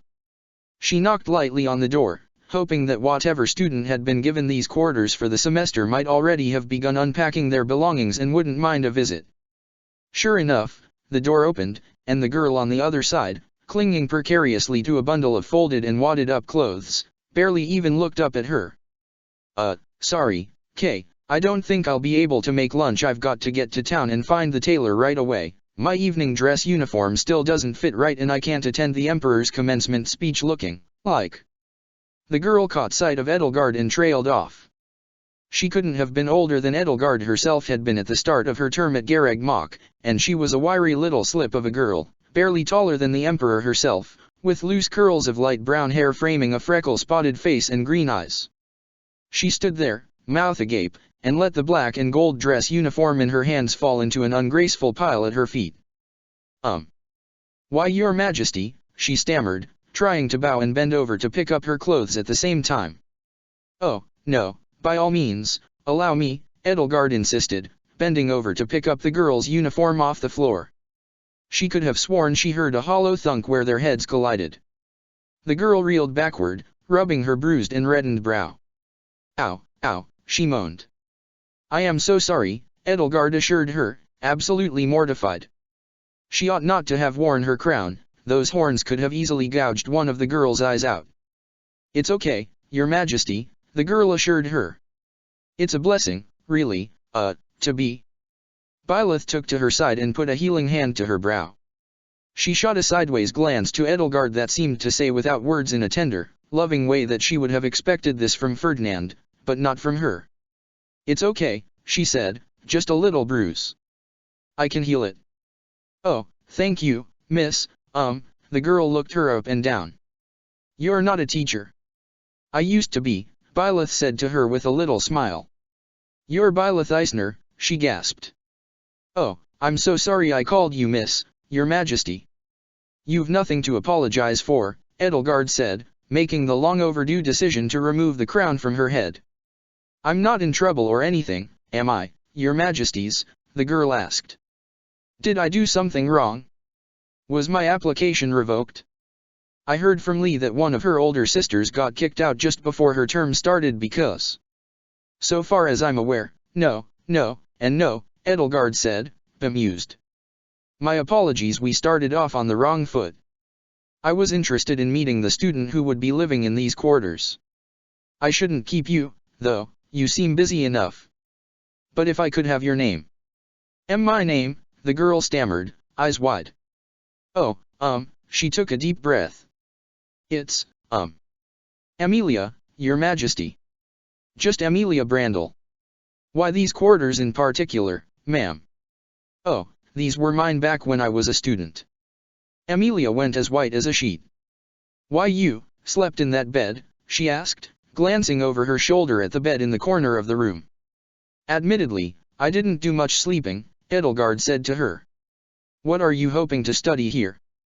Axafair and government, of course, she replied, standing straight as a lance, just like you. Maybe I'll be a countess or a baroness someday. Perhaps even an emperor, Byleth teased her. Edelgard peered over Amelia's shoulder at what looked like tomes piled high on her desk, and a battered but lovingly cared-for old iron longbow. She had a feeling this girl was simply saying what she thought would best tickle the emperor's ear. Seems you've already been to the library, I see. Are you interested more in white magic or black? Oh well, yes, Amelia admitted, trembling a little, I am interested in magic, just a little. Edelgard put a hand on her shoulder. The poor girl nearly leaped out of her skin. Amelia, I apologize if I've given you the wrong impression. Whatever path you are to follow here ought to be yours and yours alone. The happenstance of what bedroom you were given should have no bearing on it. Instead, if you wish to see it as an obligation, then see it as an obligation to work your hardest to carve a future all your own. Of course, she added with a little laugh, one might also say that your obligation in having my old bedroom is to tear down the existing social order and create something new. But we're still building this one, Byleth chimed in. So please give us another few years or so before you tear it all down. Thank you, Your Majesties. Amelia stammered. It's, nice to meet you. I'm sorry I didn't bow properly or exhibit proper etiquette. I'd been studying that for months and as soon as I saw you it all just slipped out of my head. It's nice to meet you, as well. Edelgard handed her uniform back to her. Don't worry too much about this, by the way the tailor in town is all but certainly swamped with work. If you gave this to him now, he couldn't possibly finish in time for tonight. Amelia gingerly took it back from her. Okay, she murmured. Wear your standard uniform, as you are now, Edelgard told her, and that will be enough. Take it easy today, you'll miss quiet afternoons like these once classes start in earnest. That is one of the most important lessons I learned when I was a student here. Yes, ma'am, Amelia said, giving her a vigorous nod in return. Understood. Crystal clear. Thank you. Edelgard heard a commotion from up the stairs, and stepped back out into the hallway with Byleth. Now, as I understand it, she said, a friend is expecting you for lunch. On cue, a tow-headed young man barreled up the stairs, the black jacket of his uniform hanging loosely over his rumpled white shirt. There you are. You're still settling in? Kman, I'm starved. He ran past Edelgard and Byleth, then came to a skidding halt and looked down at them both with soft brown eyes under the fringe of his straw-blonde hair. Oh, Your Majesties, Emperor Edelgard, and Empress Consort Byleth, do forgive my intrusion, he gasped breathlessly, bowing to them both. Eric Sandor, at your, service. As you were, Edelgard said to him, and he took that as license to take Amelia by the hand and guide her down the hall to the stairs. That Agarthan who's gonna be teaching our magic seminars is down in the dining hall, Eric told Amelia as they raced away together, and you've gotta meet her, she's so cool. And the riding instructor, too. Edelgard watched them go, watching their fleeting backs dart around the landing and vanish down the staircase. "Well, my dear," she asked Byleth, taking her by the hand, "shall we join them?" Byleth nodded. "I have a few questions for the new faculty," she said. "And an appetite. I'm hardly surprised on either count." The two of them walked back out into the sunlight, holding hands, and took in the dappled sunbeams that fell through the trees onto the familiar yet always changing grounds of the place they had once called home, the place that would always, in their hearts, be a home to them. Edelgard smiled, watching other students amble across the lawn and familiarize themselves with their new environment and with each other. "So, my love, what do you think of the next generation?" Byleth smiled back. "I think they'll be amazing." Captain Geralt Eisner of the Blade Breakers never fully healed from the injuries suffered during the Second Battle of Garreg Mach, putting to an end his storied career as both a knight and a mercenary. For several years following the end of the war, he and his daughter Byleth, commander of the legendary White Fang, taught at one of the regional officers' academies in a seaside city in the barony of Dominic, though their combined wisdom was sought by every military academy and training ground across Fodlan and beyond.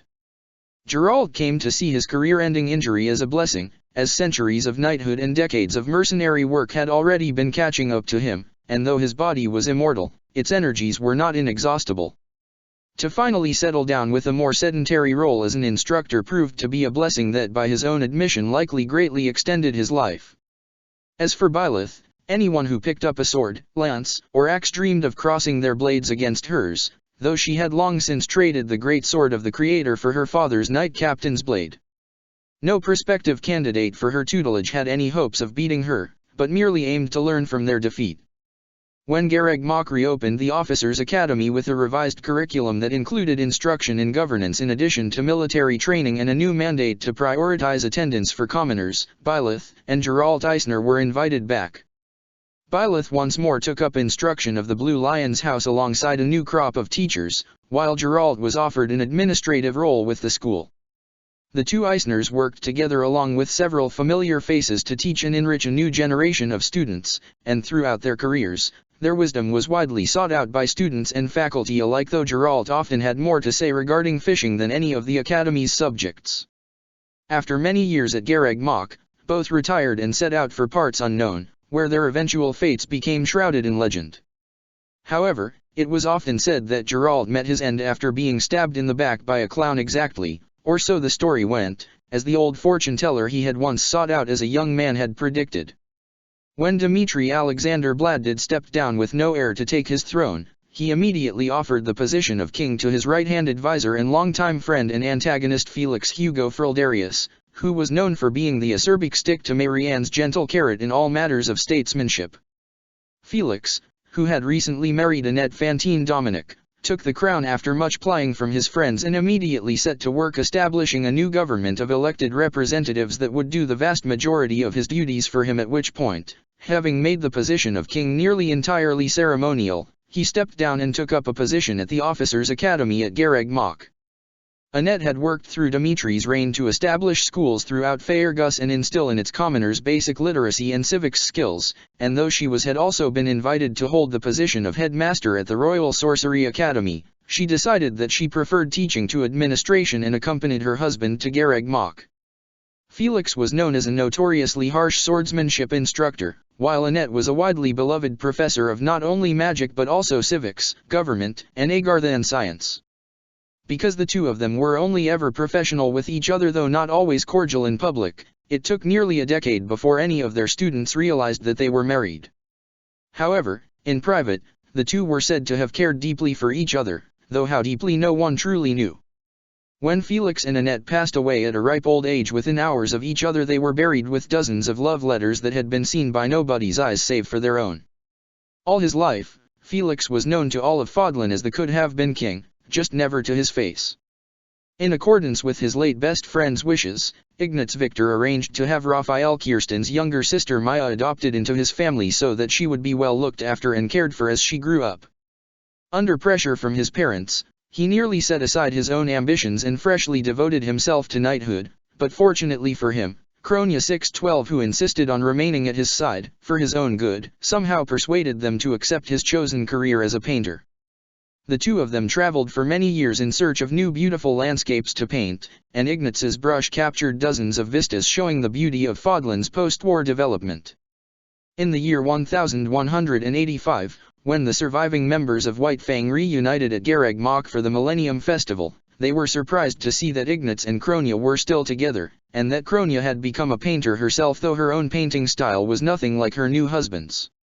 Ignatz lived a short but happy life. His paintings were remembered for their delicacy, vibrancy, and beauty, and were displayed in palaces, castles, churches, and museums for centuries to come following his passing. His most famous painting was a group portrait of his friends standing before a rebuilt Garreg Mach, entitled Fodlan's New Dawn.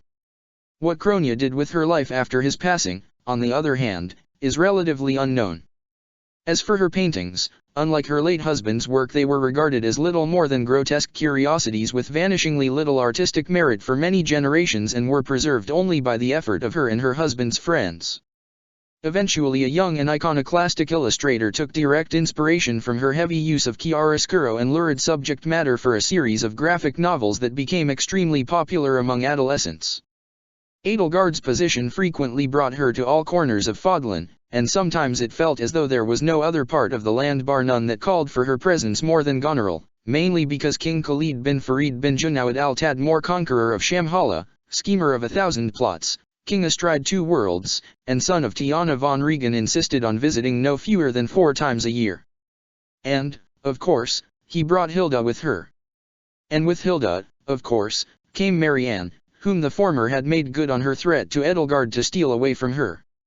Both had taken well to Almira, and both dressed nearly as finely as Khalid himself in layers of silk and gold baby blue, cherry blossom pink, and bright amber. On a bright summer day in the courtyard of Goneril Manor, with the sky overhead a perfect blue and the peaks of the snow-capped mountains separating the territory from Hrym, Edelgard found herself having Khalid for tea and coffee, their business long concluded. Marianne, Byleth, and Ferdinand were off near the stables, leaving Edelgard and her retainer alone against Khalid and Hilda, and as before, Hilda had made it her solemn mission to pester and tease the Marquise of Vestra. "Oh, please," Hilda whined, "please the other Harun let me do her hair all the time." Edelgard would have called Hilda out on her blatant lie, but also found the way Harun scowled at her to be rather funny. "Did she?" "It's been a while," she admitted, taking a sip of her tea. "Well, I do recall seeing her let you at least once before, now that I think about it." Harun sighed. She was much more amenable to Dorothea and Annette's fashion advice, which often came over her like the heavy monsoon rains of Brigid. "Need I remind you both that I am not the other Harun? In fact, Hilda, thanks in no small part to your ceaseless badgering, I nearly considered picking another name altogether." "Really?" Hilda asked. "What was it?" Harun sighed and rolled her eyes. "Zelda," she muttered. "Oh, that would have been such a pretty name." Hilda cooed, reacting precisely the way Harun, it seemed, had dreaded. "It would have suited you." Khalid chuckled. "I have to admit, I expected something aesthetically different from the girl who coined those who slither in the dark." He took out a flask from his hip, a cup from his own personal satchel, and poured cold coffee into the latter from the former. Assassinations were too common in Almira, even with last year's succession skirmish well behind him. "What did you expect?" Harun asked him. "That I would name myself the nameless horror that stalks in the night, or such nonsense." "You had that one ready to go," Khalid said snidely, taking a drink from his cold coffee. "You'd given it some thought, haven't you?" Emperor Edelgard and her shadow, the bloodied right hand of Adrestia, the bane of corrupt nobility and those who stand in the way of progress, the nameless horror that stalks in the night. "Your Majesty," Edelgard said, putting her foot down, "that is enough." Ferdinand hobbled over from the stables, his long auburn hair streaming out from behind him. His leg, long since torn off in the battle that had seen Thales sunk to the ocean floor, had recently been replaced by an Agarthan prosthetic. There was a Hephaestus in every world, it seemed, but he still needed his cane to keep his balance while he adjusted to it. "King Khalid, Lady Hilda," he said, a stormy look of fury on his face, "are you bullying my darling wife?" Harun's cheeks turned pink. "Ferdinand," she growled with a dismissive wave of her hand, "it is nothing to concern yourself with, dear husband." These two are like the buzzing of flies to me, petty and insignificant. Should you not be off with Lady Marianne and Professor Byleth? I had thought you would set out for the riding trails an hour ago. Well, Ferdinand said, if you do not need me to dash to the aid of a fair maiden. Very well. I shall depart. He turned his back on her, leaning heavily upon his cane, and no sooner had he done so than Hilda started up again. Anyway, look, if you trim and even out your bangs, she went on, taking 2 bunches of Heron's now shoulder-length raven hair in her hands, let the world see your pretty green eyes, layer it a bit, and do up your hair here and here, like this. Heron gritted her teeth and brushed her away with a brusque wave of her hand. I will look like you, I suppose. I do apologize, Lady Hilda, but I am not interested. Well, Ferdinand chimed in, turning back around, I for one think you would look lovely with your hair up like that, my dear Heron. The irritation vanished immediately from Heron's face. She looked nonplussed, over her shoulder at Ferdinand, and then over to Hilda. I have often said you let too much of your hair hang over your face, he went on. I was right the first time, was I not? I remember when your bangs fell nearly to your chin but only on one side. Lady Edelgard seemed unable to convince you to see reason, and so I badgered you incessantly until you trimmed them. Finally, Heron relented. I suppose I can try a different hairstyle, but no cutting, not so much as a single stray strand of hair, she warned Hilda. And you will have to do the same to my dear husband, as well? Ferdinand's bright smile faltered, if only for a moment. Ah, yes, of course. We made a solemn vow, after all, at war's end. That we shall burn in the fires of perdition together, he and Heron said in unison. Edelgard sighed and finished her cup of tea. If my twin jewels will take on such a burden, then I cannot simply stand by and watch. Hilda, you may do whatever you please to my hair as well, she said, taking her crown by the horns and lifting it from her head. In fact, it is my duty as emperor to insist that I go first. Hilda rested her chin on her hands and giggled, the glitter in her pink eyes mischievous and evil. Okay, your majesty, she said, a sadistic smirk on her face. Edelgard rose from her chair. Ferdinand, try to keep Lady Heron and King Khalid from coming to blows.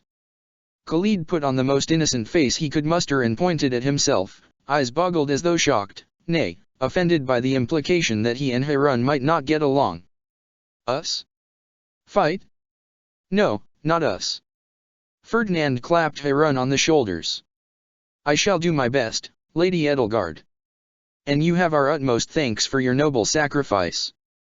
Like a condemned man on his way to the gallows, Edelgard allowed Hilda to lead her back into the manor's parlor and sit her down in front of a mirror, and it was there that Hilda began her work.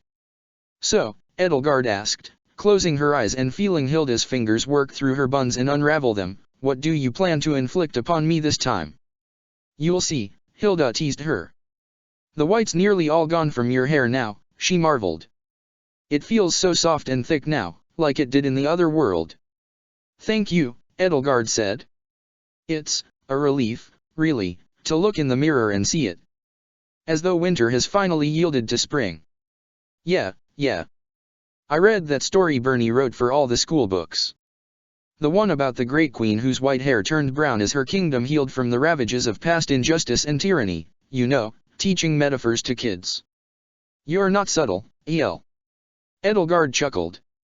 No, I never was. We wield our minds and our wills like our axes, don't we? That's a way of putting it, Hilda said. Edelgard could feel her putting her hair in braids and wondered to herself what she was doing to her. So, do you ever think about it? The other world. Edelgard nodded. I do. I'll confess, though, that I've been too busy to think about it often. The dead didn't bother her the way they had bothered Dmitri. They did not hound her and haunt her.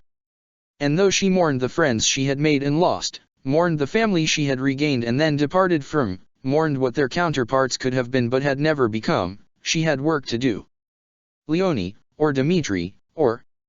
Edelgard supposed it was an act of mercy that Hilda refused to say Ingrid's name, although that had surely been the next one on her lips. I do miss them, she admitted. Terribly. I always will, when I'm at the right place, the right time. Her thoughts turned to Gareg Mach, where those she'd left behind were so easily conjured to the ether when she visited those old haunts of hers, the classroom, the courtyard, the spot on the lawn behind the dormitories where she and Ingrid had said their farewells. Her heart could ache when she thought of them, especially there it could ache like nothing else. But whenever it did, she had Byleth by her side, an eternal balm for her soul. The rest of the time, she thought carefully about how she could best describe it. It's not like forgetting, not like the way I'd forgotten before. It's like letting them lie dormant. They sleep in my mind. They never leave, but they don't bother me. Not when there's so much else to do, to think about, to remember. But it's nice to imagine every once in a while, isn't it? Hilda asked. And maybe we really will find some other day to visit again. I hope we do, Edelgard agreed. I'll bet Leonie's in charge of the Blade Breakers now. Hilda laughed to herself. She's probably still stomping around in that mobile suit. Do you think Happy ever found Mercedes? Perhaps someday, we'll find out, Edelgard said. I like to think she did. The other Byleth, who knows with her? She could have gone on to do anything, Hilda continued. Maybe she's still in Faerghus' army, or maybe she's gone back to teaching. I can see that in both worlds, she's been an amazing teacher. Geralt's definitely retired. I'll bet he spends every day fishing. Edelgard nodded. What about us? Hilda asked. The two of us. Yeah. Where do you think we ended up? That's for them to decide. Don't tell me you haven't given it any thought. Ellie's done nothing but surprise me, Edelgard said. Whatever I imagine, I'm sure she would surprise me again. Well, I'm not a very surprising person, Hilda said, so maybe try imagining what I would do. Edelgard laughed. You're plenty full of surprises, Hilda. You think so? I came to Garreg Mach thinking you were little more than a lazy brat, resting on the laurels of your noble house and crest, she admitted. Seeing you wield an axe at our first mock battle so well actually surprised me. And again, when I saw you joining Claude in Deirdre for his last stand. I realized I'd underestimated you. But it wasn't until we traveled to that other world that I fully understood your loyalty. You're as faithful and true as Harun is to me, or as Dida was to Dimitri, in your own way. My own way. You aren't so reckless or suicidal as some people are in their devotion. You balance loyalty and self-preservation well, dare I say even healthily. So. I think that wherever Ellie goes, you will. You think we're still a couple? Hilda went back to work. I think they're still together, to the other me, the other you. There's a lot they have in common. We might not make a cute couple, but they did.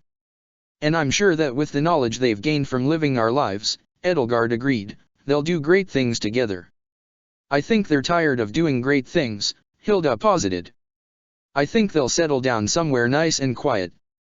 I don't think Ellie cares much for the Saint of Liberation thing, probably even less than you do. You don't think she'd go mad with power? She laughed. Do you? I might, Edelgard admitted. Well, so long as she has her Hilda to keep her from going off the deep end. I think she'll be all right. Hilda stepped back. All right, Elle, I'm done. You can open your eyes now. Edelgard obliged, and for the first time caught sight of herself in the mirror Hilda had been working in front of. Hilda had done her bangs the way she'd used to wear them at the academy, parted in the middle and framing her face. As for the rest of her hair, it had been braided back in a tight asymmetric pleat that reached down just to the nape of her neck before terminating in a single long tail that fell down her back, tied in place with a ribbon. There was a little fringe of white, barely an inch, at the tail's tip, and only a few thin little streaks here and there of silver shot through the fallow brown. It's interesting, Edelgard said, giving herself a good look in the mirror and reading the smile on her lips. Well, I suppose you're off to torture my twin jewels now. Do be gentle. I don't think there's a thing I could do to Ferdinand that he'd consider torture, Hilda said, and the two of them left the parlor together. Oh, and by the way, I assume Khalid, Marianne, and I are invited to the 3rd anniversary party. By all means, Edelgard said, if you can get to Inver in time. Hilda grinned. We'll be there on Simurgh, with bells on. She snaked her arm around Edelgard's waist. I never thought I'd say that, just a few years ago. Edelgard knew that both of them were of the same mind. Neither of them could have imagined when they had first met at Garreg Mach, or through the whole length of the war, that either of them would ever have considered the other a friend. And whatever they were doing in the other world, Edelgard mused as she looked up at the bright blue sky and the flotilla of cotton fluff clouds stretched out across it, they were surely standing together there as well, and perhaps looking up at this very moment at their own placid blue sky and wondering what would become of the world they, too, had so briefly visited. Princess Edelgard von Hresvelg spent several years after the war advising King Dmitri and Emperor Burkhard to aid them in bringing stability and order to a rapidly developing Fodlan. She was accompanied by her dear friend Hilda Valentine Goneril, who demonstrated an uncanny knack for diplomacy and was instrumental in building good relationships with Almira and other foreign nations. Their expertise was sought after by all, necessitating a life of non-stop travel from one leader to the next. After King Dmitri abdicated his throne, however, Edelgard and Hilda held a lavish and long overdue wedding ceremony and promptly retired to a mostly quiet life in Goneril territory. There, the two of them founded Fodlan's first artisan academy and lived happily together for a long, long time. Over the years, Edelgard's reputation as a modern saint continued to grow. Trading on that reputation, she wielded tremendous influence in all corners of Fodlan, especially within the newly re-established Southern Church, without ever having to leave her wife's side. She set the foundation for a new political doctrine that commanded vast influence over the generations to follow in the realms of both religious and secular philosophy, and was said to be one of the seminal minds in all of Fodlan's history. Her debates via mail with Seath of the Southern Church were widely published and vigorously devoured by the populace. It was thanks to her, it was said, that the age of crests gave way to the age of reason. Hilda lived to be nearly 100, and when she passed away, Edelgard too departed from the world. Some say that to this very day the Saint of Liberation, known also as the One-Winged Angel, still wanders Fodlan, helping those who need it and standing up for the oppressed wherever they can be found, but one would never know it. Edelgard, after all, considered herself to be rather plain as far as princesses and saints went, or at least compared to her wife, and there are a great many rather plain women in Fodlan. Not long after the Second Battle of Garreg Mach, Herun von Vestra returned to Fort Mercers to reintroduce herself to Ferdinand von Aguirre. Though their initial meeting was awkward, they quickly became reacquainted with each other, and Herun found much to her relief that Ferdinand was more than overjoyed to be reunited with her. Though there was some minor controversy from other noble houses in Adrestia regarding their courtship, with Ferdinand's engagement to Princess Edelgard annulled and his father forced to resign from his position as Prime Minister and head of House Aguirre as a result of several scandals coming to light, there were no obstacles standing in their way. The two of them wed, and together devoted themselves to forging the Adrestian Empire anew in service to the now uncontested Emperor, Burkhard von Hresvelg. Though opposites in many ways, Herun and Ferdinand brought out the best in each other, and due in no small part to Ferdinand's advocacy, Herun eventually earned the position of Minister of the Imperial Household over her siblings when her father passed, though this position was hotly contested at first. All opposition was crushed, though, and those within Adrestia and without who expressed prejudiced opinions regarding the new head of House Vestra often mysteriously fell ill. The two of them were known for generations to follow as the twin jewels of Adrestia, and as Ferdinand was most passionate about his role in reforming the Ministry of Justice and court systems across Fodlan to adopt new and rigorous standards and procedures, he was known as well as the father of the law, or more cheekily, the father-in-law.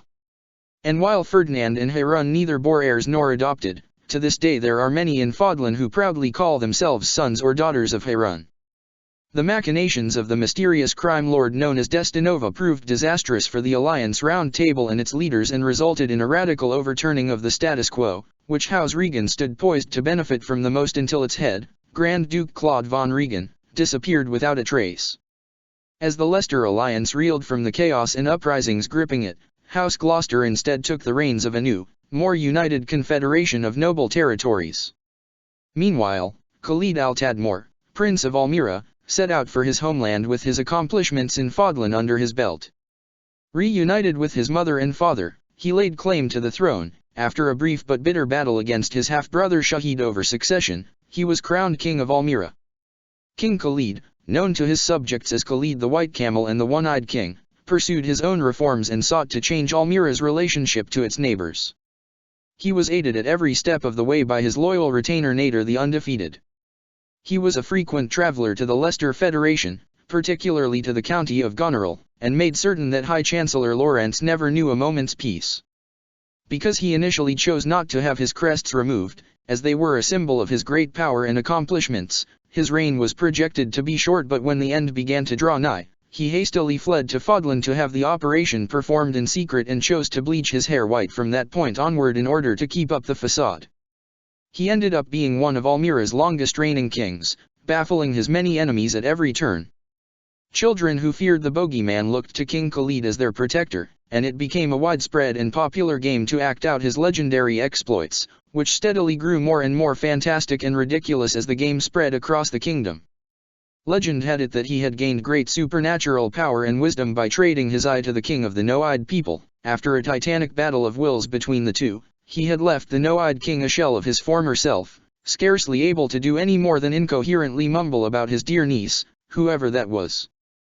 Winter brought Edelgard to Arianrhod, which, along with Fhirdiad, would see the honor of being the very first modern city in Fodlan when its restoration was complete, if only because it had been razed so utterly that the north wall and main citadel at very least had to be rebuilt completely from scratch, and thus with the full benefits of the vast engineering and scientific knowledge that had been gained from the Empire's seizure and annexation of Shamhala. It was to be the very first city with electric lights in every building, the very first city with central heating, the very first city with a full-scale fusion reactor salvaged directly from Shamhala, the very first city with a sewer system that put Cornelia's work in Fhirdiad to shame. There were plenty of nobles in the south and the east, of course, who grumbled about other cities more deserving of that honor, but they tended to quiet themselves when Edelgard asked them if they would have preferred if their pet cities such as Fort Mercers or Deirdre had been obliterated instead. And, to its credit, rebuilding northern Fodlan's two lost cities earned a great deal of goodwill from the people of the former kingdom of Faerghus and many nobles who had previously staunchly opposed Edelgard's reforms. Arianrhod's citadel was still unfinished, but habitable, the wires crossing the naked stone walls and ceilings of every room with four walls to call its own, and the bare light bulbs that sprouted like flowers from them were unsightly, but it was a livable place now, and a suitable one for Edelgard and Byleth to take up residence in on their way north to Fhirdiad. And in perhaps a few more months it would look more inviting than the Agarthan research facilities it currently bore no small resemblance to. There was frost on the window panes, but the heater in the corner of the room filled the room with warmth better than a roaring fire could, though its soft and steady orange glow, Edelgard had to admit, was nowhere near as romantic as a fire in a hearth. She was grateful for these places in Faerghus where she could still be warm. While she hadn't remembered much of her childhood here, she'd remembered the way she could see the white clouds of her breath, even indoors, in the middle of winter in Fhirdiad, and the cold that had soaked into her very bones. It had been cold when she had been here in Arianrhod years ago, the bitter and biting winds left over from the Pegasus moon lingering to nip at her and her soldiers' flesh. She didn't want to let her thoughts turn to that battle this evening, not that particular battle, not ever. Though she could still remember the approximate location of the rampart she had stood on, even though the javelins had reduced it to dust, where her blade and Ingrid's had. Byleth laid a hand atop hers before her pen could write another word, and gently lifted the ink-soaked nib away from the report she'd been writing. She whispered. Edelgard leaned into her, letting her cheek rest upon her shoulder. A sideways glance showed her the cityscape of Arianrhod outside the frost-gilded window. The sky was a deepening purple, the clouds shot with lavender and orange. Though the city had been so severely diminished, and the rebuilding process would still take some time, new lights lined the winding and labyrinthine streets and shone from newly reconstructed homes. No matter what disaster came, man-made or otherwise, so long as humans could set foot on the ground again they did so. They rebuilt. They lived, and lived better than before, so long as they had the strength and the means. That was what would continue to define the Faerghus region of the Adrestian Empire for generations to come. Building new and building better. As Dimitri would have wanted it. It's getting late, Byleth said. Harun can keep the monument unoccupied for a little longer, but afterward, we'll have to wait until tomorrow. Edelgard set her pen down. I got carried away, didn't I? She sheepishly admitted, lifting herself up off her chair and hearing disheartening cracks in her knees and elbows. I did, too, Byleth said, stretching, and setting the documents she'd been looking over aside. She rubbed her eyes. I think it's these lights.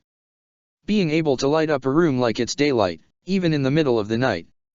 It certainly is convenient, Edelgard noted. But you're right, it's all too easy to lose track of time. I suppose we ought to go, then. She traded her slippers for heavy fur-lined boots and draped over herself a fur-lined cloak, crimson on its outside and snow-white inside. She wished as she clasped it around her collar that she could have taken Dimitri's wolf-spelt cloak with her, and capped her head with a fur hat, making sure to cover her ears. "Bye, dear, are you sure you can go out in that?" she asked while she applied her gloves, noting that Byleth had just put on the same old grey coat she always wore. No matter how much finery she applied to herself, no matter how many ornaments or epaulets adorned her, that coat seemed to go along with everything in her wardrobe and suit every occasion through sheer force of will alone, though Edelgard had to worry her wife might be cold. "I'm used to this," Byleth assured her. "I grew up in Faerghus, remember?" "I ought not to forget," Edelgard admitted. "Well, then, while the night is young." She felt a familiar tightness in her throat. Byleth frowned. She reached out with an ungloved hand for Edelgard's cheek. "Do you want to do this?" "So long as you're here with me," Edelgard told her, taking her hand in hers, feeling its warmth through her glove. "I can't just come through Arianrod and not do something about it." The two of them left the room, killing the lights and the heat with a flick of a switch and making their way out of the citadel and through the streets. A few flakes of snow fell here and there, swirling in the air and glittering where the warm incandescent lights from the rows of street lamps hit them. The lights stood like metal trees along the sides of the streets, and while the city was mostly quiet now, there were still a few passers-by here and there, and the occasional passage of a carriage through the city. There was a new building not too far from the citadel, marble and limestone columns supporting its domed roof. At its pinnacle stood a statue of an armored Pegasus, wings outstretched, carrying a knight with lance and shield on its back. It seemed to glow in the night, as white as the powder snow that was beginning to fall to the ground around it. People still up and about in the late evening walked around it, but not through it. They gave it a wide berth, as though the ground it stood on were cursed. Edelgard could thank Harun for that tonight, and the dark mages she'd positioned a healthy distance from the perimeter to keep watch visible enough to be seen and avoided, yet invisible enough that a would-be assailant would not be able to gauge their fighting strength and readiness. Edelgard and Byleth came to a halt in front of the building's entrance, and Edelgard found herself wondering if she could take a single step farther. But Byleth rested a hand upon her back, and gave her an encouraging little smile as only she could. That was all Edelgard needed to step over the threshold and venture inside, and Byleth closed the door behind them to ensure that the two of them would be alone and unobserved during their visit. Inside the monument was a small chapel, with an altar where visitors would leave flowers. A great obelisk of black stone, polished nearly to a mirror sheen, stood where an image of a saint would have, and on that obelisk were names. Her gaze drifted past rows and columns of names that meant little to her but everything to somebody else, names of soldiers both Faerghon and Adrestian, members of House Row. Of course, Edelgard looked for a pair of names in particular, and it wasn't long before they jumped out at her. FXHFS. IBG. Edelgard let herself fall to her knees and bowed her head, as though prostrate before a divine idol, and her shoulders quaked, and her chest heaved, and the words engraved upon the monument's glossy black face melted and ran down, the tears streaking her cheeks. It was not her first time here, but every time, it hurt like the first time. The pain that slept, the faces that sank into her subconscious while she busied herself among the waking world, came back to her in full force, and it shook her body like leaves in a storm's spitting winds. There was a similar monument at Tailtean Plains that carried upon it the names of Dimitri, Sylvain, and Didu amid the lush rows of rye, oats, and wheat that had sprung up from the soil where their blood had spilled and their lives had been spent. It was easy to think that their blood had revitalized the soil, but it had been the farming practices that had been brought to the land after the church's subjugation had ended that had brought such bounty. Still, it was said by many in Faerghus that the very body and blood of its last king fed its people. Edelgard thought Dimitri would have liked that sentiment. When she visited that monument, she wept there, too, but the tears she shed were different here. Her tears before Ingrid's resting place were different, because Byleth didn't have to be here at her side while she shed them. And yet she knelt at her side, placed her hand upon her shaking and quivering shoulders, rubbed her back while she sobbed, and clasped her hand with enough firm and reassuring pressure to make the bones creak. Edelgard let the tears run through her, let them wash over her like a wave crashing against her, let that wave carry with it all of the time she had spent with her dear friend together, and she let the wave retreat to the ocean.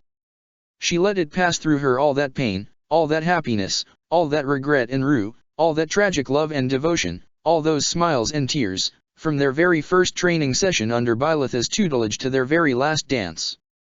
The pain faded to a dull ache. The tears slowed to a trickle.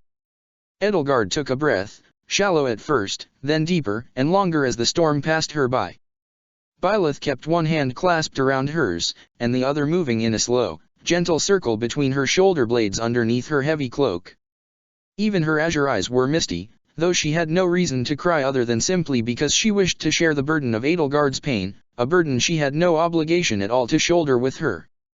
She was a good friend, Edelgard remarked, as she'd done at the end of every visit here. They all were. They were all good friends. But her. Byleth nodded sympathetically. Edelgard dried her eyes on her cloak's hem. Its fur lining gently scratched her cheeks. The names on the monument grew sharper. She could discern Ingrid's name again, and could even stand the sight of it, though the sight still hurt. She cleared her throat. "Galatea is doing well," she said, addressing the stone pillar as though Ingrid were standing there before you. "The past few years of crop rotation and Agarthan science have brought a bounty to its harvests. The famine is over, and I dare say there won't be another one. Your brothers, Kenneth and Agner, are still alive, happy and healthy, though I know they still miss you. House Galatea is financially solvent, I've made sure of it myself. Much of its newfound wealth this past year has come from an incredible crop of potatoes, if you can believe it. Perhaps your counterpart has already figured that out, though. If you were alive today, you'd never worry about tying your marriage and your body to your house's fortunes, if only we'd been what we could have been." Her breath came out like white clouds. Her voice cracked. Byleth took her up in her arms and held her close.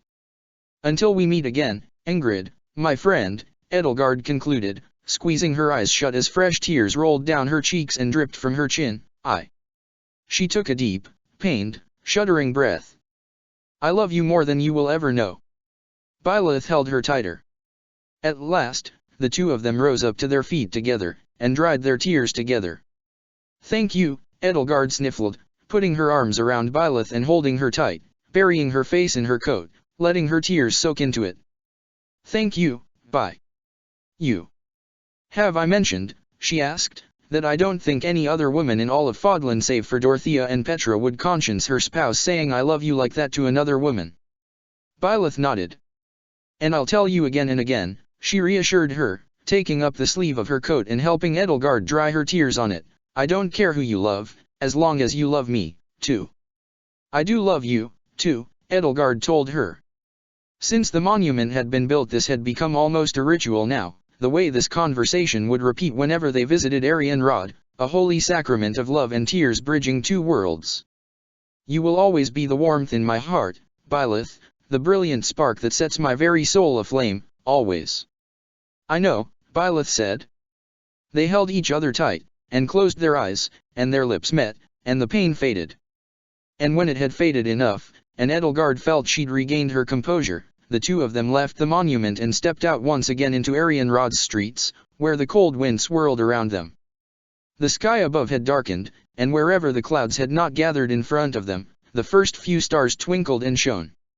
Even a sliver of the silver moon peeked out from amid the gathering darkness. "Is there anywhere else you'd like to go?" Byleth asked, the cold air bringing a pinker hue to her cheeks and to the tips of her nose and ears, "before we head back to the Citadel?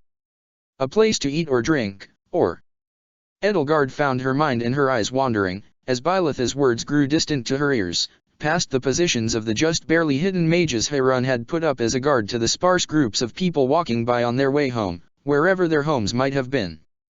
There was a flash of gold, and her eyes locked their gaze upon it. She could swear she saw among the passers-by a woman with locks of short straw gold hair under her fur cap. For a second, her breath froze in her lungs. Byleth asked, "Is something wrong?" Edelgard looked back over to her, meeting her beautiful eyes, and shook her head. She couldn't assume that any blonde woman she saw from 50 paces away could be an old friend in potentia back from the dead. That would be silly. Though if Ingrid would haunt her, she idly thought, she was quite welcome to do so. "No," she said. "I thought I saw something, but it was just my eyes playing tricks on me. We ought to simply return to the citadel, though I wouldn't be against taking a more leisurely walk and enjoying the fresh air." She and Byleth held hands and walked off into the night. Somehow, she thought to herself, she felt less alone than the last time. Perhaps Byleth's palm was warmer, or it was the electricity in the air, or something else. They took a leisurely, scenic path through the city's winding streets back to the citadel, basking in the warm electric light and marveling in the twirling arcs of the snowflakes that feel like twinkling stars from the heavens. "I'm sure Harun has already beaten us back here," Edelgard said as she and Byleth reached the entryway to the citadel and greeted the guards at the front. She put on her best Harun impression. "Lady Edelgard, it is unacceptable for you to be out more than." She checked the little clock wrapped around her wrist, another marvelous human invention from the antediluvian era. 5¼ minutes past 6 o'clock. "You must consider the welfare of the entire empire. What if in the span of those 15 seconds, Thales Alpha crawled all the way up from the seabed to Arianrod End?" Byleth snickered. "It's like having two mothers," Edelgard sighed. "Was the other Harun like that?" "Oh, yes, but it's different here. She knows me too well. And I swear that she and Mother conspire." Byleth, still chuckling, opened the door and froze. Her hand flew up to her mouth, agape in shock. She looked as though she'd seen a ghost. When she saw what Byleth had seen rather, who on the other side of the door, Edelgard felt the moment between two heartbeats stretch onto an eternity. "It's you," she gasped.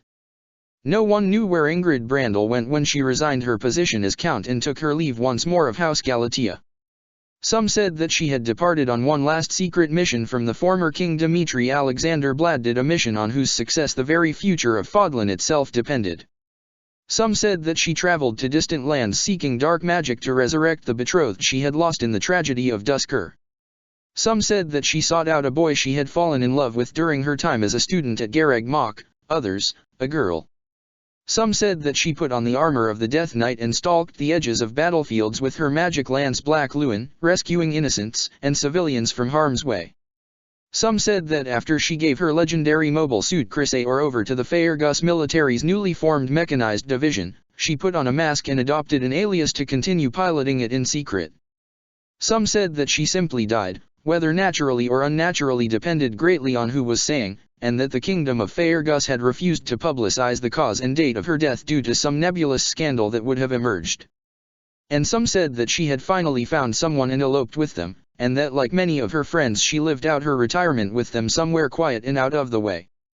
Whenever asked, her longtime friend Lottie Felt, formerly a stable hand of House Galatea, would give only one response: "That's for her and Artemis to know." She always said it with a wry smile, as though she knew the answer. Check the description for the links to the author.